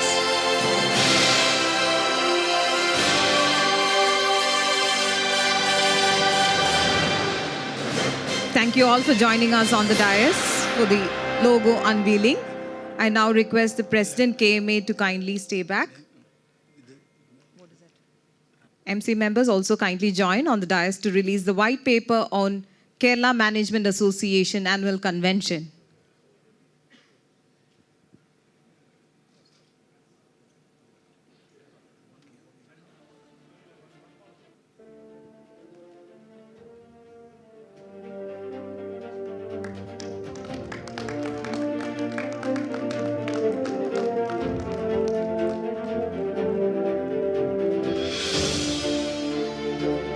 Thank you all. I now request the President to kindly stay back and speak a few words about the Kerala Management Association Annual Convention. Thank you all for joining us for unveiling the KMA Annual Management Convention logo. And thank you, Mr. Vinod Tarakan, for partnering with us for the KMA Convention for the next 3 years. This time, we have the theme, Transforming for Impact. It's going to be a marquee event. We have, as I said in the morning, we have very high dignitaries who will be coming to attend this session. They will be addressing us. As I said in the morning, Mr. Nitin Gadkari has more or less confirmed, orally he has confirmed. We are expecting the written confirmation anytime. Mr. Amitabh Kant has confirmed. Mr. Anand Nageshwaran, the economic advisor, has confirmed. Ms. Leena Nair, the CEO Global of Channel, has confirmed. These are some of the names who will be addressing us on the first day. We have many more names and we don't want to reveal all the names. So kindly join us for the annual management convention. I did a goof up in the morning on the dates. The dates are January 15th and 16th, and the venue will be Hyatt in the Bolgati Island. And I would request everybody in this August audience to kindly take this opportunity, understand the paradigm shift happening in the global arena, understand the transformations which are happening, so that unless you understand the transformation, you will not be able to glue in, you will not be able to absorb the impact of change. So please join us. Please learn from all the transformation icons who also will be addressing everybody. So it's going to be a marquee event, as I said. And I would also request all the dignitaries here to register themselves, and sponsorships are also welcome.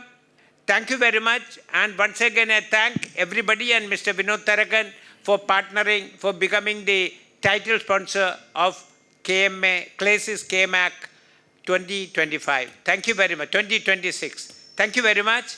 And wish you all a wonderful session ahead, because we are going to continue the digital summit. Thank you very much. Thank you.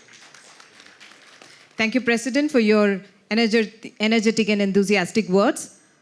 So with the signing of MOU, henceforth, for 3 years, the KMAC convention will be known as Places KMAC Annual Convention.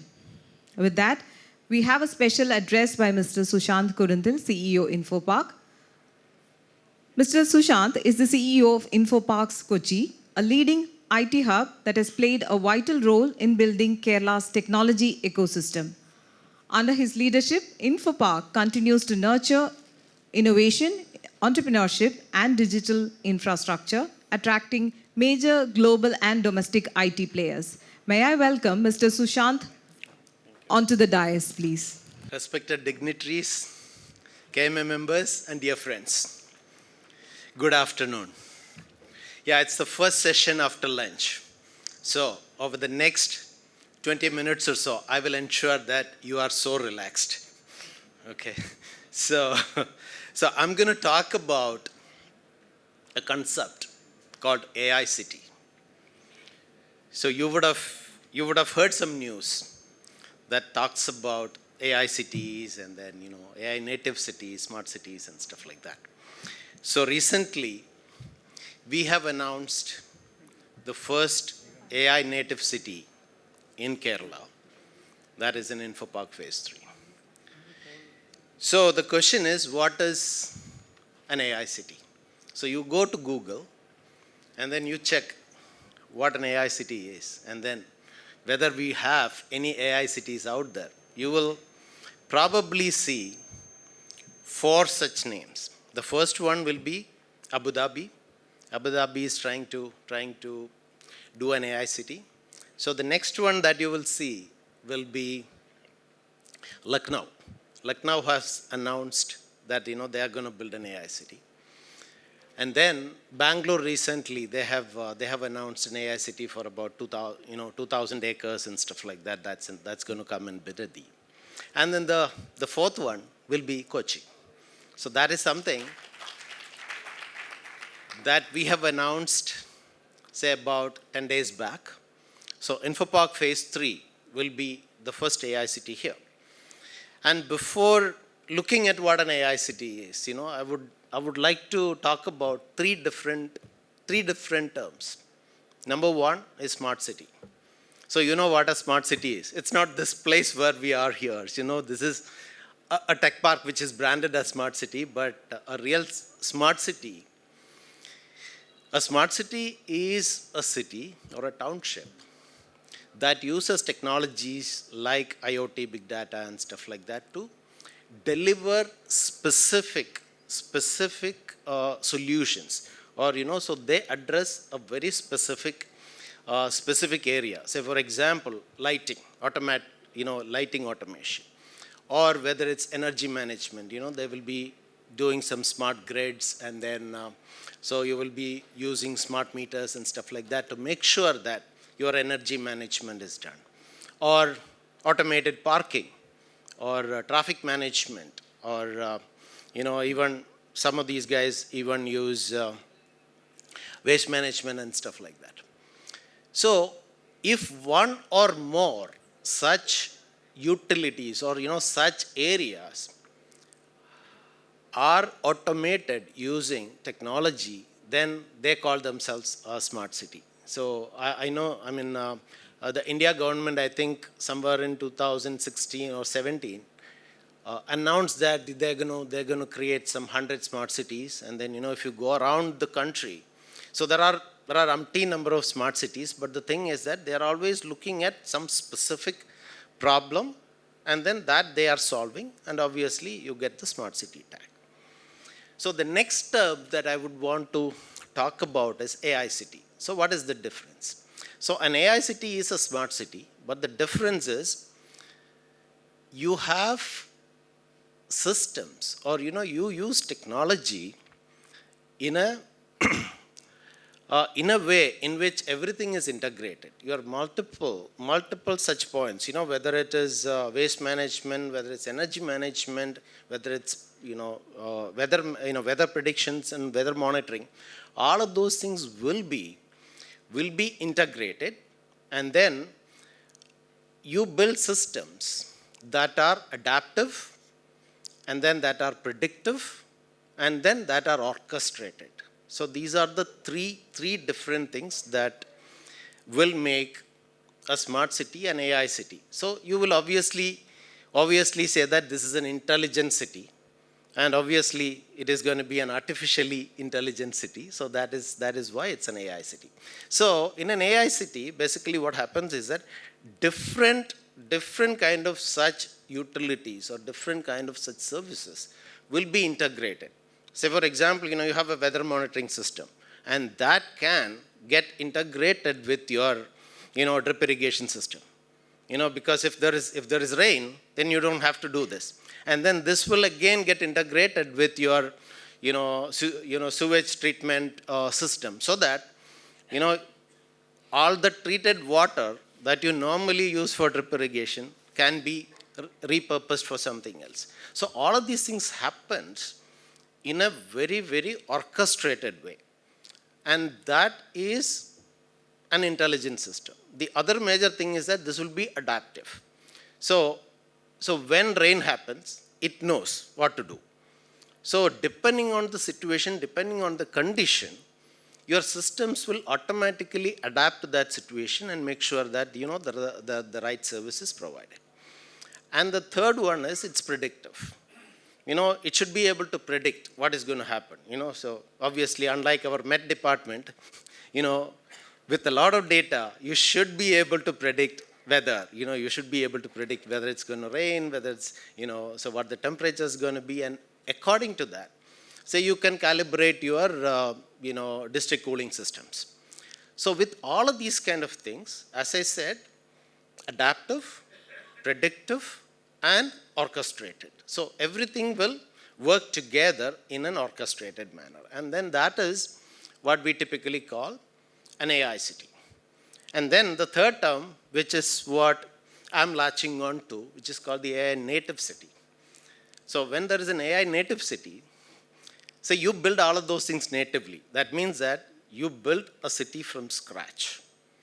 And then you make sure that every single thing that we are talking about is part and parcel of the city design itself, rather than retrofitting it into an existing city.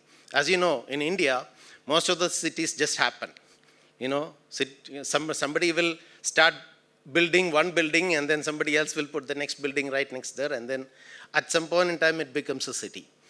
But in this particular case, you design, and you design with the so you basically have a master plan, and also you have a technical architecture for your city.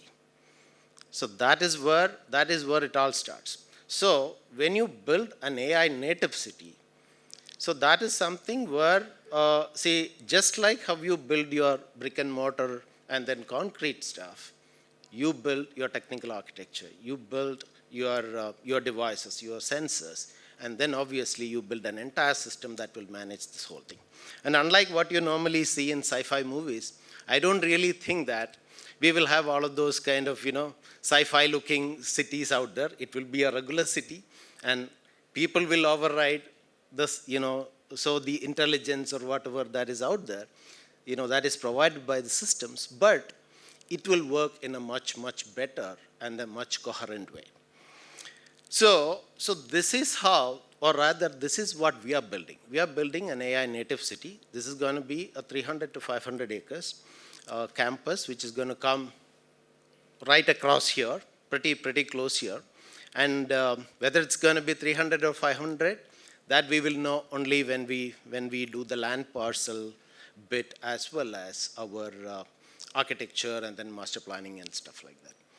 So when we are building this AI native city, what do we actually build?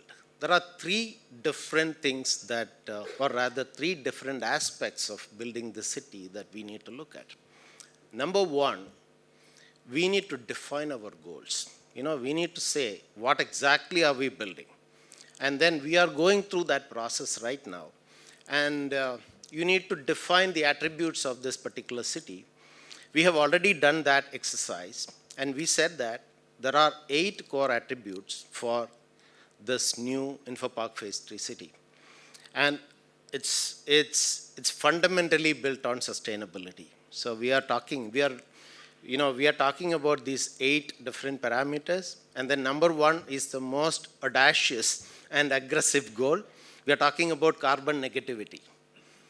So, it might sound ridiculous when we talk about something like this, but there is a, so we will try to make it as much closer to carbon negative as possible.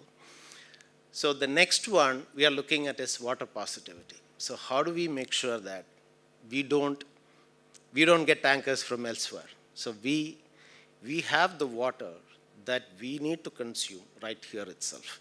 A very good example of something like that is what the Bangalore airport has achieved in the past few years. So they have taken a completely barren, arid land, and then they made it water positive by digging lakes and then making sure that, so we have rainwater harvesting and all kinds of water preservation methodologies. And then they have done this. If they can do this, we should be able to do that too. So it has to be water positive. And then the third thing that we are talking about is it has to be a zero waste city.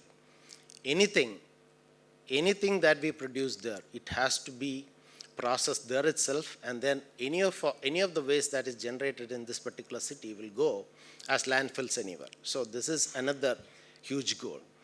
And then the fourth thing, one of the most important thing is it needs to be accessible and inclusive. So this is a city that is going to be built for everybody. People with all abilities and all disabilities should be able to thrive in that place. And then we should be talking about universal design and stuff like that. So that is number 4. And number 5 is it has to be a secure place for everybody, any time of the day or night. So security is very, very, very important. That's number 5. Number 6 is maintainability. So we will never dig a place, to check a water pipeline or a sewage pipeline. So that is a guarantee within the city. So it has to be maintainable. Even if a sensor goes somewhere, we have to replace it without obstructing anything that is out there. And then the next thing is it has to be connected. So we have to ensure that people should be able to get there and get out of there, and also they should be able to go within that place. So connectivity is something that we are working on. And then the last one is it has to be fully technology enabled. So these are the 8 parameters in which we are going to design the city. So once you have exactly what you are looking for, then the design becomes a lot easier. So you can build systems for that. So that's all about defining the goals. So the next thing that we are going to do is we are going to create the smart infrastructure. So every device, everything that you see there has to be a data emitting device. Whether it's your road, whether it's your pipe, whether it's your sewage, anything that you see has to emit data. You need sensors, you need cameras, you need drones and all of those things just to make sure that we have all the data. And once we have the data, the entire data has to be managed there itself, and then we should have data centers. And then, we should definitely have a huge data lake where we push all the data to. And then we will have what we call the city brain, which is going to be, a central system, which is going to manage all of these little systems that are out there, in a coherent way. So you will have the city brain, and also, you will, in the entire, city, what happens is that we will run AI as its central nervous system. You have the brain and the nervous system, and obviously, we will definitely do have a digital twin for the city. So there will be a virtual replica of the city, so that all the data that we are getting real time will be used to, we will use that to push to the digital twin and make simulations. These simulations can be either manually run or it can be run by AI agents. So then we should be able to do the prediction, we should be able to do the simulation. Say for example, if this much of rain happens, what will happen? Or if rain doesn't happen, then what will happen? All of those kind of things we will be able to predict, and we will be able to calculate using our digital twin. So that is the next part of this entire smart infrastructure. And number three is one of the most important things, no city like that can survive or thrive without a deep tech ecosystem. So you need people, you need teams, you need startups, you need companies coming there, building technology right from there. So we have to make sure that most of the technology that we are going to use for this particular city will have to be built here. And obviously, we may not be able to build the sensors or, all the hardware and stuff like that, but most of the software systems, most of the machine language algorithms, most of those kind of systems will have to be built here. And when we build all of those things, we have to learn and then we have to refine them. And we have to make sure that our startups, our systems, our people will be building those kind of things and improving those kind of things on a regular basis. So this will ensure that we will be able to look at this entire project, not just as a real estate project. It has to be more like an innovation project, which we might be able to, at some point in time, even export to somewhere else. So we should be able to create a huge vertical for Kerala, in smart city, in AI city solutions or AI native city solutions. So this is the concept. And obviously, when we have a deep tech ecosystem, we need to have everything around it, like the funding, the funding, incubators, accelerators, all of those kind of things will have to be there. So when we build a city like this, or when we talk about something like this, the biggest question is, is it too theoretical or is it something which is going to happen? But I believe that we should be able to do it. Because first of all, nobody has done it before.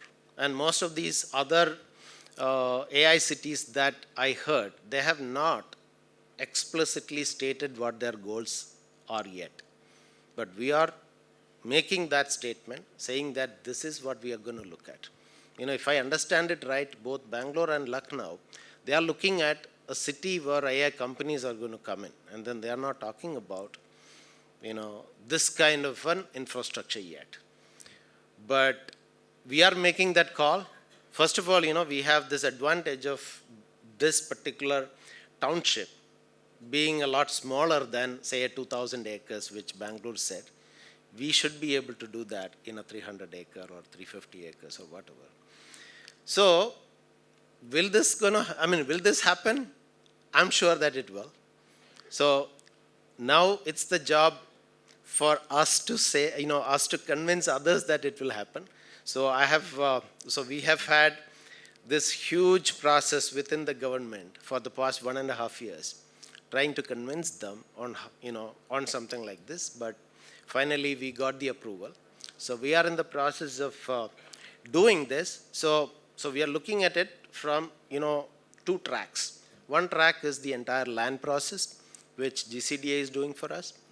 And so we will be doing a land pooling project. So it's going to happen somewhere close here.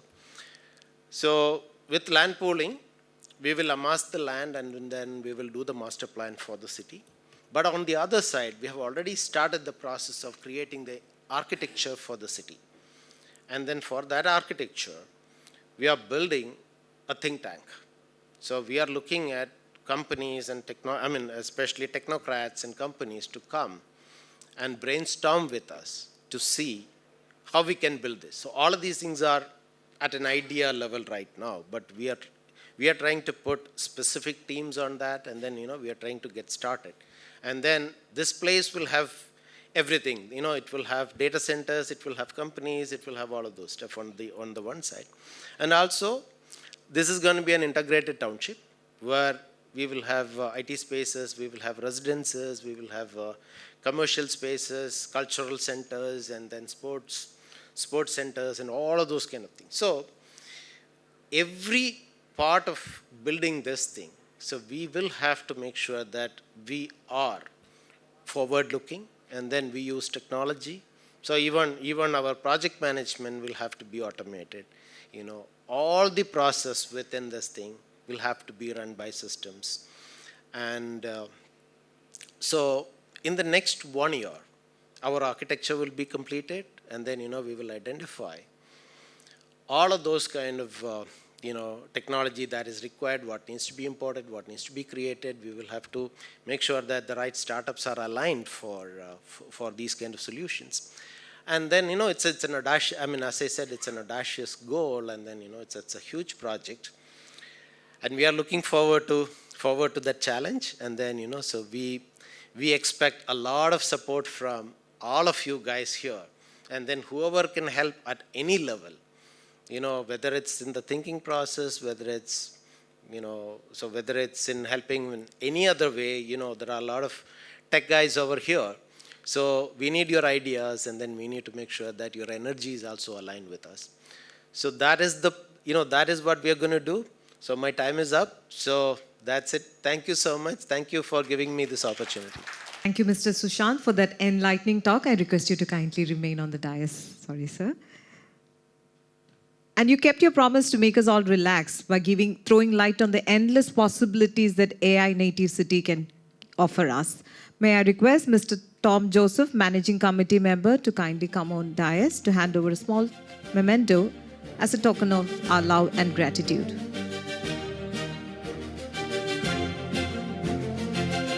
May I also request the President KMA and Summit Chair, Mr. Ramesh Nair, to kindly join them on the dais.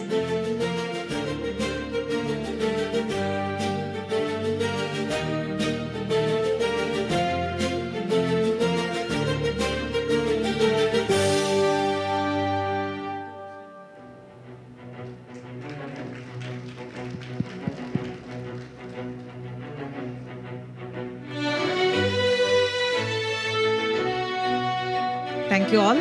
Kerala, with its rich cultural heritage, high literacy rate, and growing digital infrastructure, is uniquely positioned to become a beacon of sustainable technological advancement. But how do we get there? What are the challenges, opportunities, and strategies that can help us build a tech ecosystem? That's exactly what our distinguished panelists will be unpacking today.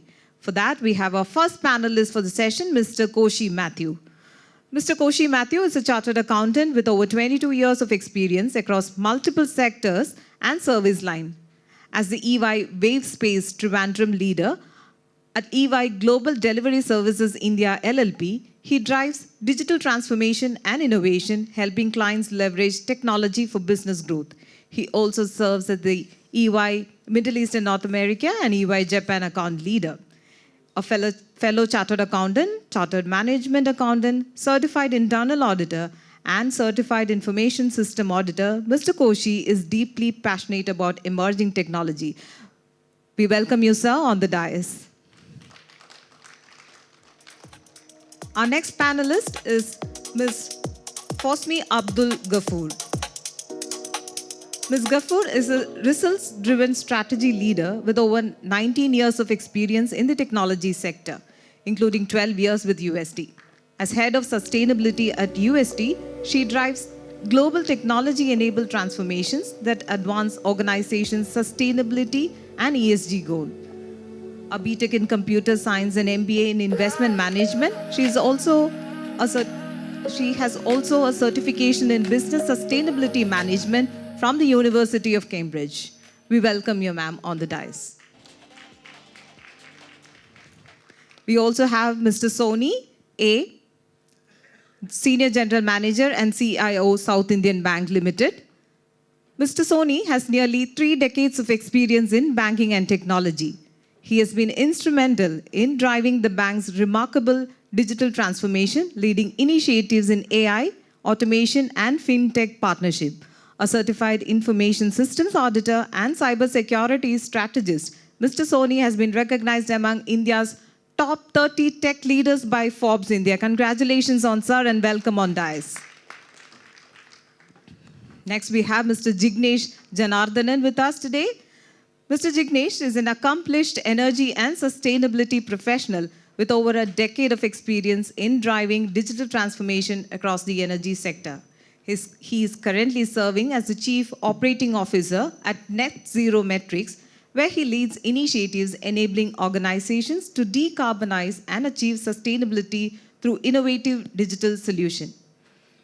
He has also served as the India Director at Petrolink, a global technology leader in energy services. A certified sustainable development professional, Mr. Jignesh holds a master's in petroleum engineering and is an alumnus of IIM Kozhikode. We welcome you, sir, on the dais.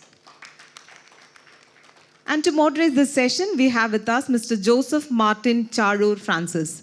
Mr. Joseph is the Chief Executive Officer of the Geojit CUSAT Center of Sustainability Studies.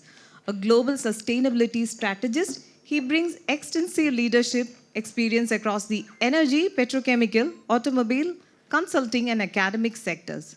Formerly the ESG markets leaders at PwC India and a global sustainability standards board member at GRI, he has also worked with the leading organizations such as Saudi Aramco, EY, and TCS. We welcome you, sir, on the dais, and the floor is all yours to moderate.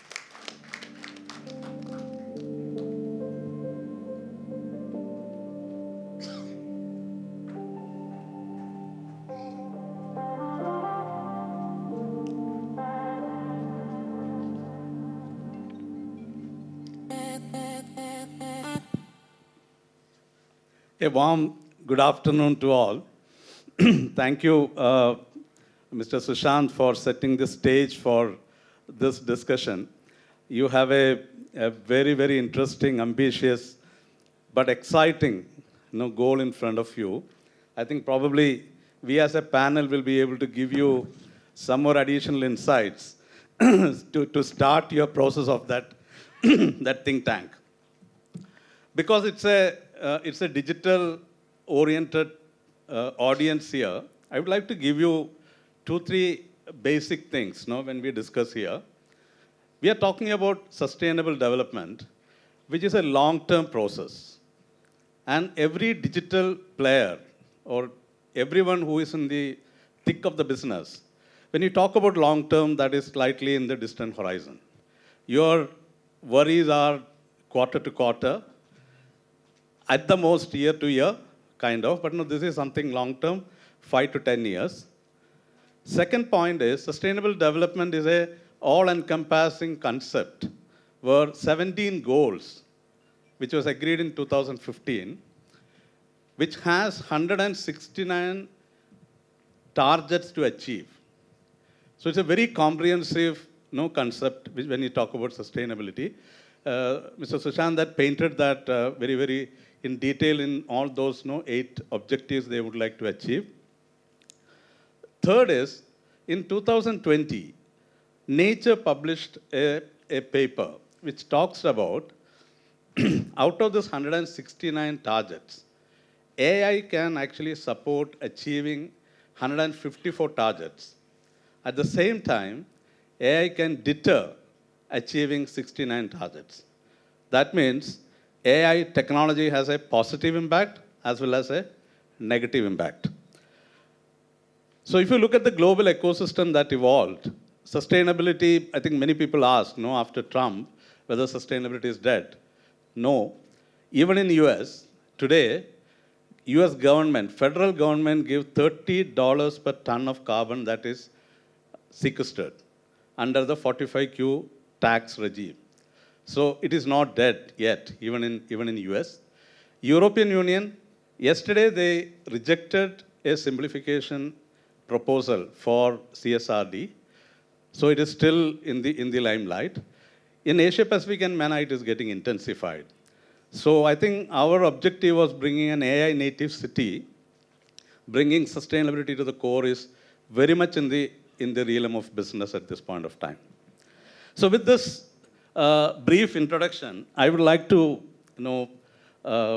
ask some questions so that the Kerala advantage, I think Kerala, we talk about Kerala advantage. One data point which I would like to give you is Kerala's carbon footprint per capita carbon footprint is only 0.41 tons per annum, where India's carbon footprint is 2.76 per capita. If you look at some of the global leaders, like the US is at 15, China is at about 9, Qatar is at 30. So we are very, very green in terms of our carbon intensity. But how can we leverage this intensity to create a sustainable hub here is the question we wanted to discuss here. So maybe I'll ask the first question to Mr. Kochi, my former colleague, and who actually created a difference in Kerala in terms of GDS and Global Competency Center. See, EY operates one of the largest global delivery networks. And how do you see global clients view sustainability when they go for procurement? Any insights from you? Yeah. Thanks. First of all, thanks KMA for inviting me into this panel, and thank you, Joseph Barton. By the way, I'm not a subject matter expert on sustainability, but nevertheless, I'll share my thoughts. I'm very passionate about this topic, and I still remember 10 years back, you coming to our organization and training a group of people in this to build a team. What I have seen is that it is no more a compliance checkbox for many organizations. Rather, they are considering it as a core business imperative. And this is, I'm talking about large global organizations, and this is what we have seen in our clients.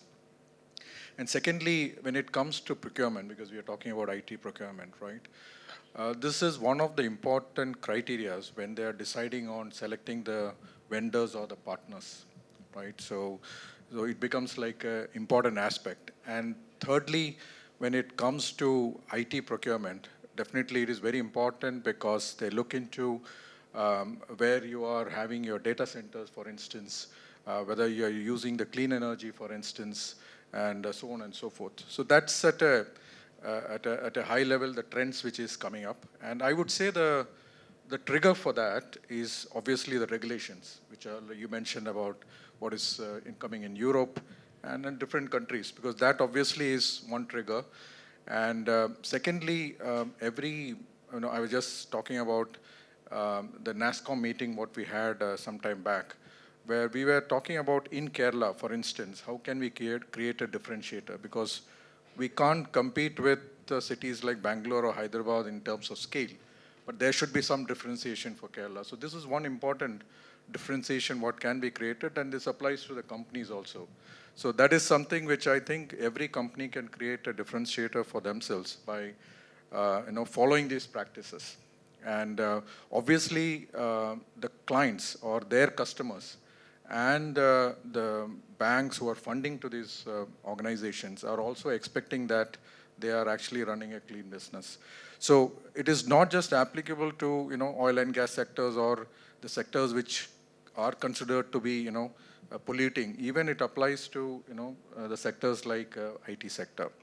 So at a broad level, what we have seen in EY is that definitely when we are actually giving proposals to our clients, this is one of the aspects we are highlighting, that our ambition is to become a net zero. By the way, COVID helped us to actually become negative for some time. But we definitely have see a edge by actually getting into this practice. And this is what we are seeing globally, irrespective of what's happening in US at the moment. Thank you, Kochi. So basically, it's not a compliance alone, but it's actually a business requirement that is coming out. Moving to Madam Faustmi. No, you are basically developing solutions for your clients across the globe. So how is sustainability shaping client expectations and procurement strategies in the global tech sector, which is driving your business? First of all, thank you, KMA. Thank you, sir, for the question. So from a customer standpoint, and the procurement when comes like anywhere in the globe, right? It all depends on the jurisdiction that you are operating in. So you are supposed to provide data to multiple rating agencies like CDP, EcoVadis, and in APAC you have SEDEX, supplier assessment. So we have a number of rating agencies where customers require us to provide this data to. So based on this rating, vendor onboarding is done. Now, we have reached a point wherein some of the customers will actually look into the service level emissions. It is not, whether your company is having a net zero goal and you're providing data from your GHG inventory from a company standpoint, but it is very specific to the service or the solution that you're providing. And it also need to be assured. So that is the level of data requirement that we have at this point in time.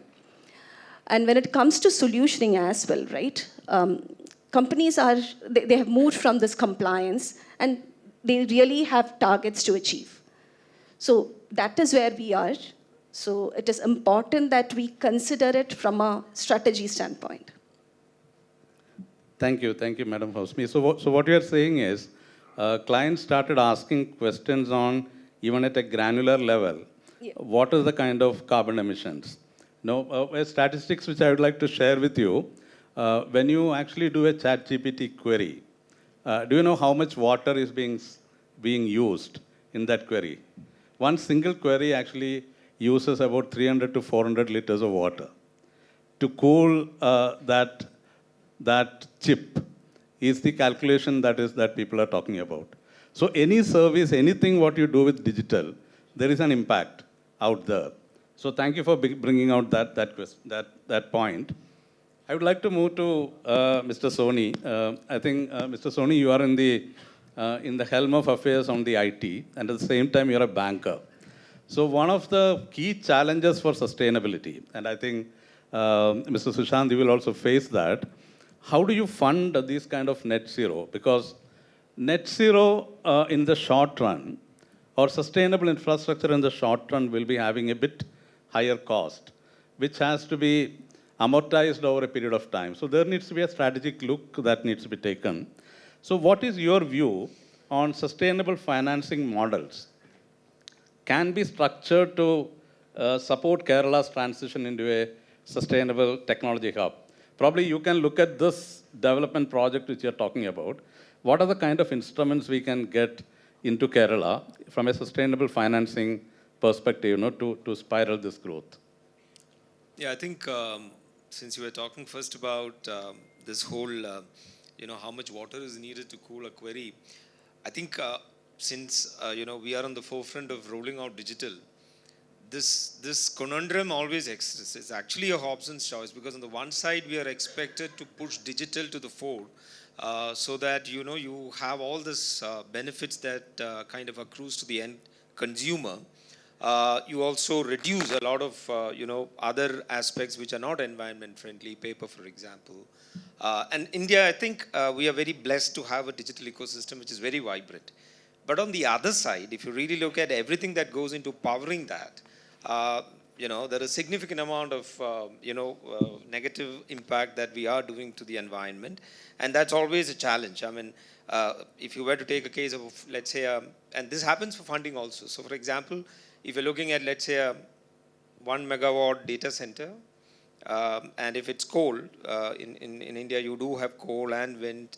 Wind is not there, but coal is definitely there. Electricity is there. You're looking at something like 8,670 metric tons a year. So that's not very advisable. And India is definitely not there. We have hardly around 250 data centers, but there is a big push. We do see cases coming up where there is a lot of investment that is going into data centers. Kerala ideally should have been a very good example, and there would have been great funding opportunities. But I personally know that we run a data center, it's a captive one. But when we were looking for having alternate locations near DR centers, etc., there aren't too many to really take that kind of a scale. In spite of we being in a very vantage point with the internet connectivity, landing and all of that, if you look at Bombay and Chennai, it's very much there. Kerala, therefore, I personally feel is very, poised to have the right kind of capabilities on that front. From a financing point of view, moving away from IT, I think we have a very good example. I mean, my bank's chairman, Mr. Vijay Kurian, has set up a wonderful example of a public-private partnership model, which has really transformed the city in a big manner. So I strongly believe that that's one mode where we can raise funds. Banks are already into green finance in a limited manner in India. Mr. Vinod was mentioning India is always an irony in that sense. In fact, I was just thinking when you were talking a little while earlier that everywhere you call it as greenium, where there is a premium that is paid for raising green bonds. And India is a little bit of an exemption. For example, my bank has a green deposit scheme where I have to pay a little bit, few more bips to the end consumer, which is completely against what happens across the world. So when we are financing these projects, long-termish projects, typically the risk, as you can understand, is of a different kind. Measuring the risk is a problem. But there are good initiatives that are seen on the wind side where there's a lot of funding that is happening, not in Kerala though, but in Tamil Nadu we do have a lot of cases which is coming up. Textile industries are building a lot of captive power plants. So we do fund quite a lot of them. And one last bit which I think, which is the biggest problem today with all this talk about greenwashing and people not being sure about where the end money is going.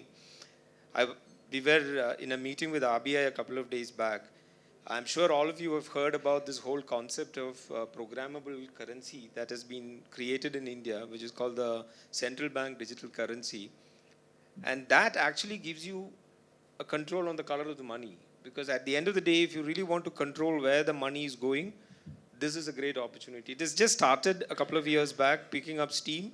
I think if, along with IoT and other things, and I'm sure those would get discussed, I think as a banker, those are the metrics, the telemetry, IoT, and the data points that will give us more confidence on an ongoing basis to step up investment in any green project in Kerala. Thank you. Now I am shifting gears to Mr. Jignesh. Just one more data point which I would like to give you. Today, the IT sector as a sector contributes to about 2 to 2.5% of the global carbon emissions. But if we don't take mitigation measures, by 2035, it will become 12 to 14% of the global carbon emissions. That's a kind of carbon emissions that is going to come from the information technology infrastructure because of the processing power that is required. Now, in that context, I would like to ask you, how can open standard digital platforms, because you are an advocate of open standard digital platforms, like your support, emission tracking and climate action across the sectors?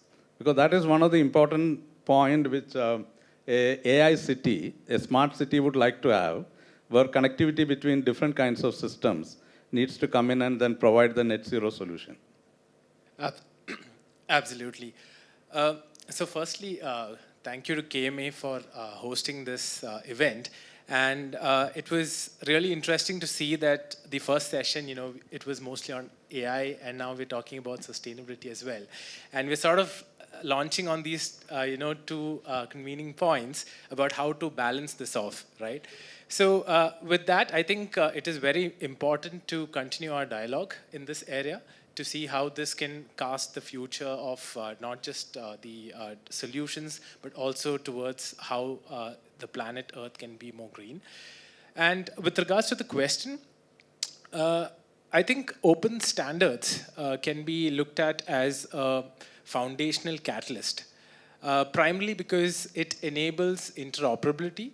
So what does interoperability mean, right? So any company or any organization that is venturing into their sustainable journey, they are looking at collecting data from diverse data points. You would have multiple systems coming in from data centers, you have your supply chains, you have your regular business operations. So it's diverse data coming in at a very massive level. So how can this data be collected to a unified layer? How can this be identified where the traceability of this data is? So these are some key points that need to be addressed. And for those aspects, interoperability becomes very important. Nowadays, it's the future of joint ventures. You see projects which are not independently run by just one organization. So in such cases, how do you share data between two parties? So these are all vital questions that needs to be answered. And for that, interoperability is a very important aspect. Secondly, I would look at the transparency side, right? So we're talking about the different types of data that we have. Where is this data coming from? Is there a system of record that is available for audit? So I think nowadays we have multiple regulatory requirements coming in, and one key element is the auditability part of it, right? So we need to have IT systems that can enable this transparency, right? All the way from the source level, not just at a very high level of corporate accounting. And I think the final point that I could think of is, of course, profitability, right? So I think we just touched upon, green bonding and, about having transparent currencies. So sustainability, how can sustainability be looked at in a profitable way, right? It is very important to ensure that if you look at IT systems, we have the ability to reuse IT systems. We have the ability to ensure that there is data sharing, and also for such reason we need to ensure that this profitability is a key aspect. So in sustainability, what we're looking through the open source solutions is it is vendor agnostic. So what that means is that any solution that you're building through open standards will not prevent you from vendor lock-ins and such forth. So keeping that in mind, I believe that sustainability wins not just from the world aspect, but also it should ensure that there is sustainability for companies and does not dissolve their pockets as well. Thank you. Now coming to the second round, Kochi, I would like to ask you. We all say that there is a high SDG performance for Kerala. So practically, is it something which you can leverage when you go and talk to your global clients, and how you do that? Absolutely, Joseph Martin. So our office is just bang opposite this building, and when we were building the infrastructure for that, internal infrastructure, we kept sustainability as one of the key parameters. For example, the circularity, all the items which were procured for internal office built up was all locally procured, right? For example, coir or rubber wood or bamboo, for instance. And when a global client comes, actually we highlight this, calling out that we are giving importance to that aspect, in our office. This Kerala location of GDS is actually the second largest in terms of headcount among the GDS, right, globally. And we say that we actually give that branding that even within India, this location we want to highlight as one of the most sustainable hubs, right? And the positioning of Kerala is actually helping that a lot, because they know that from a SGD index perspective, you said in the beginning, that we are comparable to a matured market, right? So, because all the stats, what you mentioned, were actually highlighting that. So that definitely makes a big difference. And I think in one of the previous sessions also, you are saying that we should consider this as creating a sustainable hub from a GCC perspective. So similarly, we are highlighting that. And the positioning of the state is actually helping us a lot from that perspective. Thank you, Kochi. So I'll come back to Fausmi. So we have seen the new ESG policy of the Kerala government. And we are now talking about building a sustainable technology hub here. What do you think the Kerala-based IT companies should do to show that they are sustainable? Because you are taking a lot of efforts internally. So what is the mechanism you take to convince your customers that you are sustainable? Okay. So for any publicly listed company, it is a compliance requirement. But if you are a private company, it is not a compliance requirement for you, but it is truly from the purpose. So that is where awareness is important, and we'll have to make sure that we actually commit to it. So for UST as a company, we have a 2040 target and for net zero. And we actually don't offset, by verifiable carbon credits. What we do is we actually divert these funds for actual projects, like our 1.5G megawatt solar power plant, our waste management plant in the campus. It is net zero target. And we also have EV charging stations. So we are making sure that our ecosystem is built in such a way that we actually don't emit much carbon rather than going for offset. So this is something which we actually showcase to our customers. And again, we do a carbon accounting, even though, it is not a compliance requirement for us, but in most of the jurisdiction it is. So for our customers, it is a requirement, but even before that, we started doing this accounting. Now, coming to, tracking and accounting, for any digital company in Kerala, it is relatively easy rather than a manufacturing floor or any other sector. Because we do have, hardly 40, we call it as universe of issues, right? So when you do your materiality assessment, we just have to look into these 40 issues and then identify your top priorities and start setting goals and KPIs, which is achievable for you. So slowly you start, showing progress. That is something you can actually show to your customers. Along with that, now it is no more a compliance requirement. Most of the cases, it is a boardroom discussion. So for us, whenever we have a customer visit, we actually have a session for sustainability. So that starts from what UST as a company is doing and how we can help them in achieving their targets. So it is not only about doing projects like tree plantation or all those, but it is more around tackling your inefficiencies. So inefficiencies is where sustainability also will be a challenge. So it will you lose millions on these inefficiencies. Now, what is happening is whenever we have these conversations with customer, we also have conversations, as he said, for the GCC aspect as well, right? When we have an example. So one of our customers wanted to have their captive in India. So we actually created one slide specifically for ESG, showcasing that you have an added advantage. 40% is coming from hydroelectric. And you can purchase a renewable from the government. You can also, and the social capital, SDG 3, 4, 5, and 10.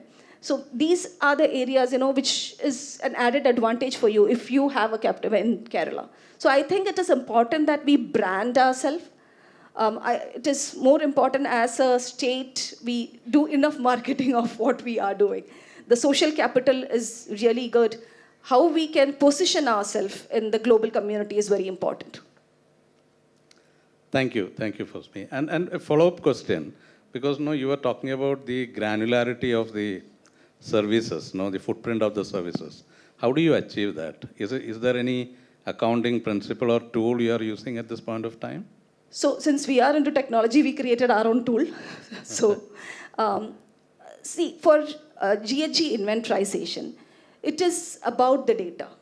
So it is important that you bring in data and then be it any kind of compliance or any kind of reporting, it is on top of your data. So it is important that, for example, in the era of EAI, it is not that difficult for you to actually have automated systems wherein you can capture information from your invoice. You can have smart meters. You collect all those facility-related data. You can collect. You have your HR data. You have your like operations data. You just have to bring in and then work on top of that. Then it is all KPIs which you have to drive. So I think it is important that we take small measures, start accounting for it. See, what you cannot measure, you cannot have a progress there, right? So it is important to start measuring it, then have a strategy in place, then transform, and then it is important that you sustain it. Thank you.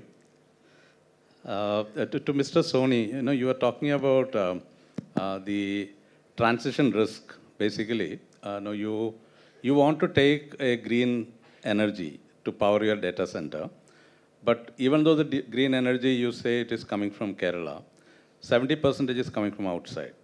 And that 70% can have a mix of coal.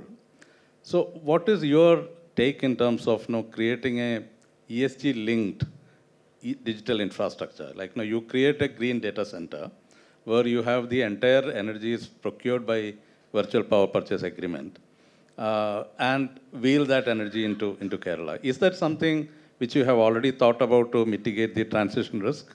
Or is it something is practical in Kerala? Well, I think if you were to look at it from a planning stage perspective, yes, these are all things that all of us think through. But look, as I said in my first opening remarks, there is always a challenge between growth and compliance to ESG. We keep saying that as CIOs, CDOs, etc. of Indian banks, we are running on a tiger, because the kind of explosion that is happening today, you don't have too many choices, especially if you are in this part. Like for example, Tier 4 data center. I can see Philip here. His CV's MD was here, and he wanted to build one. Alternate power sources. These are all challenges. So you have to depend on the grid in any case, and any other alternative at scale is something that is in the realm of design and thinking right now. On a transition mode, what we are doing therefore is to look at sort of nibble at things which we can make a difference. So when we are talking about compute, for example, do you always go in for high-end servers? Do you also look at pooling where you can have servers, sort of green servers, where the the sort of the CPU cycles can be lower because my needs are elastic in nature. So, for example, we have a tie-up with Amazon. Now, Amazon on a daily basis, we lend or give credit to consumers who want to buy something. So we are one of the exclusive partners there. That's a very elastic story, because not every day does Amazon do a great Indian festival or whatever.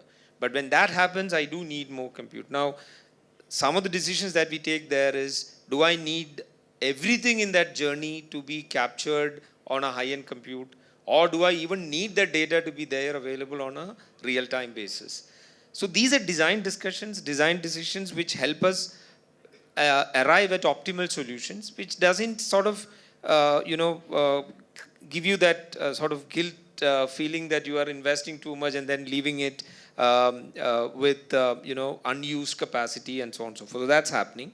There's, on the cooling side, as all of us know, there's a lot of things that is happening on the data center side, where I'm not talking about servers in a liquid cooled environment, but I'm primarily talking about cooling the data centers using multiple sources, which is happening.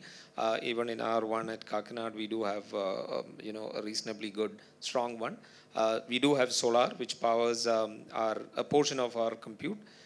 So those are the decisions that we are doing right now. But in being in this part of the country, I think there's a long way to go to really dream about making a difference from a data center point of view.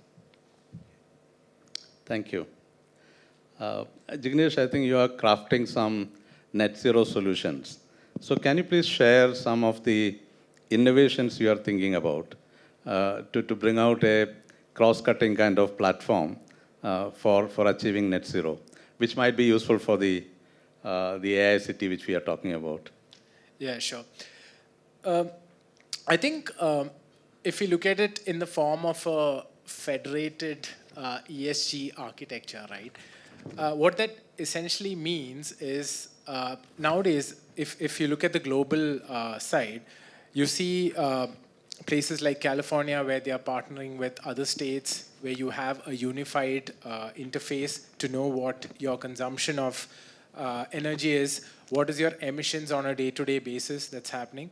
So if Kerala, if the question is about Kerala and how we can move ahead, think of having a ESG data exchange, right? So an example that we could have is we have Infopark and we have Technopark as one of the two primary, IT solutions, catering to the global scale. And if you can have a system where data is, of course, owned by the company, but through secure channels are shared based on standardized KPIs, the policymakers, other stakeholders will have the ability to understand what level of emissions are we having on let's say on a campus basis or on a local state basis. This gives very important information for investors who are coming in terms of choosing appropriate assets where they want to build technology.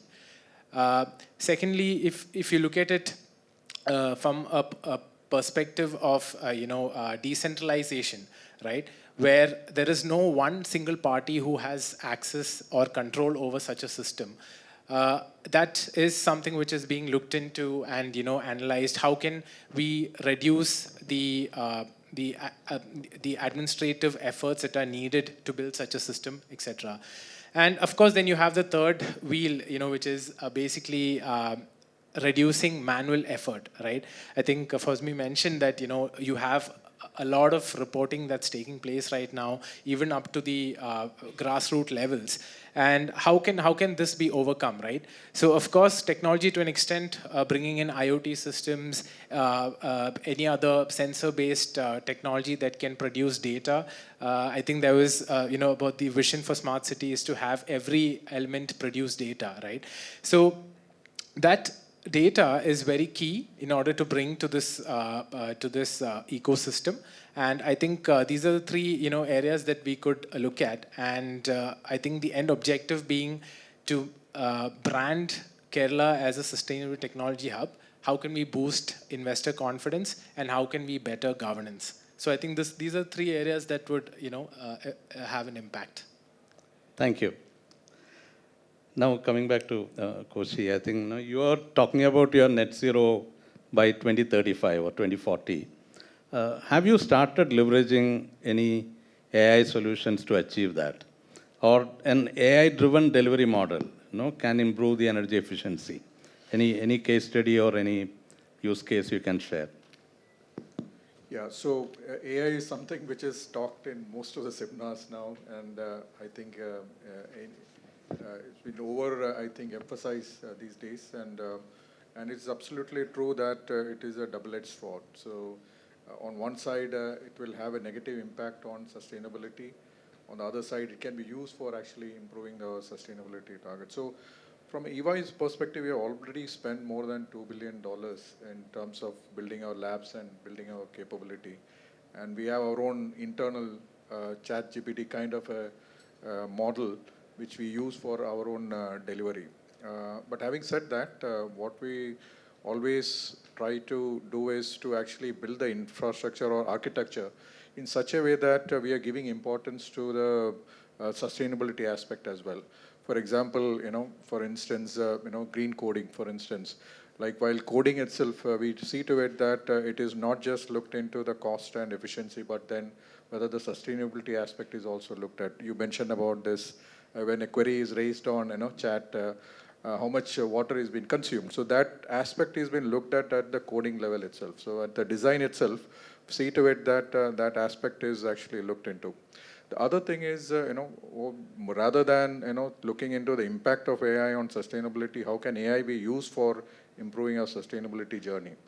For instance, predictive maintenance, for instance, or many aspects we are talking from a AI city, right?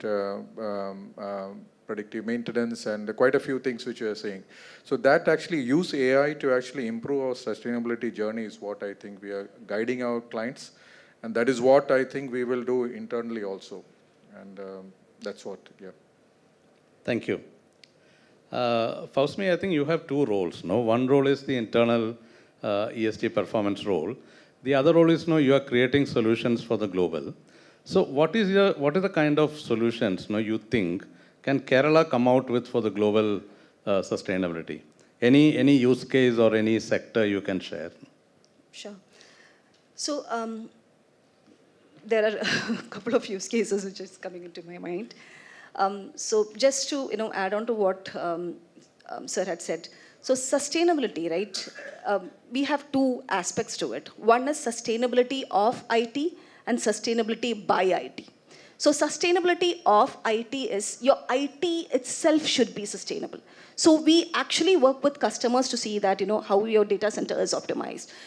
We had a project wherein we worked with one of the customers, wherein their data centers need to be tracked for alerting mechanisms and energy optimization. So that is one area. The other is sustainability by IT, wherein we have solutions which actually give impact. So I think, so when you weigh, I think the other side is more wherein, sustainability of IT, by IT is having a more weightage. Yeah. So we need not be afraid of, AI and think that, it is always negative. It is not. And again, we will have to prepare ourselves how we can, use it properly, right? So that awareness is important. So for one of the, for Queensland, Australia, we partnered with a company called Contella to actually electrify their entire traffic systems and LED lights and all. So which actually was more like a digital brain where it actually brightens up and dim based on the accidents and the time of the day and all those. So it is centrally managed. So that is using AI and IoT. And we also have one of the largest tire manufacturers, right? They had an waste inefficiency, and it was 30%. So we actually had digital solutions, especially AI vision intelligence, which actually reduced 27% of their wastage. So which is a direct link to your sustainability goals, right? So that is one of the solutions. So from a Kerala standpoint, I think we can actually look into our technical capabilities, like high-tech solutions like AI and digital IoT semicon capabilities of the state. I think that is something which we can put across for creating global solutions. The other area is sector specific. You can also look into certain sectors because we have one of the earliest banks of the country, right? So be a fintech or be it healthcare. Healthcare is something which we can really look into, medtech, wherein we have, see, when it comes to AI, domain is very important.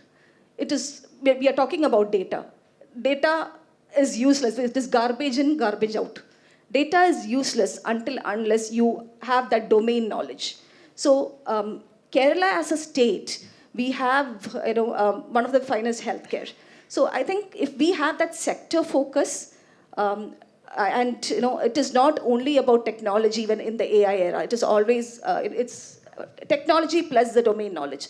So with this ecosystem in place, if we have that sector focus of high tech, healthcare, and fintech, I think we can come up with great solutions for the world.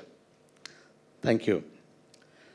I think this is the last round, Sony. So maybe I'll ask you a very overarching question. From a banking perspective, all these problems can be solved only by financing. Whatever we talk about, the right kind of fund flow is coming. So what is your view that Kerala ecosystem as a sustainable technology hub can be powered by a financial like you, who was born from Kerala and who has created a significant difference here. So what's your view about that? Yeah, I mean, it's always been a little bit of an accusation that banks out of Kerala, we've got something called as credit deposit ratio, CD ratio, and the CD ratios within Kerala are generally a little lower when compared to other states. And the fundamental reason is that the avenues for lending is kind of limited when it comes to Kerala. But then I think things are changing. There's a lot of new opportunities that are coming up. And the key aspects that we were discussing in terms of what are the USPs for Kerala right now, human capital being one of them. We have already been through the black swan events of COVID and all of that, and now we very clearly know that Kerala does have a very strong model. Some of the indices are far better than some of the best countries in the world. But we do have challenges in terms of anything that probably requires a lot of real estate, a lot of infra. We do need to do a lot of good work on that front. As a bank, when it comes to finance, basically what every entity would like to do is to be in every single part of the supply chain as far as an industry is concerned. So when I'm lending to any mid-sized corporate, basically what I'm also looking to see is how much of that supply chain can I also be a part of. ma'am was mentioning about the fact that there's so much of data available. And the more I know, the merrier. Because today compute is available to draw insights and intelligence, and therefore it becomes much easier to actually finance that entire supply chain. I think that is an opportunity that probably has not been tapped a lot, because every time it's easy to actually lend to a, do what is called as name lending. Look at a particular company, we know them, they are doing good, and therefore let's give them money. But it's more complicated to actually do a complete supply chain. And I think Kerala's, the economy is now geared up to take in more elements of supply chain in the real world. And therefore, in the finance space, with the tech capabilities available, with a lot of insights coming in, not necessarily from me as a bank. I mean, I'm collaborating with so many aggregators out there who are kind of ready to give me the data points. And those data points are automatically created. We talk about, I always used to say that at some point, blockchain was like this great solution waiting for a right problem. Okay, so I think ESG and finance related to ESG, blockchain will definitely play a very important role. So we have the technology, we have the human capital, we have the ecosystem, and I'm sure that banks like us are very keen to, participate in this journey, because we have been born and, grown here. Thank you. Last question, Jignesh. You talked about the open source data and the need for cross-sector collaboration. How do you think the policymakers of the state and the country and academia in the state can support you, in terms of that journey by creating a solution which is globally acceptable but grown from Kerala? That's a great question. And I think with the recent ESG policy that was released by the Kerala government, it's definitely a great step in the right direction. I would look at it in the form of the ability to have a living lab for sustainable innovation in Kerala. It would have to be brought in with certain key objectives and support, one being the data and policy. So you need to have an amalgamation of your data, but because data can be brought in through technology, but what about the policy? Is the policy going to support that? What is the context of what you're trying to build? So all these need to align together. So I think alignment is an important aspect. Secondly, if you're looking at projects, evidence-based pilot projects, right? That is very important. So recently, if you're looking at the water metro system, or if you're looking at the solar system, which was set up by the CIL airport. So these are all evidence-based solutions that are catering to the current needs, which then enables future funding, foreign investment, and such forth, right? And then I think another area is about incentives. So how can we promote, or how can we provide with those, whether it's startups or whether it's SME companies who are in this area, how do you incentivize them, right? And how can you bring funding to them? So I think it's important for global collaboration, either in the way of frameworks, or if you're reaching out to funding organizations like the EU Green Deal or any other, the UNEP. There are multiple such avenues. Even the World Bank, for that matter, is promoting various areas, right? So I think these three different factors need to ensure that we are able to produce innovative solutions, so that way we can move Kerala from not just a consumer of sustainable solutions, but also to an exporter of sustainable solutions. Thank you, Jignesh. So now we have 5 minutes left. So if I would like to open up for the audience questions. If you have any questions, please. My question is to moderator. In the introduction, you mentioned Kerala's per capita emission of carbon is 0.4 ton. Is it something because of our inaction, or is it a deliberate attempt made by all of us? Excellent question, sir. I think that is one doubt which even I had, when I saw, because we saw low carbon emissions during COVID. So when I read the state action plan for climate change, but if you go to the state action plan, the very interesting data is there. We have significant carbon emissions compared to many other states. But because we are a state with almost 29% of forest cover, we have a lot of carbon sequestration that happens.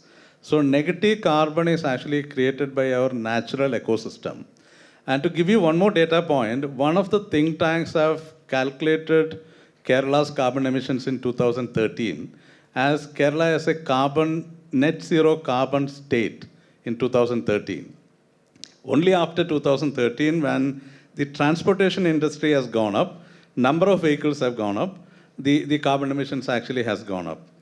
Otherwise, I would say that, okay, if you don't have large industries like steel industry or cement industry, or we have a petroleum industry, we have a large petroleum refinery in the state, maybe that is one reason why we have a low carbon emissions.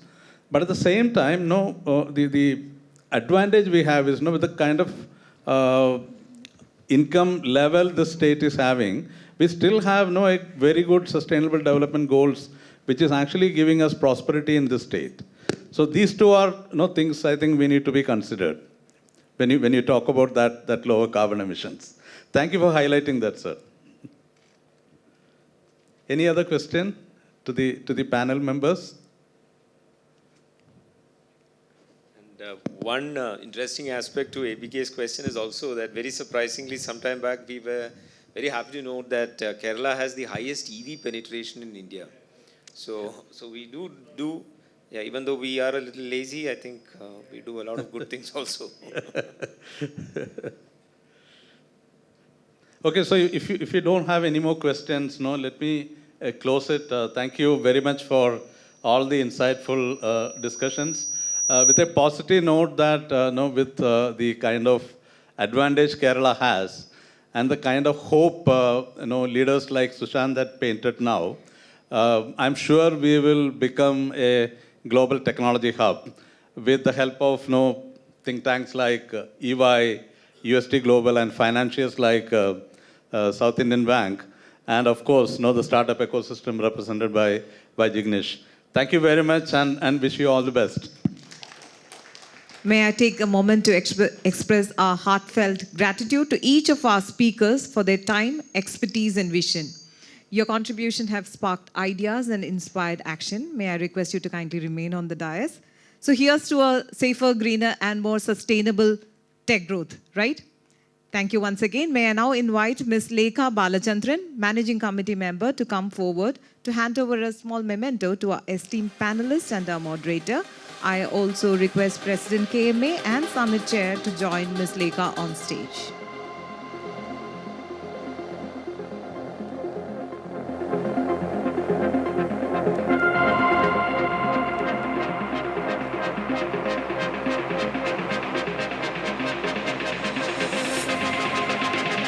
A huge round of applause for our esteemed panelists.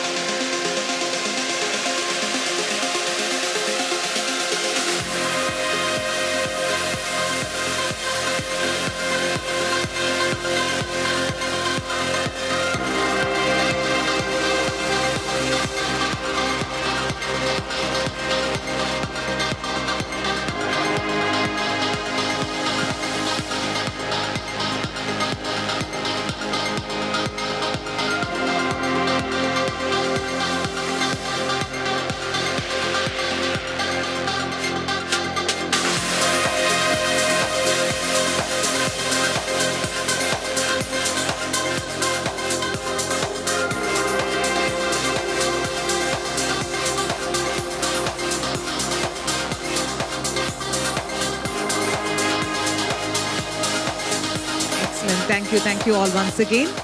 Next, we have a very special keynote address by Mr. Vinod Taragan, Chairman and Managing Director, Places Group of Companies. Mr. Vinod is an accomplished entrepreneur and technology leader who has founded Clysis Technology, a global technology company pioneering in robotics and AI. He also founded Clysis Lifestyle, which gave us residential and commercial project. He's also a co-founder of BitCure Inc., a healthcare innovation company. We welcome you, sir, on the dais. The floor is all yours.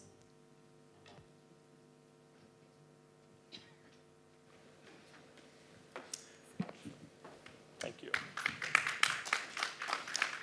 Good afternoon, everybody. I think I'll just need my slides up there. So firstly, I want to thank everybody at KMA.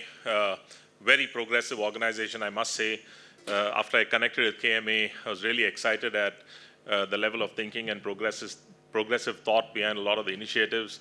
And we've been very excited in trying to partner with KMA as well to try and make a lot of things happen at scale from Kerala itself. So what I'm going to focus on today is very inspiring discussions today that I learned a lot from, as well as better understanding some of the initiatives in Kerala. I think that AI native city is a fantastic question that deserves a very valid answer. So I think a lot of it is relevant, especially at this time where the world is changing so rapidly. So what I'm going to focus on, I think I've got 20 minutes, so what I'm going to focus on is, it says time is up.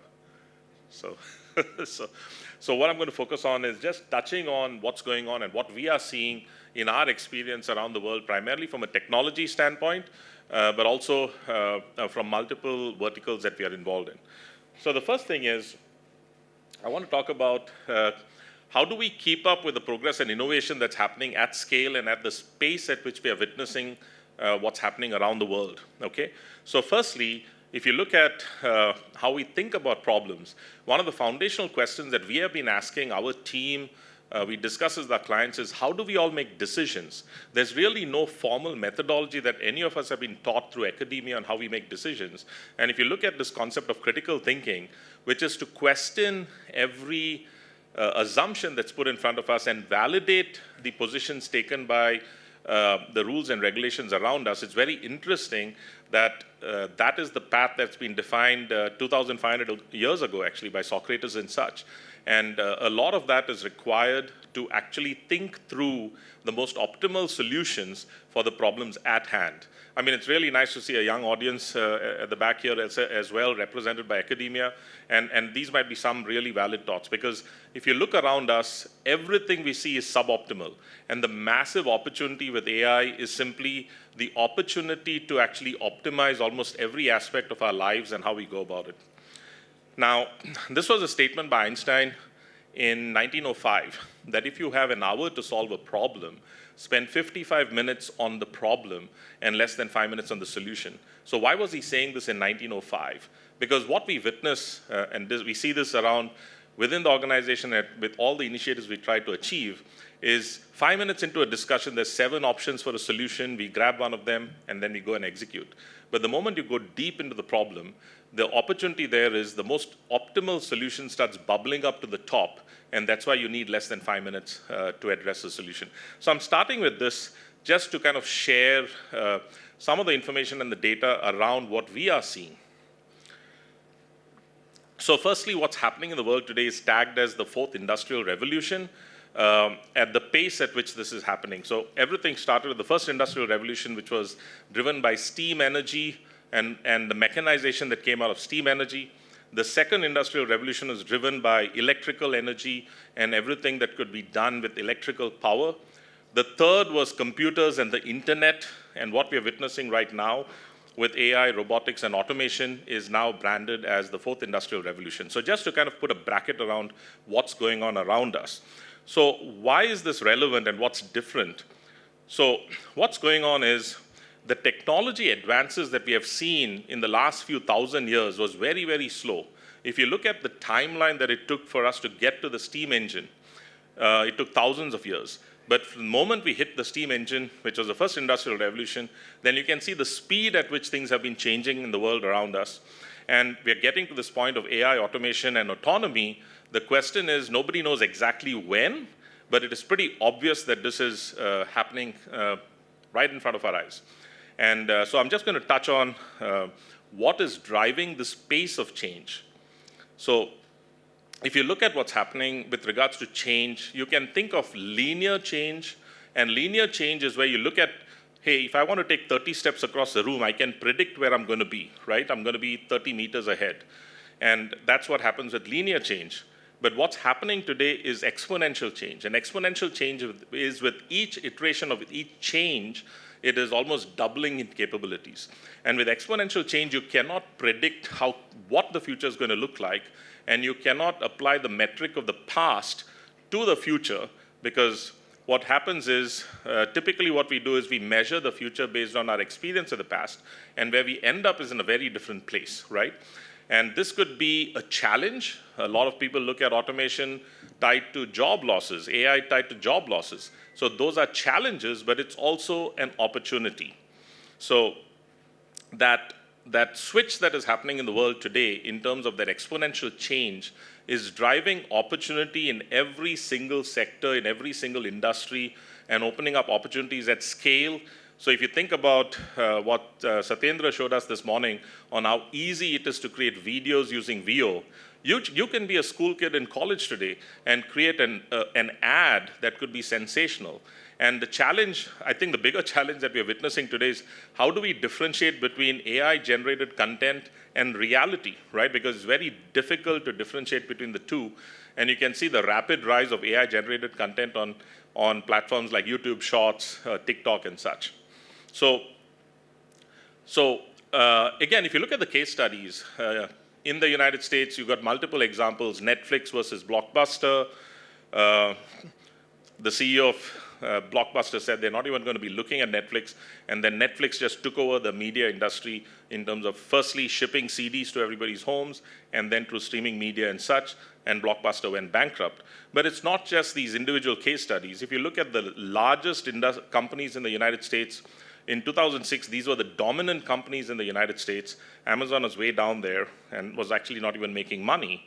10 years later, you could see a big shift in the business potential and the business growth of those dominant companies, which were the incumbent companies, and they started getting disrupted by technology in general. And then if you look at the data today, many of them are bankrupt or close to bankruptcy and such. So what is happening is the disruption that is being driven by the rate of change of technology is happening so fast that it's very challenging to even react to this. Now, the question is, even if you look at the number of unicorns are startup companies that are achieving $1 billion in value. That used to be a rare event, but it's getting very crowded now. There's tons of companies that are coming out there. Even though there are many companies failing, there are still a significant number of companies that are growing to $1 billion plus in value that are significantly disrupting the marketplace for the incumbent players. The question is, why is all this happening and why is it happening now? Right? So we can see the evolution of technology. So what is going on and why is this happening? The key thing here is this is happening because of the exponential growth in technologies and tools. If you really think about it, all of you are using ChatGPT, Gemini, all day long, and the capability of these tools is unbelievable. I mean, personally, I do my research on ChatGPT, I validate in Gemini, and then I check the sources in Grok or a third LLM, and that's when you build confidence that maybe what the LLMs are generating for you is information that is valid, right? So this exponential growth, it didn't even exist 2 years ago. So what's happening is this concept of dematerialization. Dematerialization is, if you look at that picture there, we used to have a room full of gadgets in the past. I mean, many of you here are very young, but when I was in school and college, you had to have a room full of gadgets to achieve things that today you just do on your smartphone, right? And we just take it for granted. But this concept of dematerialization, where every physical experience is kind of collapsing into a digital experience, is also resulting in what is being termed demonetization. And demonetization is, for many of the folks in this room, we used to have these STD calls, and we'd all be looking at how much is it costing us for every minute to make a phone call, whether it's a domestic call within India or whether it's an international call. If you ask anybody today, hey, you just made a video call with somebody in the United States, how much did it cost you? Nobody has a clue. So you do have a data plan you pay for every month, but you cannot really transform that to what is it costing you for an individual call. Same thing with Airbnb, Uber. So if you look at this concept of demonetization, the cost of delivering these services and the cost of consuming these services is dramatically coming down. And that is also resulting in democratization. So if you look at that individual in sub-Saharan Africa today, that individual has more access to information, knowledge, and expertise than the President of the United States had 30 years ago. So that is really, really profound, right? Educating yourself has become free.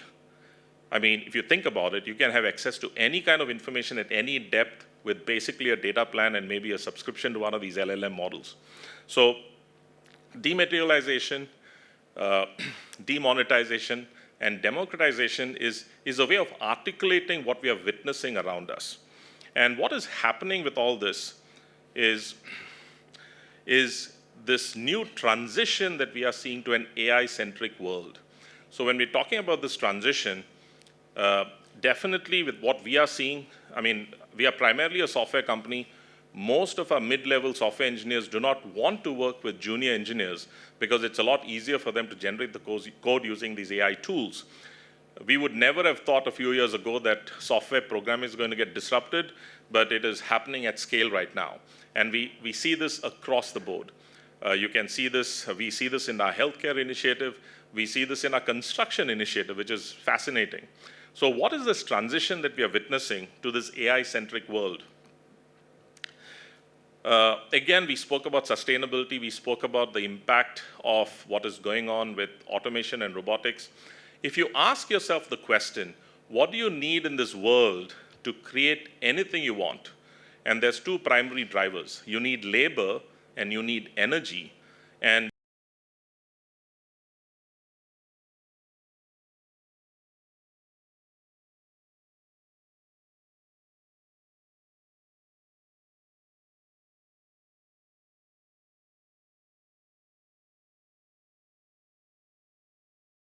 sustainability does interesting discussion because the data centers are consuming a lot of energy.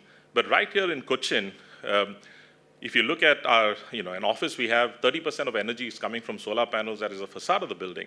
Most of the homes that we are seeing delivered right now in Kochi are monthly zero cost. And literally, it's difficult to believe it till you log in and look at the utility bills with the KSEB website. And then you can see that these individuals have literally, they're just paying like 325 rupees, which is the minimum payment you need to pay KSEB. So energy is becoming free. With sodium-ion batteries coming into play, it's going to be like 90% lower cost. We are already using it in our own platforms for energy storage. Cost of solar panels is literally down to like $50 right now. I mean, my team was at the Canton Fair last week in China, and China has been a pioneer in coming up with extremely low-cost power generation options. So energy and labor are becoming free. So what does that mean? We are transitioning to a world of abundance. So this is a very interesting concept, right? So what does this even mean? So if we can produce as much of anything we want with free energy and free labor, then the production of goods and services is going to go through the roof. The question is, how do you fund consumption, right? Because at the end of the day, most organizations derive their revenues from consumers consuming the goods and services provided by most companies. So if everything is going to automation, how do you fund consumption? And this is where you get into a bit of controversy, which is, hey, wait a second, you're going to see people losing jobs. I mean, in our space, in one of our verticals in the contact center, every time we put in an automation solution, 50% of the jobs are going away. It is just a fact, right? If you look at back office processing, it's exactly the same thing. It's already more than 50%. So definitely we are going to see a lot of disruption in at least the jobs that exist today from what we are seeing. So why are we saying we're transitioning to a world of abundance? Because of the earlier point, right? With energy being very low cost and abundant labor with robotics, I mean, you're talking about a humanoid robot costing in the region of $20,000.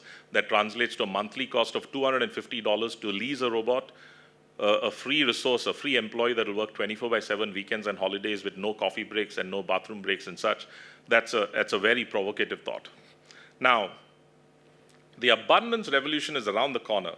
How will we align? So the question here is, what can we envision? So we put a lot of thought into trying to see how do we align the business and how do we align the operations to this evolving world, right? And it's really interesting that where we land is scarcity is what shaped our past. So if you think about it, every business today is trying to address some gap in the market. How do I dive in? I see an opportunity here. There's scarcity of this particular product or service. I'm going to fulfill that product or service, and that's the opportunity that exists. But in a world of abundance, how are we going to function, right? And what's interesting here is the challenge will not be about producing enough, because what we are seeing is, again, when we procure some of our solar panels and such, literally visiting the factory, we are seeing sand come in through one end and silicon wafers and solar panels coming out of the other end. And even the lights in the factory are switched off because there's no human beings inside. It's a fully automated process. And they've got solar panels on the roof of this factory. This is in China. And it's just incredible to already see the scale at which this is happening. So production is not a problem anymore.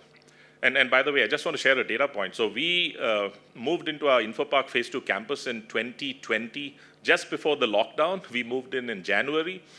And the cost of our solar panel facade was 65 rupees a square foot. And the cost of the glass facade was 85 rupees a square foot. And that was incredible because China was dumping their solar panels in India, and the solar panel was lower cost than the glass. And if you go around and see our campus, you'll notice what I'm talking about. So the challenge is about designing systems to enable affordable and access wisely. So how will the economy evolve to provide for consumption, which is how are consumers going to get access to these abundant products and services?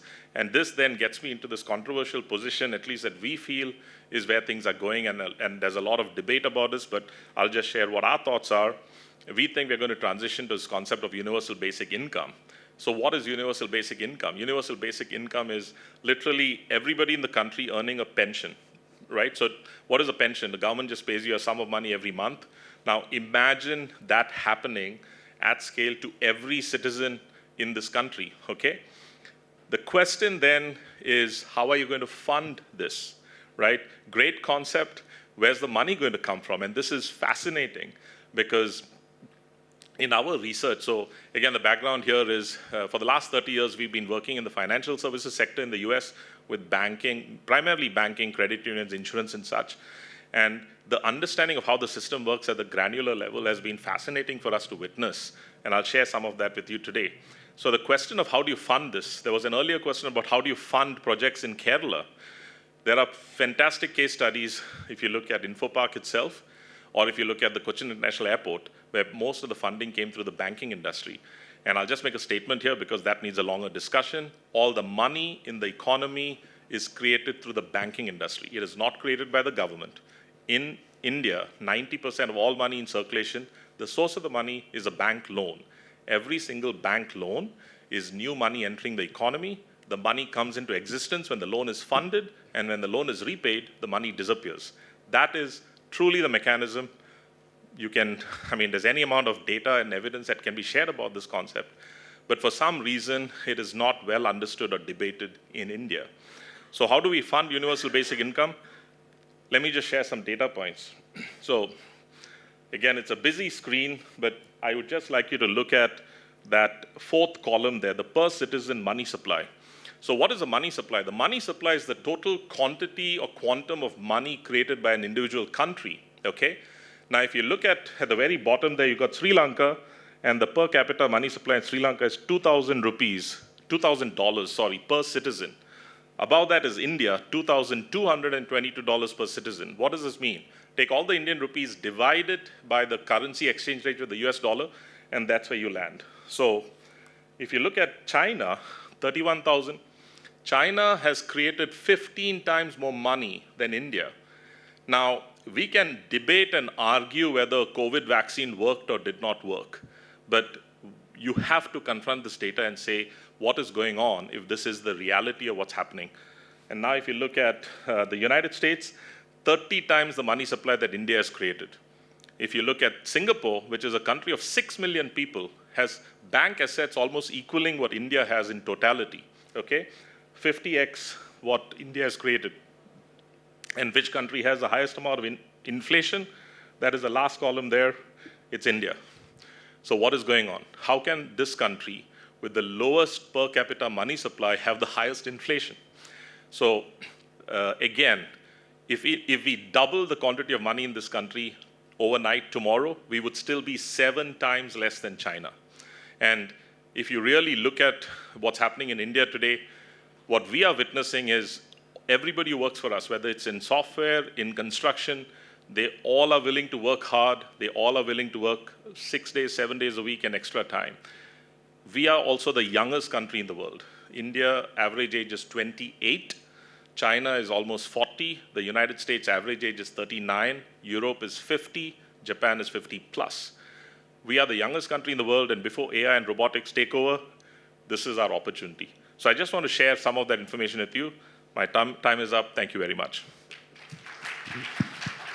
Thank you very much, sir, for that inspiring and thought-provoking address. Managing committee member to the dais would also request President KMA and the summit chair to join Mr. Abraham on the dais.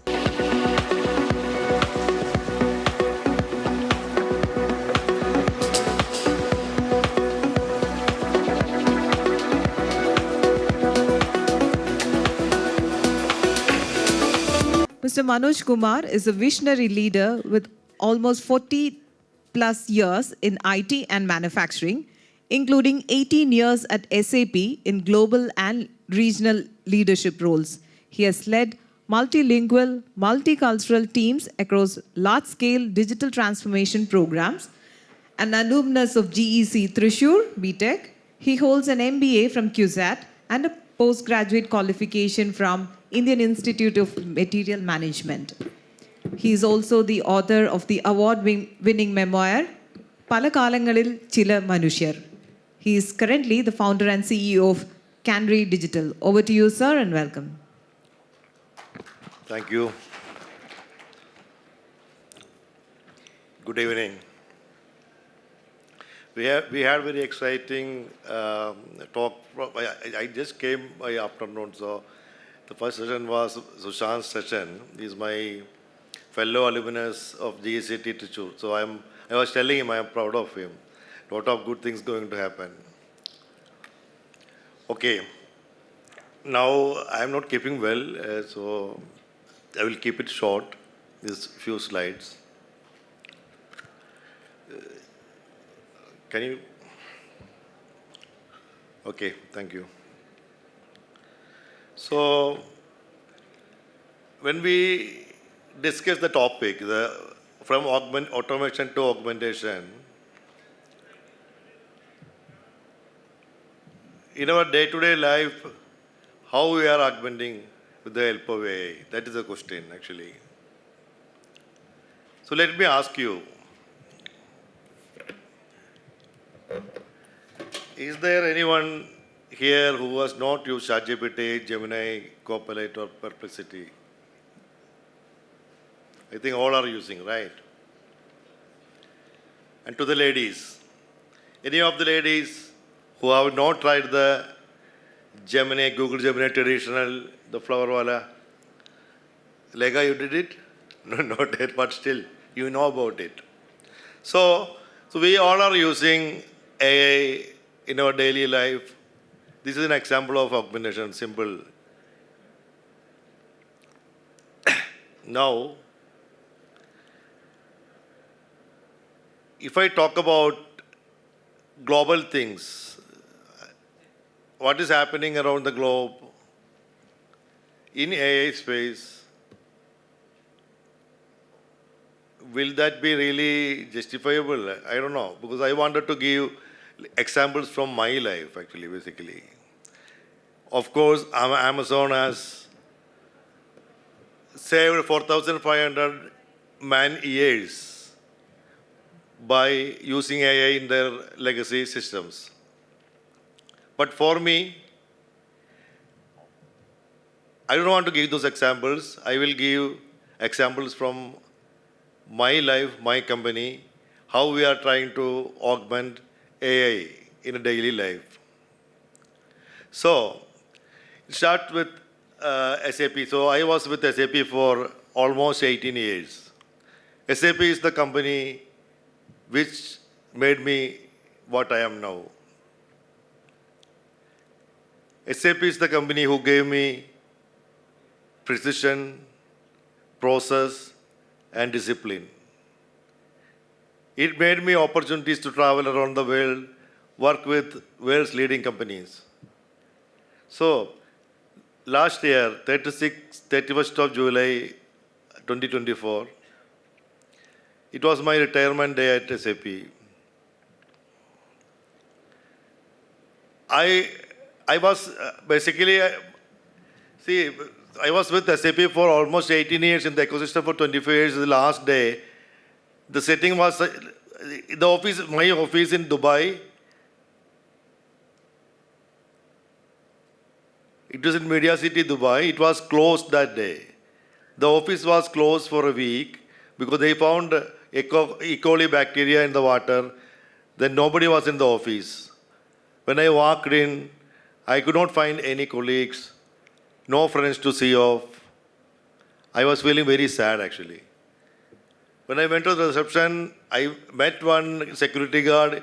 Every morning he gives me a smile when I come inside. When I go outside, he used to smile. But that day, he was also very sad.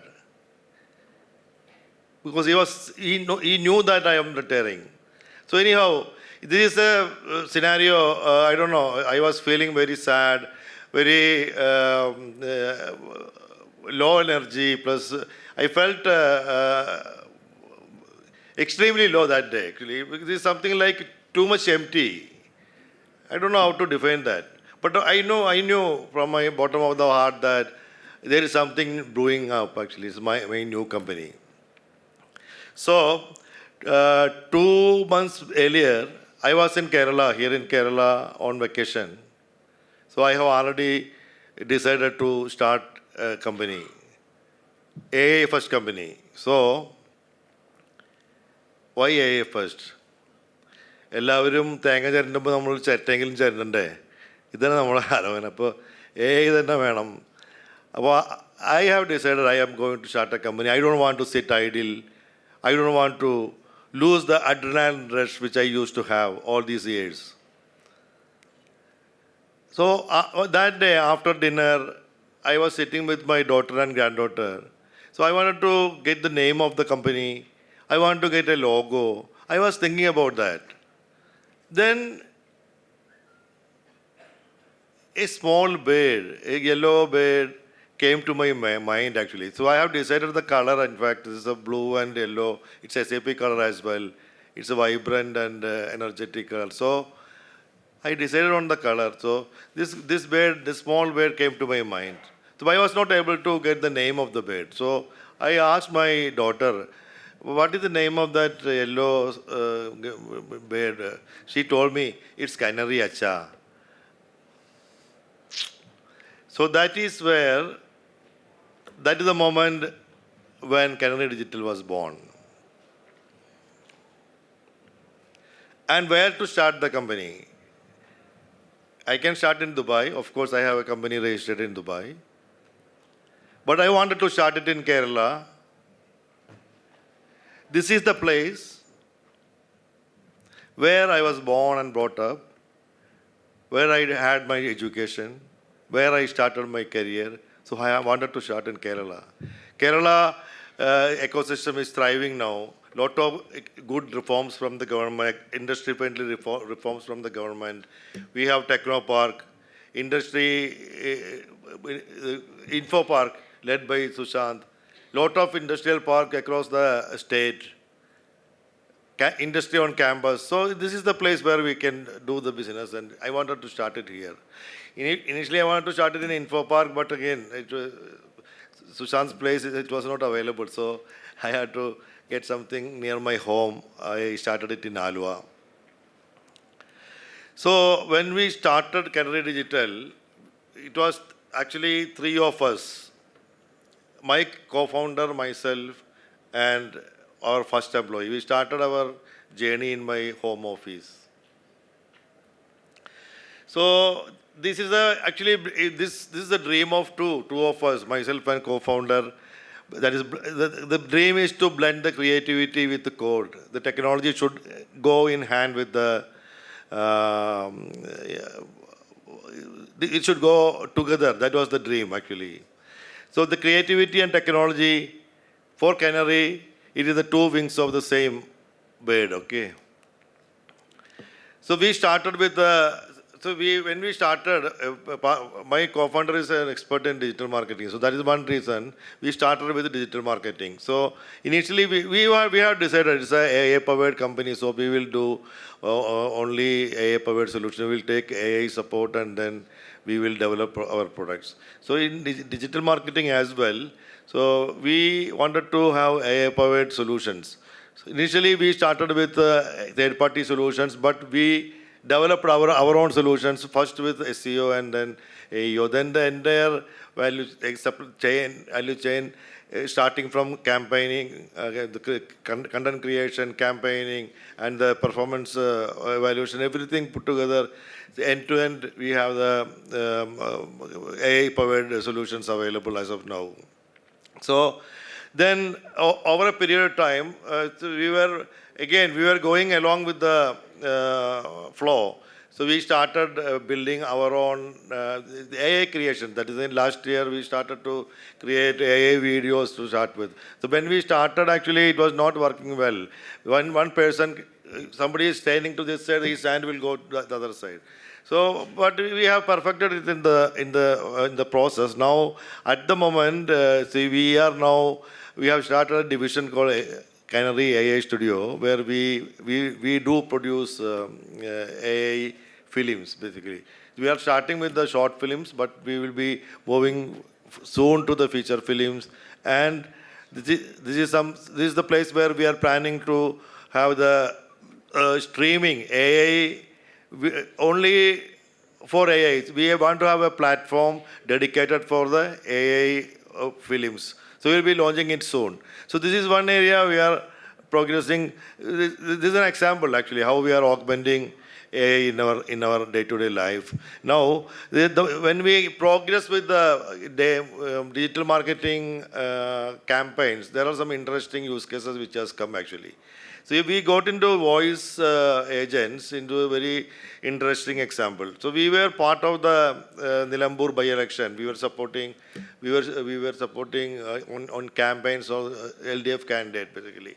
So initially they wanted us to create an AI video. So we created an AI video with showing the legacy, the history of Nilambur, then showing the Nilambur's beautiful scenery, and then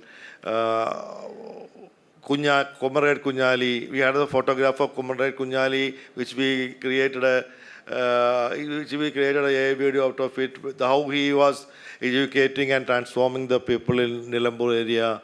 Then Kunyali giving his legacy to Suraj, that was the concept, basically. And even the Suraj form also, we did it in AI. So that video, basically, it was a viral video. Then the team came with a bigger challenge. That bigger challenge, they wanted EMS wishing Swaraj. So that was a big challenge. EMS wishing Swaraj. They wanted to get the clone of EMS voice. So it came during a weekend. So it came to me. So I decided to sit on that. I did it. I want to do it myself. So I wrote a beautiful speech for EMS. Then I was curious, basically, Gemini, how it will be. Should I use mine or should I use AI created? It was just a curious thought, basically. So I went to Gemini. I asked Gemini to draft a speech, EMS giving to EMS giving, I am not getting. Yeah. But Gemini gave me a very beautiful speech, basically. So I discarded mine, then used the Gemini's version. So that was a very nice speech, but again, how to convert it into EMS sound, that was a challenge. So I went to 11 Labs. I tried, they have two versions. One is the instant cloning and second one, 30-minute option. 30-minute option, Malayalam was not available. Then my biggest challenge, EMS the voice is available. I downloaded from YouTube. But again, how to create it, because only the instant version is available. So I had to iterate it 20 times to get somewhat near to EMS sound actually. But again, I had to adjust the speed of the delivery. So I had to go to Adobe After Effects, and then again, I somehow made it. But at the end, the major issue was the stammering. So I could not get the stammering done. So my editor beautifully did it using the original video. He managed to do that. But that is the point of time we could see that there is a gap in the Malayalam or the Indic language voice agent availability. So that's where we started working on Indic voice agents, and we are successful in that. We already have a Indic voice agent. So another interesting example was, so we were telling basically we wanted to touch the life of Malayali, touch the life of the common man. So that this is something which, see, touching life of Malayali means this example, this is basically, it came as a from the bar counter. The owner had a problem basically. The owner had a problem. He was fined for 5 lakhs by the weights and measures department for inconsistent polls. So he came to us. Can you fix this problem? We have a problem because can you make AI monitor this? So we took it as a challenge basically. So those days, my team was sitting and training the model. They have to imitate pouring this one way. So this is something of tens of thousands of times they were doing this. Initially, developers were doing, then my designers were doing, even my marketing director was doing the activity, mimicking it. But after doing it, then they handed it over to AI agents. So the rest of the training was done by the AI agents. So we have AI agents working with our team to make things happening. So now this is already implemented, and 5 batches already gone out of their bar basically. So they are monitoring it perfectly well now. Now in between we have signed up for a media solution. It's for the film industry. So it's a platform for the cast and crew, where actors and cinematographers, everybody can come to the platform, and that's something which you signed up. But along with that, we started developing certain use cases where the script to storyboard, initially we started with the script to storyboard, but script to storyboard again, it went to the short list and then the call sheets, and now it is evolving as a ERP for the film industry basically. Now I am challenging my team to come out with a digital twin, the world's first digital twin for the film industry. And now the weather guard is another solution we are working on. We got a specific use case from Indian Navy. The ships, when they are traveling, they have to depend on the satellite. The satellite data is very expensive. So they want something which will work on their model, which will work on the edge device. So it's basically the climate, weather. So we had the data from radar and satellite, plus the ocean currents and the rain and the wind, this combination. So we train the models. So this is something which we are working on, and we are extending this solution to the Air Force as well, because now that is also a natural expansion for us. Then now agentic manufacturing is something which we recently got into. So there is a gasket company from Chennai who came to us asking for solutions for their field officers. Initially to start with, but they want even in the workers, the mechanics to give a request from the field. So we were trying to develop something, then we realized this language is an issue. So that's where we are using our voice agents into this with, they just speak in Tamil and order will be placed. This is the cycle we are trying to attempt to. The same company, they wanted a strong solution for the QMS, the quality management system, which we are implementing now with the agentic AI solutions. The agents will consider, will take care of their QMS, the PPAP, their FMEA, their instrument calibration, the end-to-end process. So we are talking about this agentic AI in manufacturing. So this project is now on actually. So from bars to battleship, this AI augmentation in action. So this is, we are a small team actually. We started as a 3-member team and we moved to our office in Alua, it was 8, and by December it was 20. Now we are 30. So even if a small team, we achieved this much because we were using the AI augmentation, the power of the AI in our work actually. This is country's broader vision. So we are also building a social platform and in e-commerce and with Indian developers, we need to do this.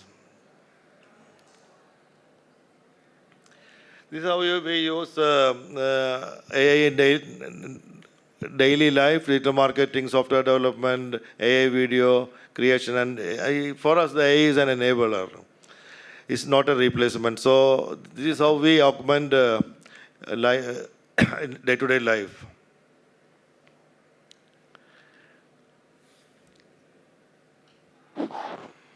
So when we use AI, these are the points which we need to see. To delegate smartly, you decide the strategy, let AI handle first drafts. Describe clearly, precise context will give you better outputs. And AI can be confidently wrong. Please review always. So on the outcome, you are accountable even if AI helped you. Okay. So the skills for augmented work is prompt engineering, you should master, then AI workflow automation, and the mastering the human skills. And in the ERP era, now we used to slog, during my ERP days, we used to slog. We used to implement, okay. So we used to implement, we used to take months and months for implementing ERP basically. The data migration, I used to lead data migration in all the projects which I used to be part of. So we used to take months to do the data migration activity, but now with the AI, I was doing a research, with 90% of the time we can achieve that actually. So this is the data migration nightmare.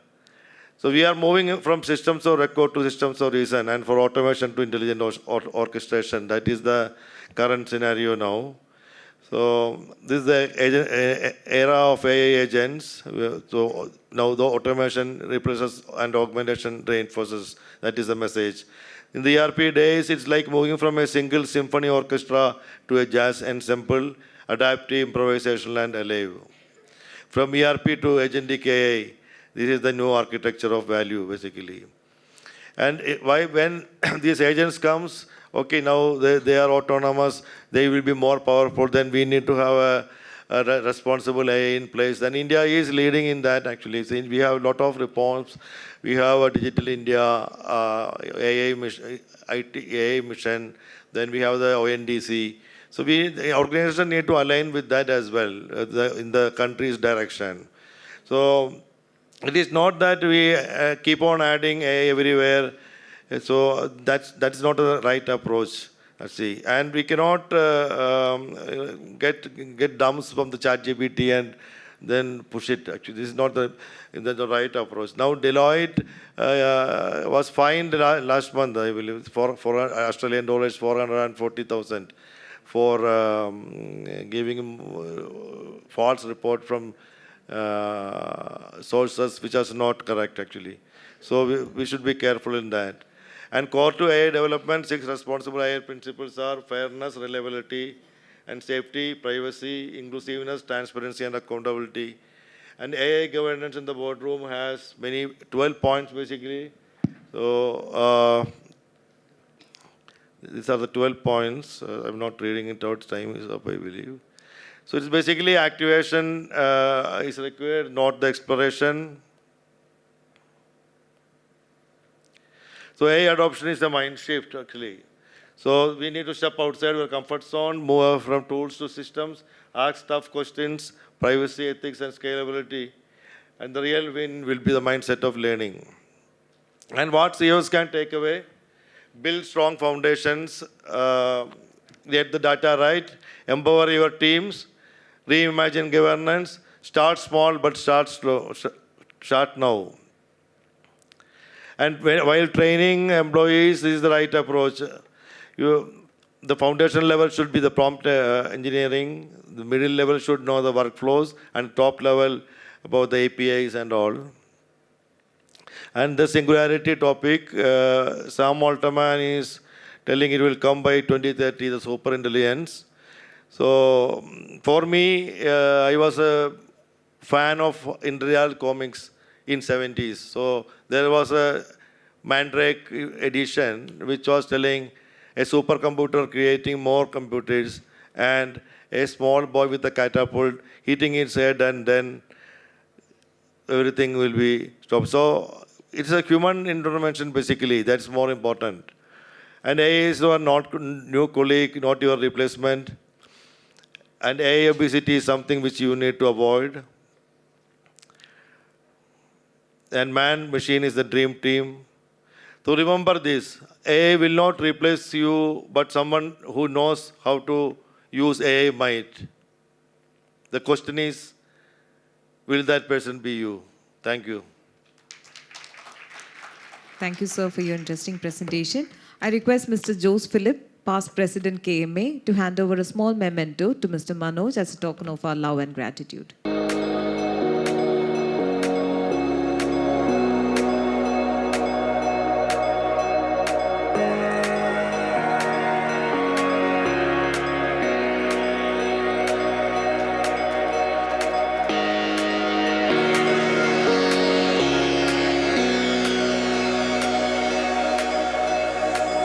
Excellent, thank you all. Moving on, next up, we have a very exciting fireside chat. In conversation with Commodore Jim Matthew and Dr. Santosh Kumar Gopalan. Over to you, Commodore, to kickstart the chat show. Good evening, everybody. First of all, a huge thank you to KMA for organizing this fantastic event. And most importantly, giving us the time and space to speak to all of you and talk about the vision of Tejasvi. Actually, Tejasvi got inaugurated on Monday, and that is by afternoon, Balakrishnan sir gave me a call saying that, can you do something with this during the summit which is coming up on Thursday? And I'll give you a 15-minute slot. And that is how we've just put this together, because he said that we need to showcase to the industry as to what we've got in our backyard. So taking cue from what all the other all the other speakers have spoken over the course of the day, it was great to hear the CEO of Technopark, Infopark speak about AI city. Futuristic, aspirational, but yes, it will be a reality. The other speakers also spoke about digital inclusion and how the state and as a country we've evolved over the course of time. So if you all look back, the very place we are sitting probably 20 years ago, you would never have imagined anything what we are seeing today. So that took vision. So maybe around the early 2000s, we had BPOs, and around 2012, we had KPOs. So from BPOs to KPOs, BPOs was about efficiency and automation. KPOs was knowledge and analytics. And today we have GCCs making our very own state the preferred destination. That's because of the infrastructure, the backbone, and all of the ecosystem which, as a state, we've been able to create. And as an organization, It's been our proud privilege to work along with the government and make some of this a reality. So what I'll do is I'll play a small video clip on Tejasvi. Tejasvi is the hybrid high-performance computing facility which was inaugurated. And can I have the video, please?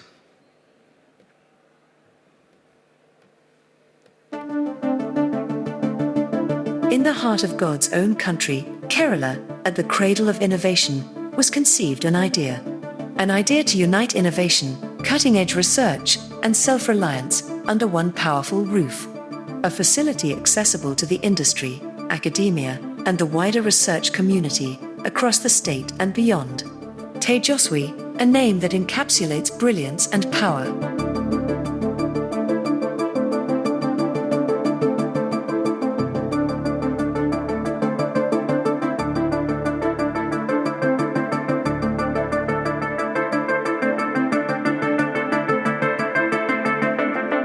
Rated for a sustained 350 teraflops and built on a powerful high-performance architecture featuring 102 compute nodes, 9 dedicated GPU nodes, and a 2 petabyte parallel file storage system, Tejasvi stands ready to accelerate discovery, innovation, and impact. From artificial intelligence and machine learning to advanced computational engineering, Tejasvi is engineered to tackle the world's most complex challenges, enabling faster insights, deeper learning, and transformative research outcomes. The introduction of Tejasvi significantly amplifies our existing research strength across diverse disciplines. High-end computing system is a new initiative in Kochi University of Science and Technology. It is the fastest computing system in Kerala. Besides this, it is the fastest computing system in education sector in India. This world-class facility, designed, architected, and implemented by Star One IT Solutions, a Kerala-based technology company, is built to scale, evolve, and empower the future. More than a computing powerhouse, Tejasvi is a catalyst, a bridge between academia and industry, and a cornerstone of KUSAT's vision to lead India's digital research revolution. From Kerala to the world, Tejasvi, igniting the future of high-performance computing.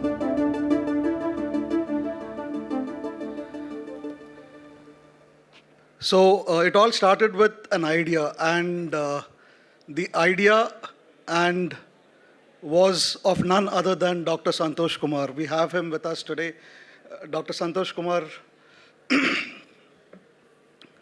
he's a professor at, he's a professor at the Kochi University Computer Science Division, and his research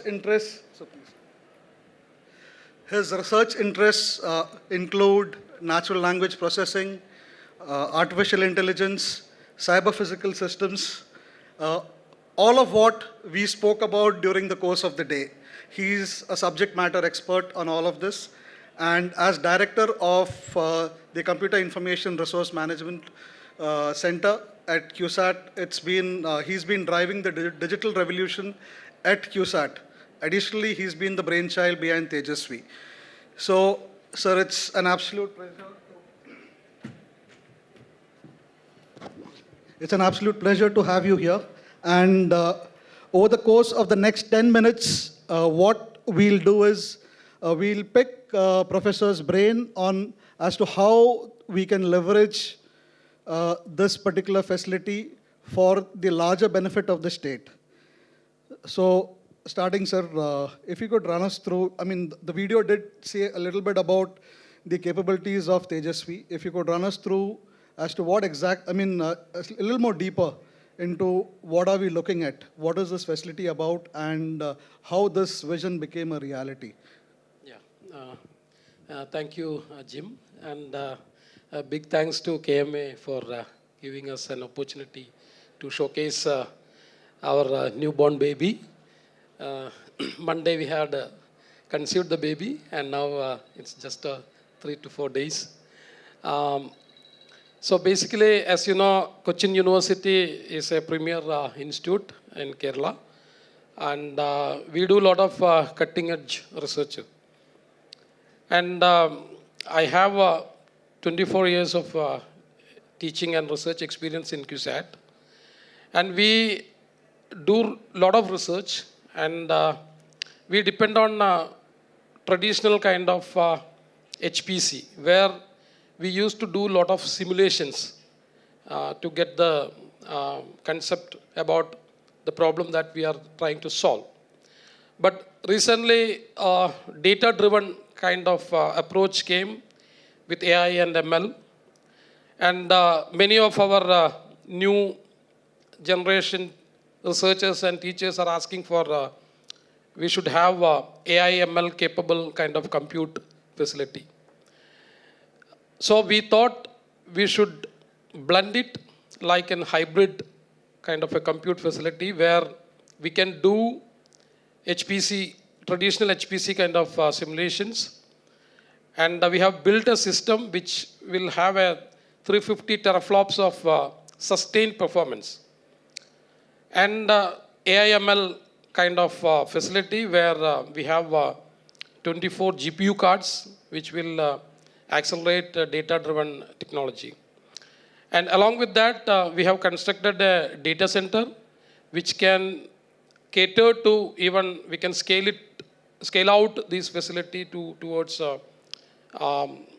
even 700 teraflops of compute kind of stuff.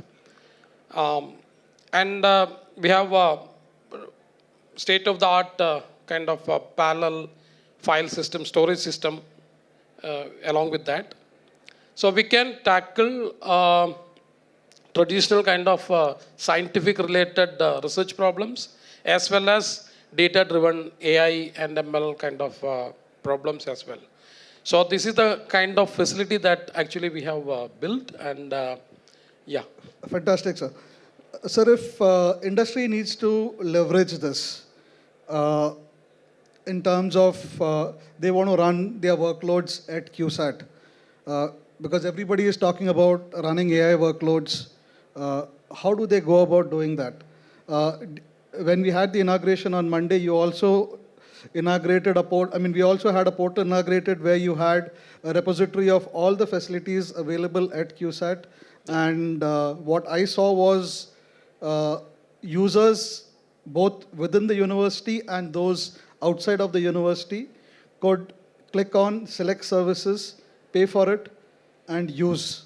So this is something unique which I am seeing across the universities. And could you help the audience understand how industry could leverage this and how you plan to monetize the facility which you've created? Yeah, actually, we are actually trying to bridge the gap between industry and academia. A lot of research is actually happening in QSAT, which is directly impacting the kind of stuff that is happening in the industry. So recently we had two major organizations which have contributed in a big way in QSAT. So one is CVJ Center for Synthetic Biology. So they have set up a center there. 20 crore they have actually spent for setting up this facility. And another is a facility by Geojit, who is actually concentrating on sustainable kind of stuff. So industry is actually approaching to us, right? And we are trying to get, a lot of problems from industry. And this kind of a facility can help industry to come up with their problems. Prototyping kind of stuff. Already we are in discussion with many industry partners where they wanted to run their POC in our system, and they get a result and try to convince the client. And we are open to all the industry partners who can leverage the power of this Tejosi to quickly solve their problems. And we have designed a portal where almost all the expensive experimental or scientific kind of equipments that is there in QSAT, which is actually opened up, and anybody can go through that portal and see the equipments and try to book that and get something done through that portal. So this is the first of a kind that CUSAT has done. I mean, any university in the state. So this hybrid compute facility is also available to all. It is open to all, where they can just have a click and then book the facility, and then they can utilize this. That's fantastic. So that is something which is really unique. Just imagine what the state collectively can achieve when resources are pooled, like what they've done at CUSAT, and made available for the larger public good, and not keeping it just within the utilization of people within the university or the students.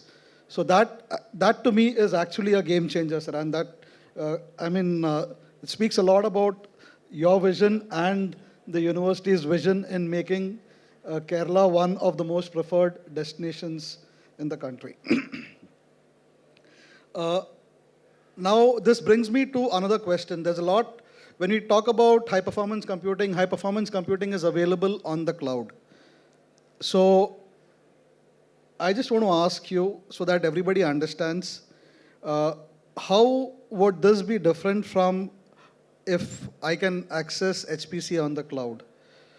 Could you run us through data sovereignty, where your data lies, and you're an expert in cyber physical systems, so you can speak about that as well, and throw some light on this so that the audience understands. Yeah, thanks for that question. See, CUSAT tries to set up IT infrastructure in a way in which we just wanted to utilize our expertise, where even faculty members or students can join hands together to build systems. So we are not actually depending on any other cloud services so far. We are running the whole show from our data center, where we develop a lot of software in-house business. For the in-house business, we develop software. From there, actually, our students, faculty members, researchers, everybody gets experience. So that's one point. And coming to the Tejasvi, the hybrid high-performance computing, we know GDPR rules and all, right? So we don't actually wanted to, go out our research data, or even any industry player can come with their data, and then they can run the models and get the results, and take the results, right? So the latency, right? That is one aspect where we wanted to run the models, get the results without much delay. Where if you are submitting it to the compute kind of a cloud, it goes through different network switches, routers, etc. There is a bit delay, but here we have installed our system. We have capability of running the system then there itself. From the CUSAT network, anybody can run the system and get the results. So that is one thing. Second thing is having a kind of an infrastructure within CUSAT or on premises. We have the freedom, actually. We can scale up whenever we are getting funds. Actually, we can scale up the system as per our design. So that is another stuff. Third thing is we haven't dependent on the boxes that is available in the market. Actually, the whole design is ours, right? So we can design and add up systems as per our wish. So that is the advantage of having system within our premises. The freedom that we are getting from the system is very important. Yeah. Fantastic, sir. The clock says time up, so okay. I've got a lot of questions for Professor Santosh, but we can always take that offline because it's been a long day. We started, I think, at 10 o'clock and it's 5, and the KMA president and Balakrishnan sir have been kind enough to give us the slot. So I'll just wrap it up. Thank you so much, Professor, for sharing your vision. Tejasvi is, I won't call it a supercomputing facility. It's more of a platform of empowerment, which all of the speakers before us spoke about. And it perfectly aligns with Kerala's vision of 2031, which the Chief Minister unveiled yesterday. And we invite the industry to leverage platforms as such which are there within our own state and make both Kerala and our own country a better place, which our children will be proud of. Thank you so much. Thank you so much, Professor. Thank you, Jim. Thank you. Thank you for sharing those interesting initiatives taken by QSAT and wishing the newborn all success. I request Mr. A. Balakrishnan, past president, to kindly hand over a small memento to the speakers. Requesting President KMA and the summit chair to join them on the dais. Attention all participants, if anybody is left to put your lucky draw in the bowl, this is your time because we are almost about to see who's the lucky winner, who would be taking home a wonderful gift worth of over 40,000, sponsored by Revive.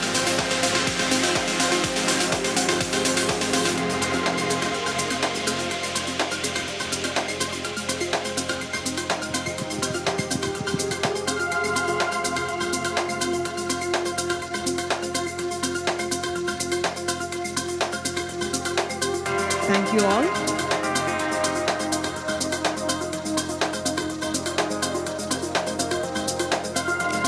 Last but not the least, we have a product presentation on AI-based algo trading by Mr. Tennyson Jobby. Its flagship product, Firefly, is a transparent algo trading board that connects seamlessly with leading brokers. Over to you, Tennyson. Can't wait to see your product. Thank you, KMA. Good evening to everyone. Thanks for this opportunity.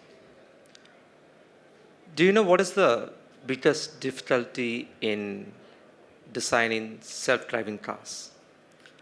It's actually something emotional. Let's get to that. How do engineers design self-driving cars? When the car is driving on its own, when it sees red, it stops. When it sees green, it moves. Okay. So an engineer which, while designing such a car, they'll just say that, okay, it sees red, stop, sees green, move. And if you see a lawn passage, lawn lane, just follow the lanes and rule.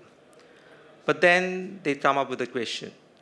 What happens if someone jumps in front of a self-driving car? Okay. Now, there are lots of possibilities. But the thing is, no one knows which is the right answer, which means the engineer doesn't know what to do.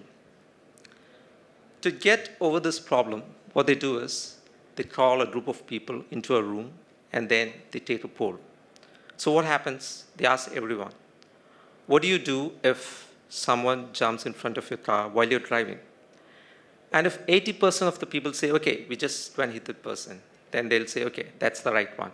Rather than going to the right, going to the left. So the engineer will design that car that way. Okay. Now, let's take a similar situation in stock markets. Now, in the markets, there are analysts. Okay. And every analyst actually keeps predicting what is going to happen for a stock. They say you can buy a stock, you can sell a stock, but it is their personal opinion. But what if there's a way to actually understand what people think and what people do, just like how they call a group of people into a room and take a poll? And this thing in stock market has one more advantage, because when in the self-driving case, when people actually walk into a room and they give an opinion, they don't have skin in the game because they are not actually in a situation where they find someone jumping in front of their car. But their real reaction when someone actually jumps might be different. They might go to the left, go to the right. Okay.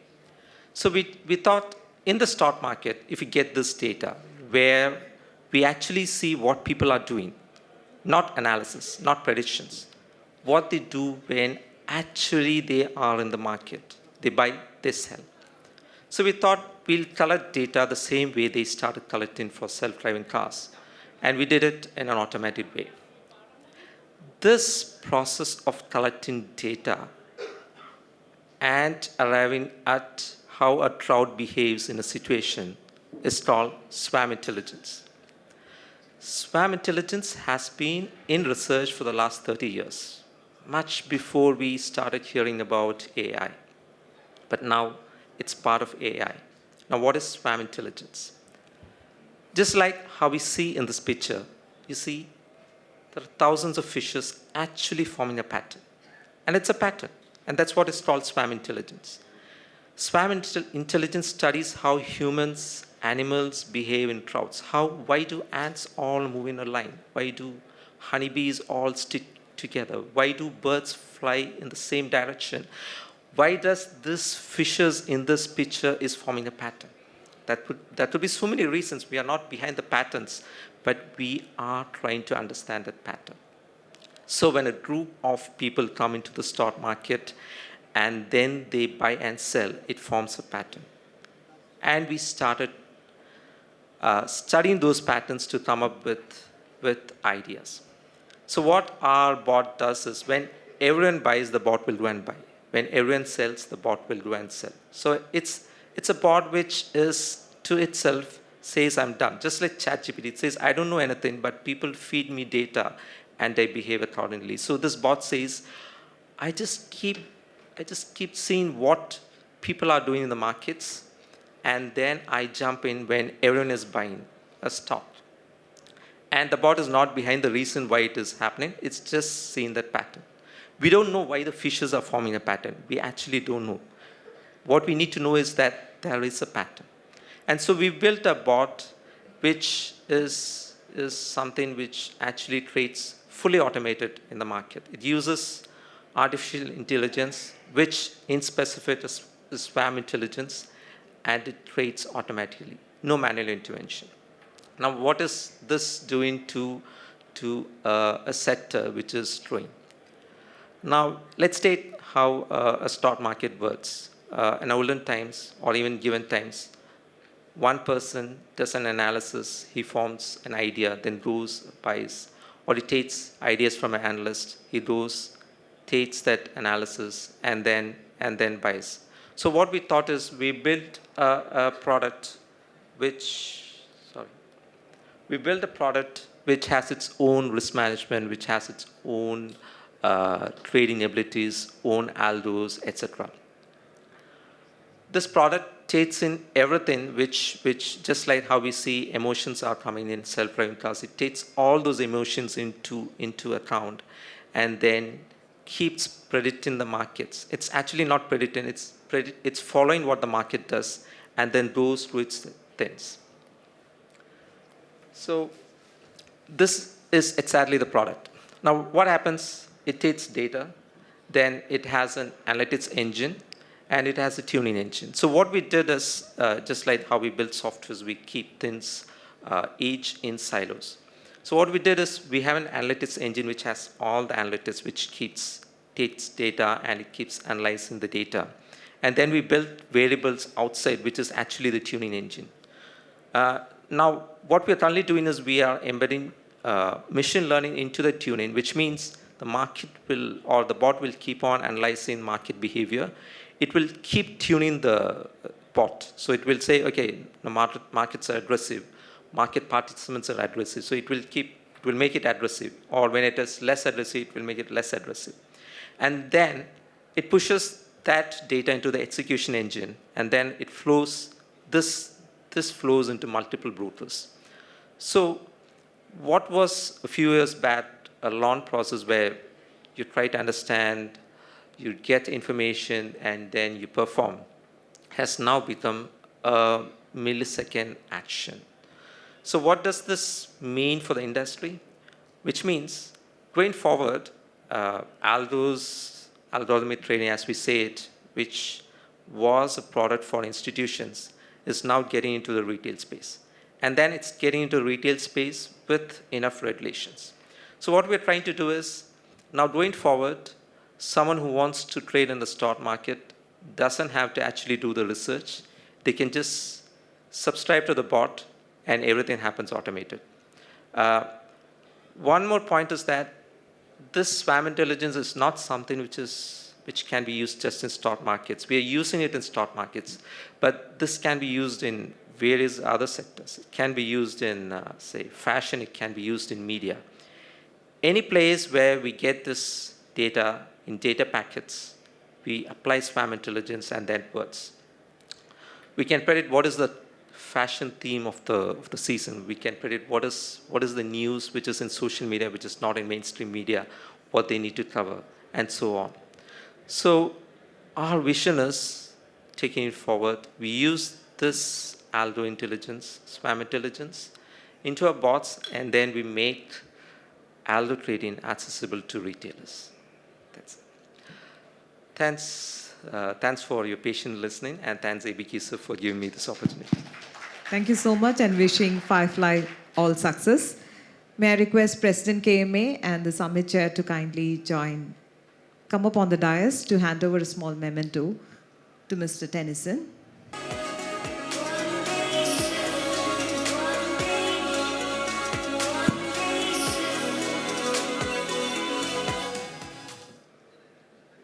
May I request President and Chair to remain there on the dais. We have our Master of Ceremony. We had Ms. Manjusha Menon, Company Secretary of Aptiv, who did a great job in anchoring from morning 10 o'clock to evening 5:30. Thank you, Manjusha, for your valuable time. And may I request you to come up and accept a token of our love and affection to you.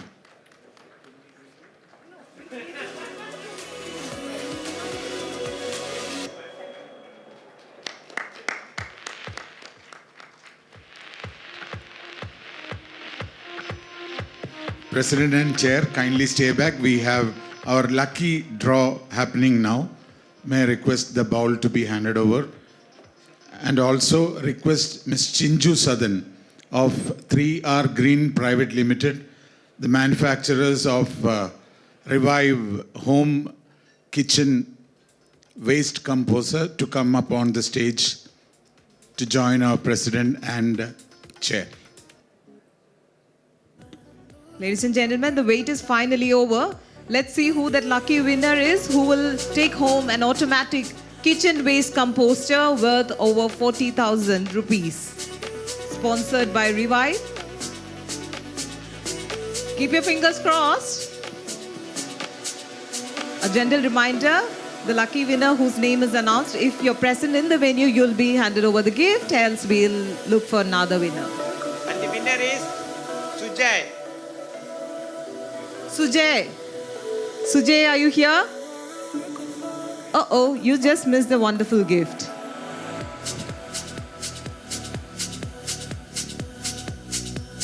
This is the importance of staying back for the entire event. Biju Joseph. Biju Joseph.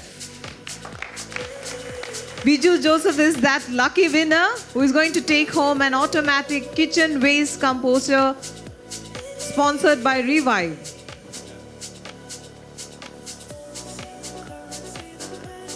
Request Biju to kindly come up on the stage.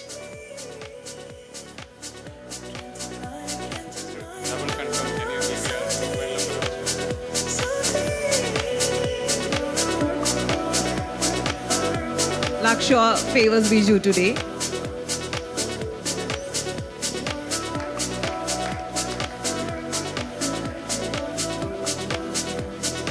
Congratulations, Biju. A huge round of applause for him.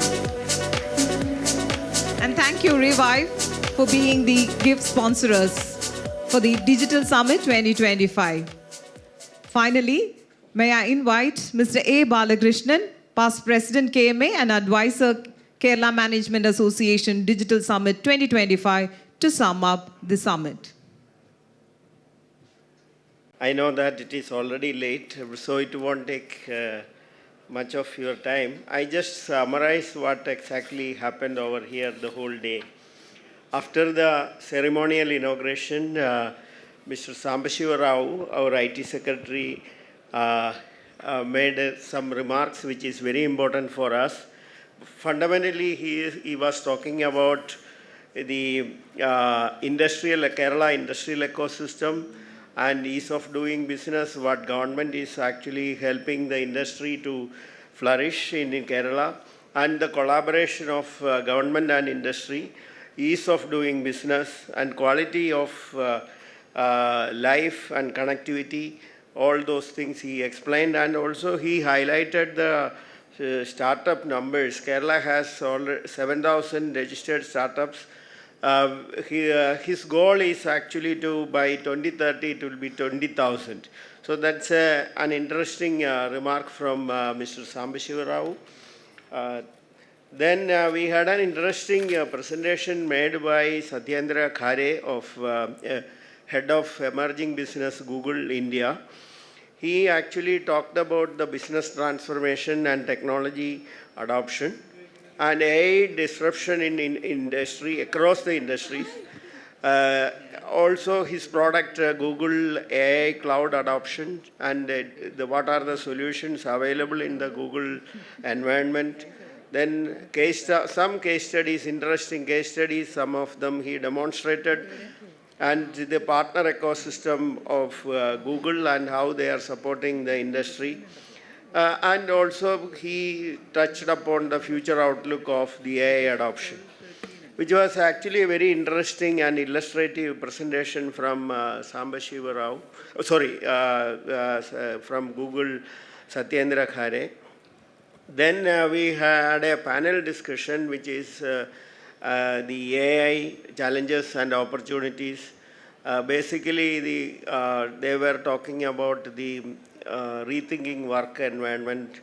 Srikanth, the editor of Computer Express, moderated.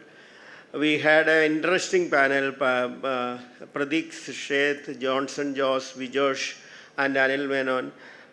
It was a very interesting discussion. In fact, they touched upon all major points in the AI arena.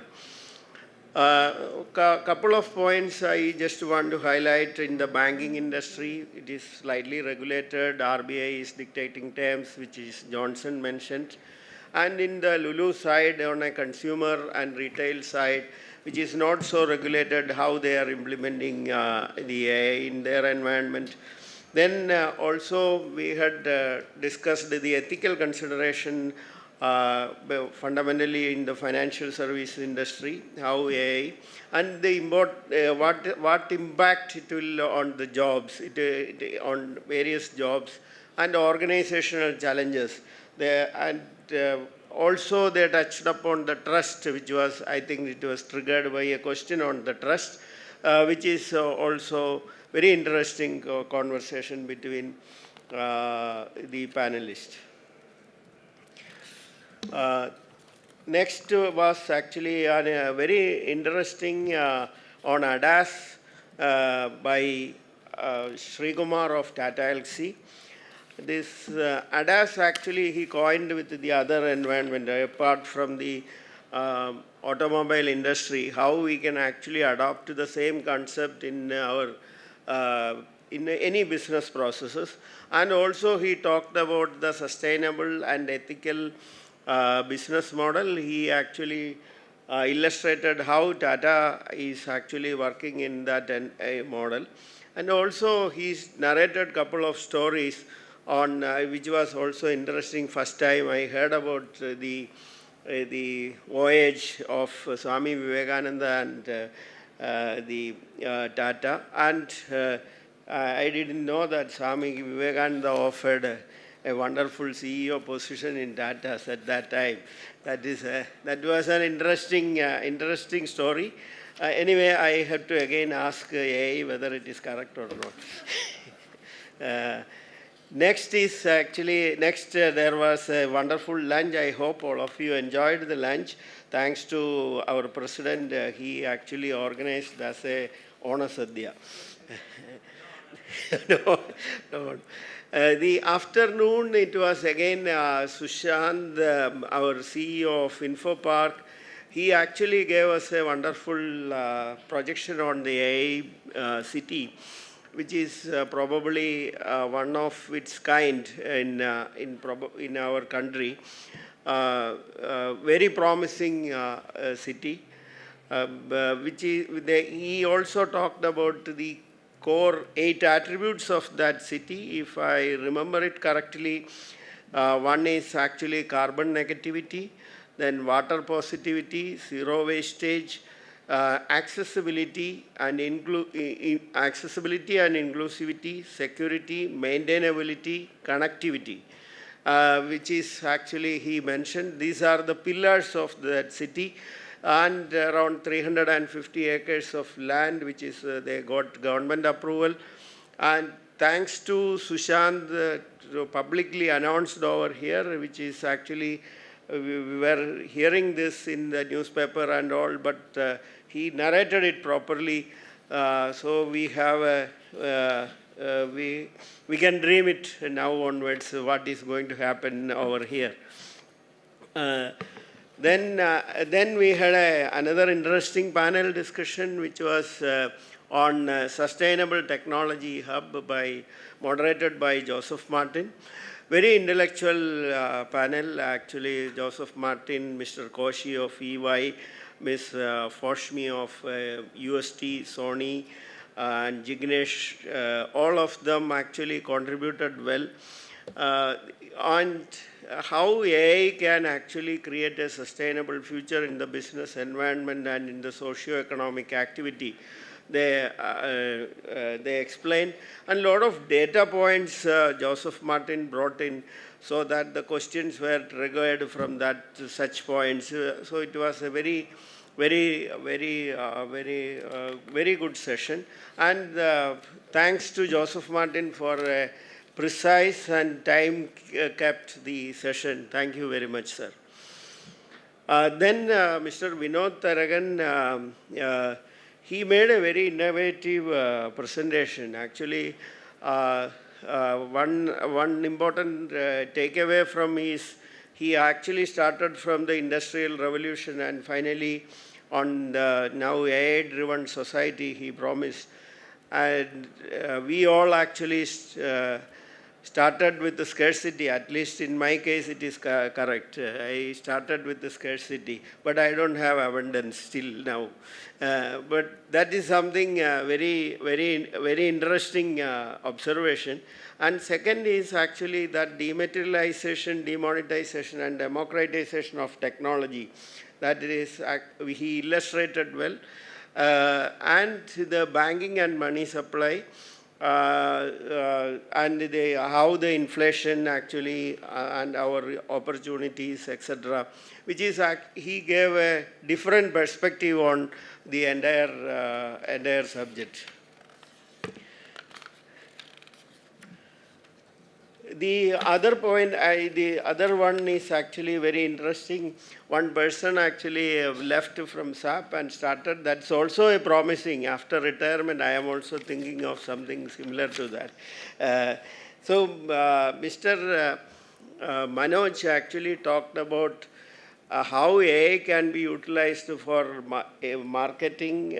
Since actually time, Mr. Manoj is here or he left. He was talking about SEO and all those things.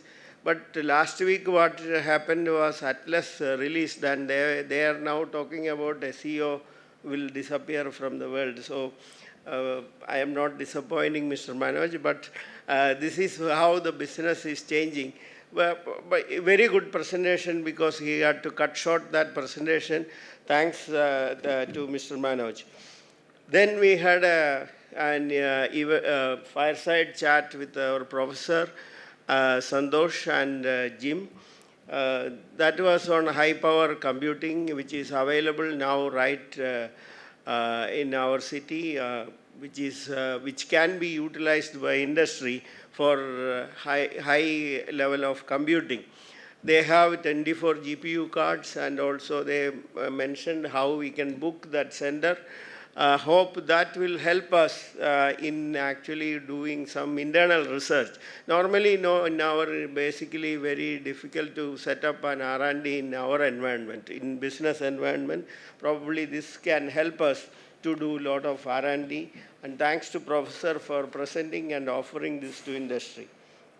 Then on the last one, which was on trading intelligence, which is again, if you correlate with what Vinod Taragan mentioned about the democratization.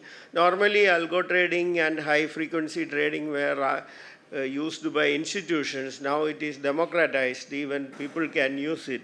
Being from that industry, let me also advise you be careful with this particular option trading because as we already said, 90% of the traders are losing money. However, technology help you to do something. I hope he will not beat me, but wishing him all the best. Anyway, but the last point he mentioned, that the same technology can be used for multiple purpose. That is very important takeaway from him. That is all from my side on this, summarizing this session. I hope I covered everything. Let me also tell you, this was compiled by AI. Thank you. That's the spirit. Thank you very much. Making use of AI in the true spirit of the summit. As we wrap up today's summit, let's take a moment to reflect. Automation is not the end of human work. It's the beginning of a new chapter. One where creativity, empathy, and innovation take center stage. Thanking all our speakers, partners, and of course, to all you incredible audience for making this summit a grand success. Thanking our summit partners, South Indian Bank and Fortinet.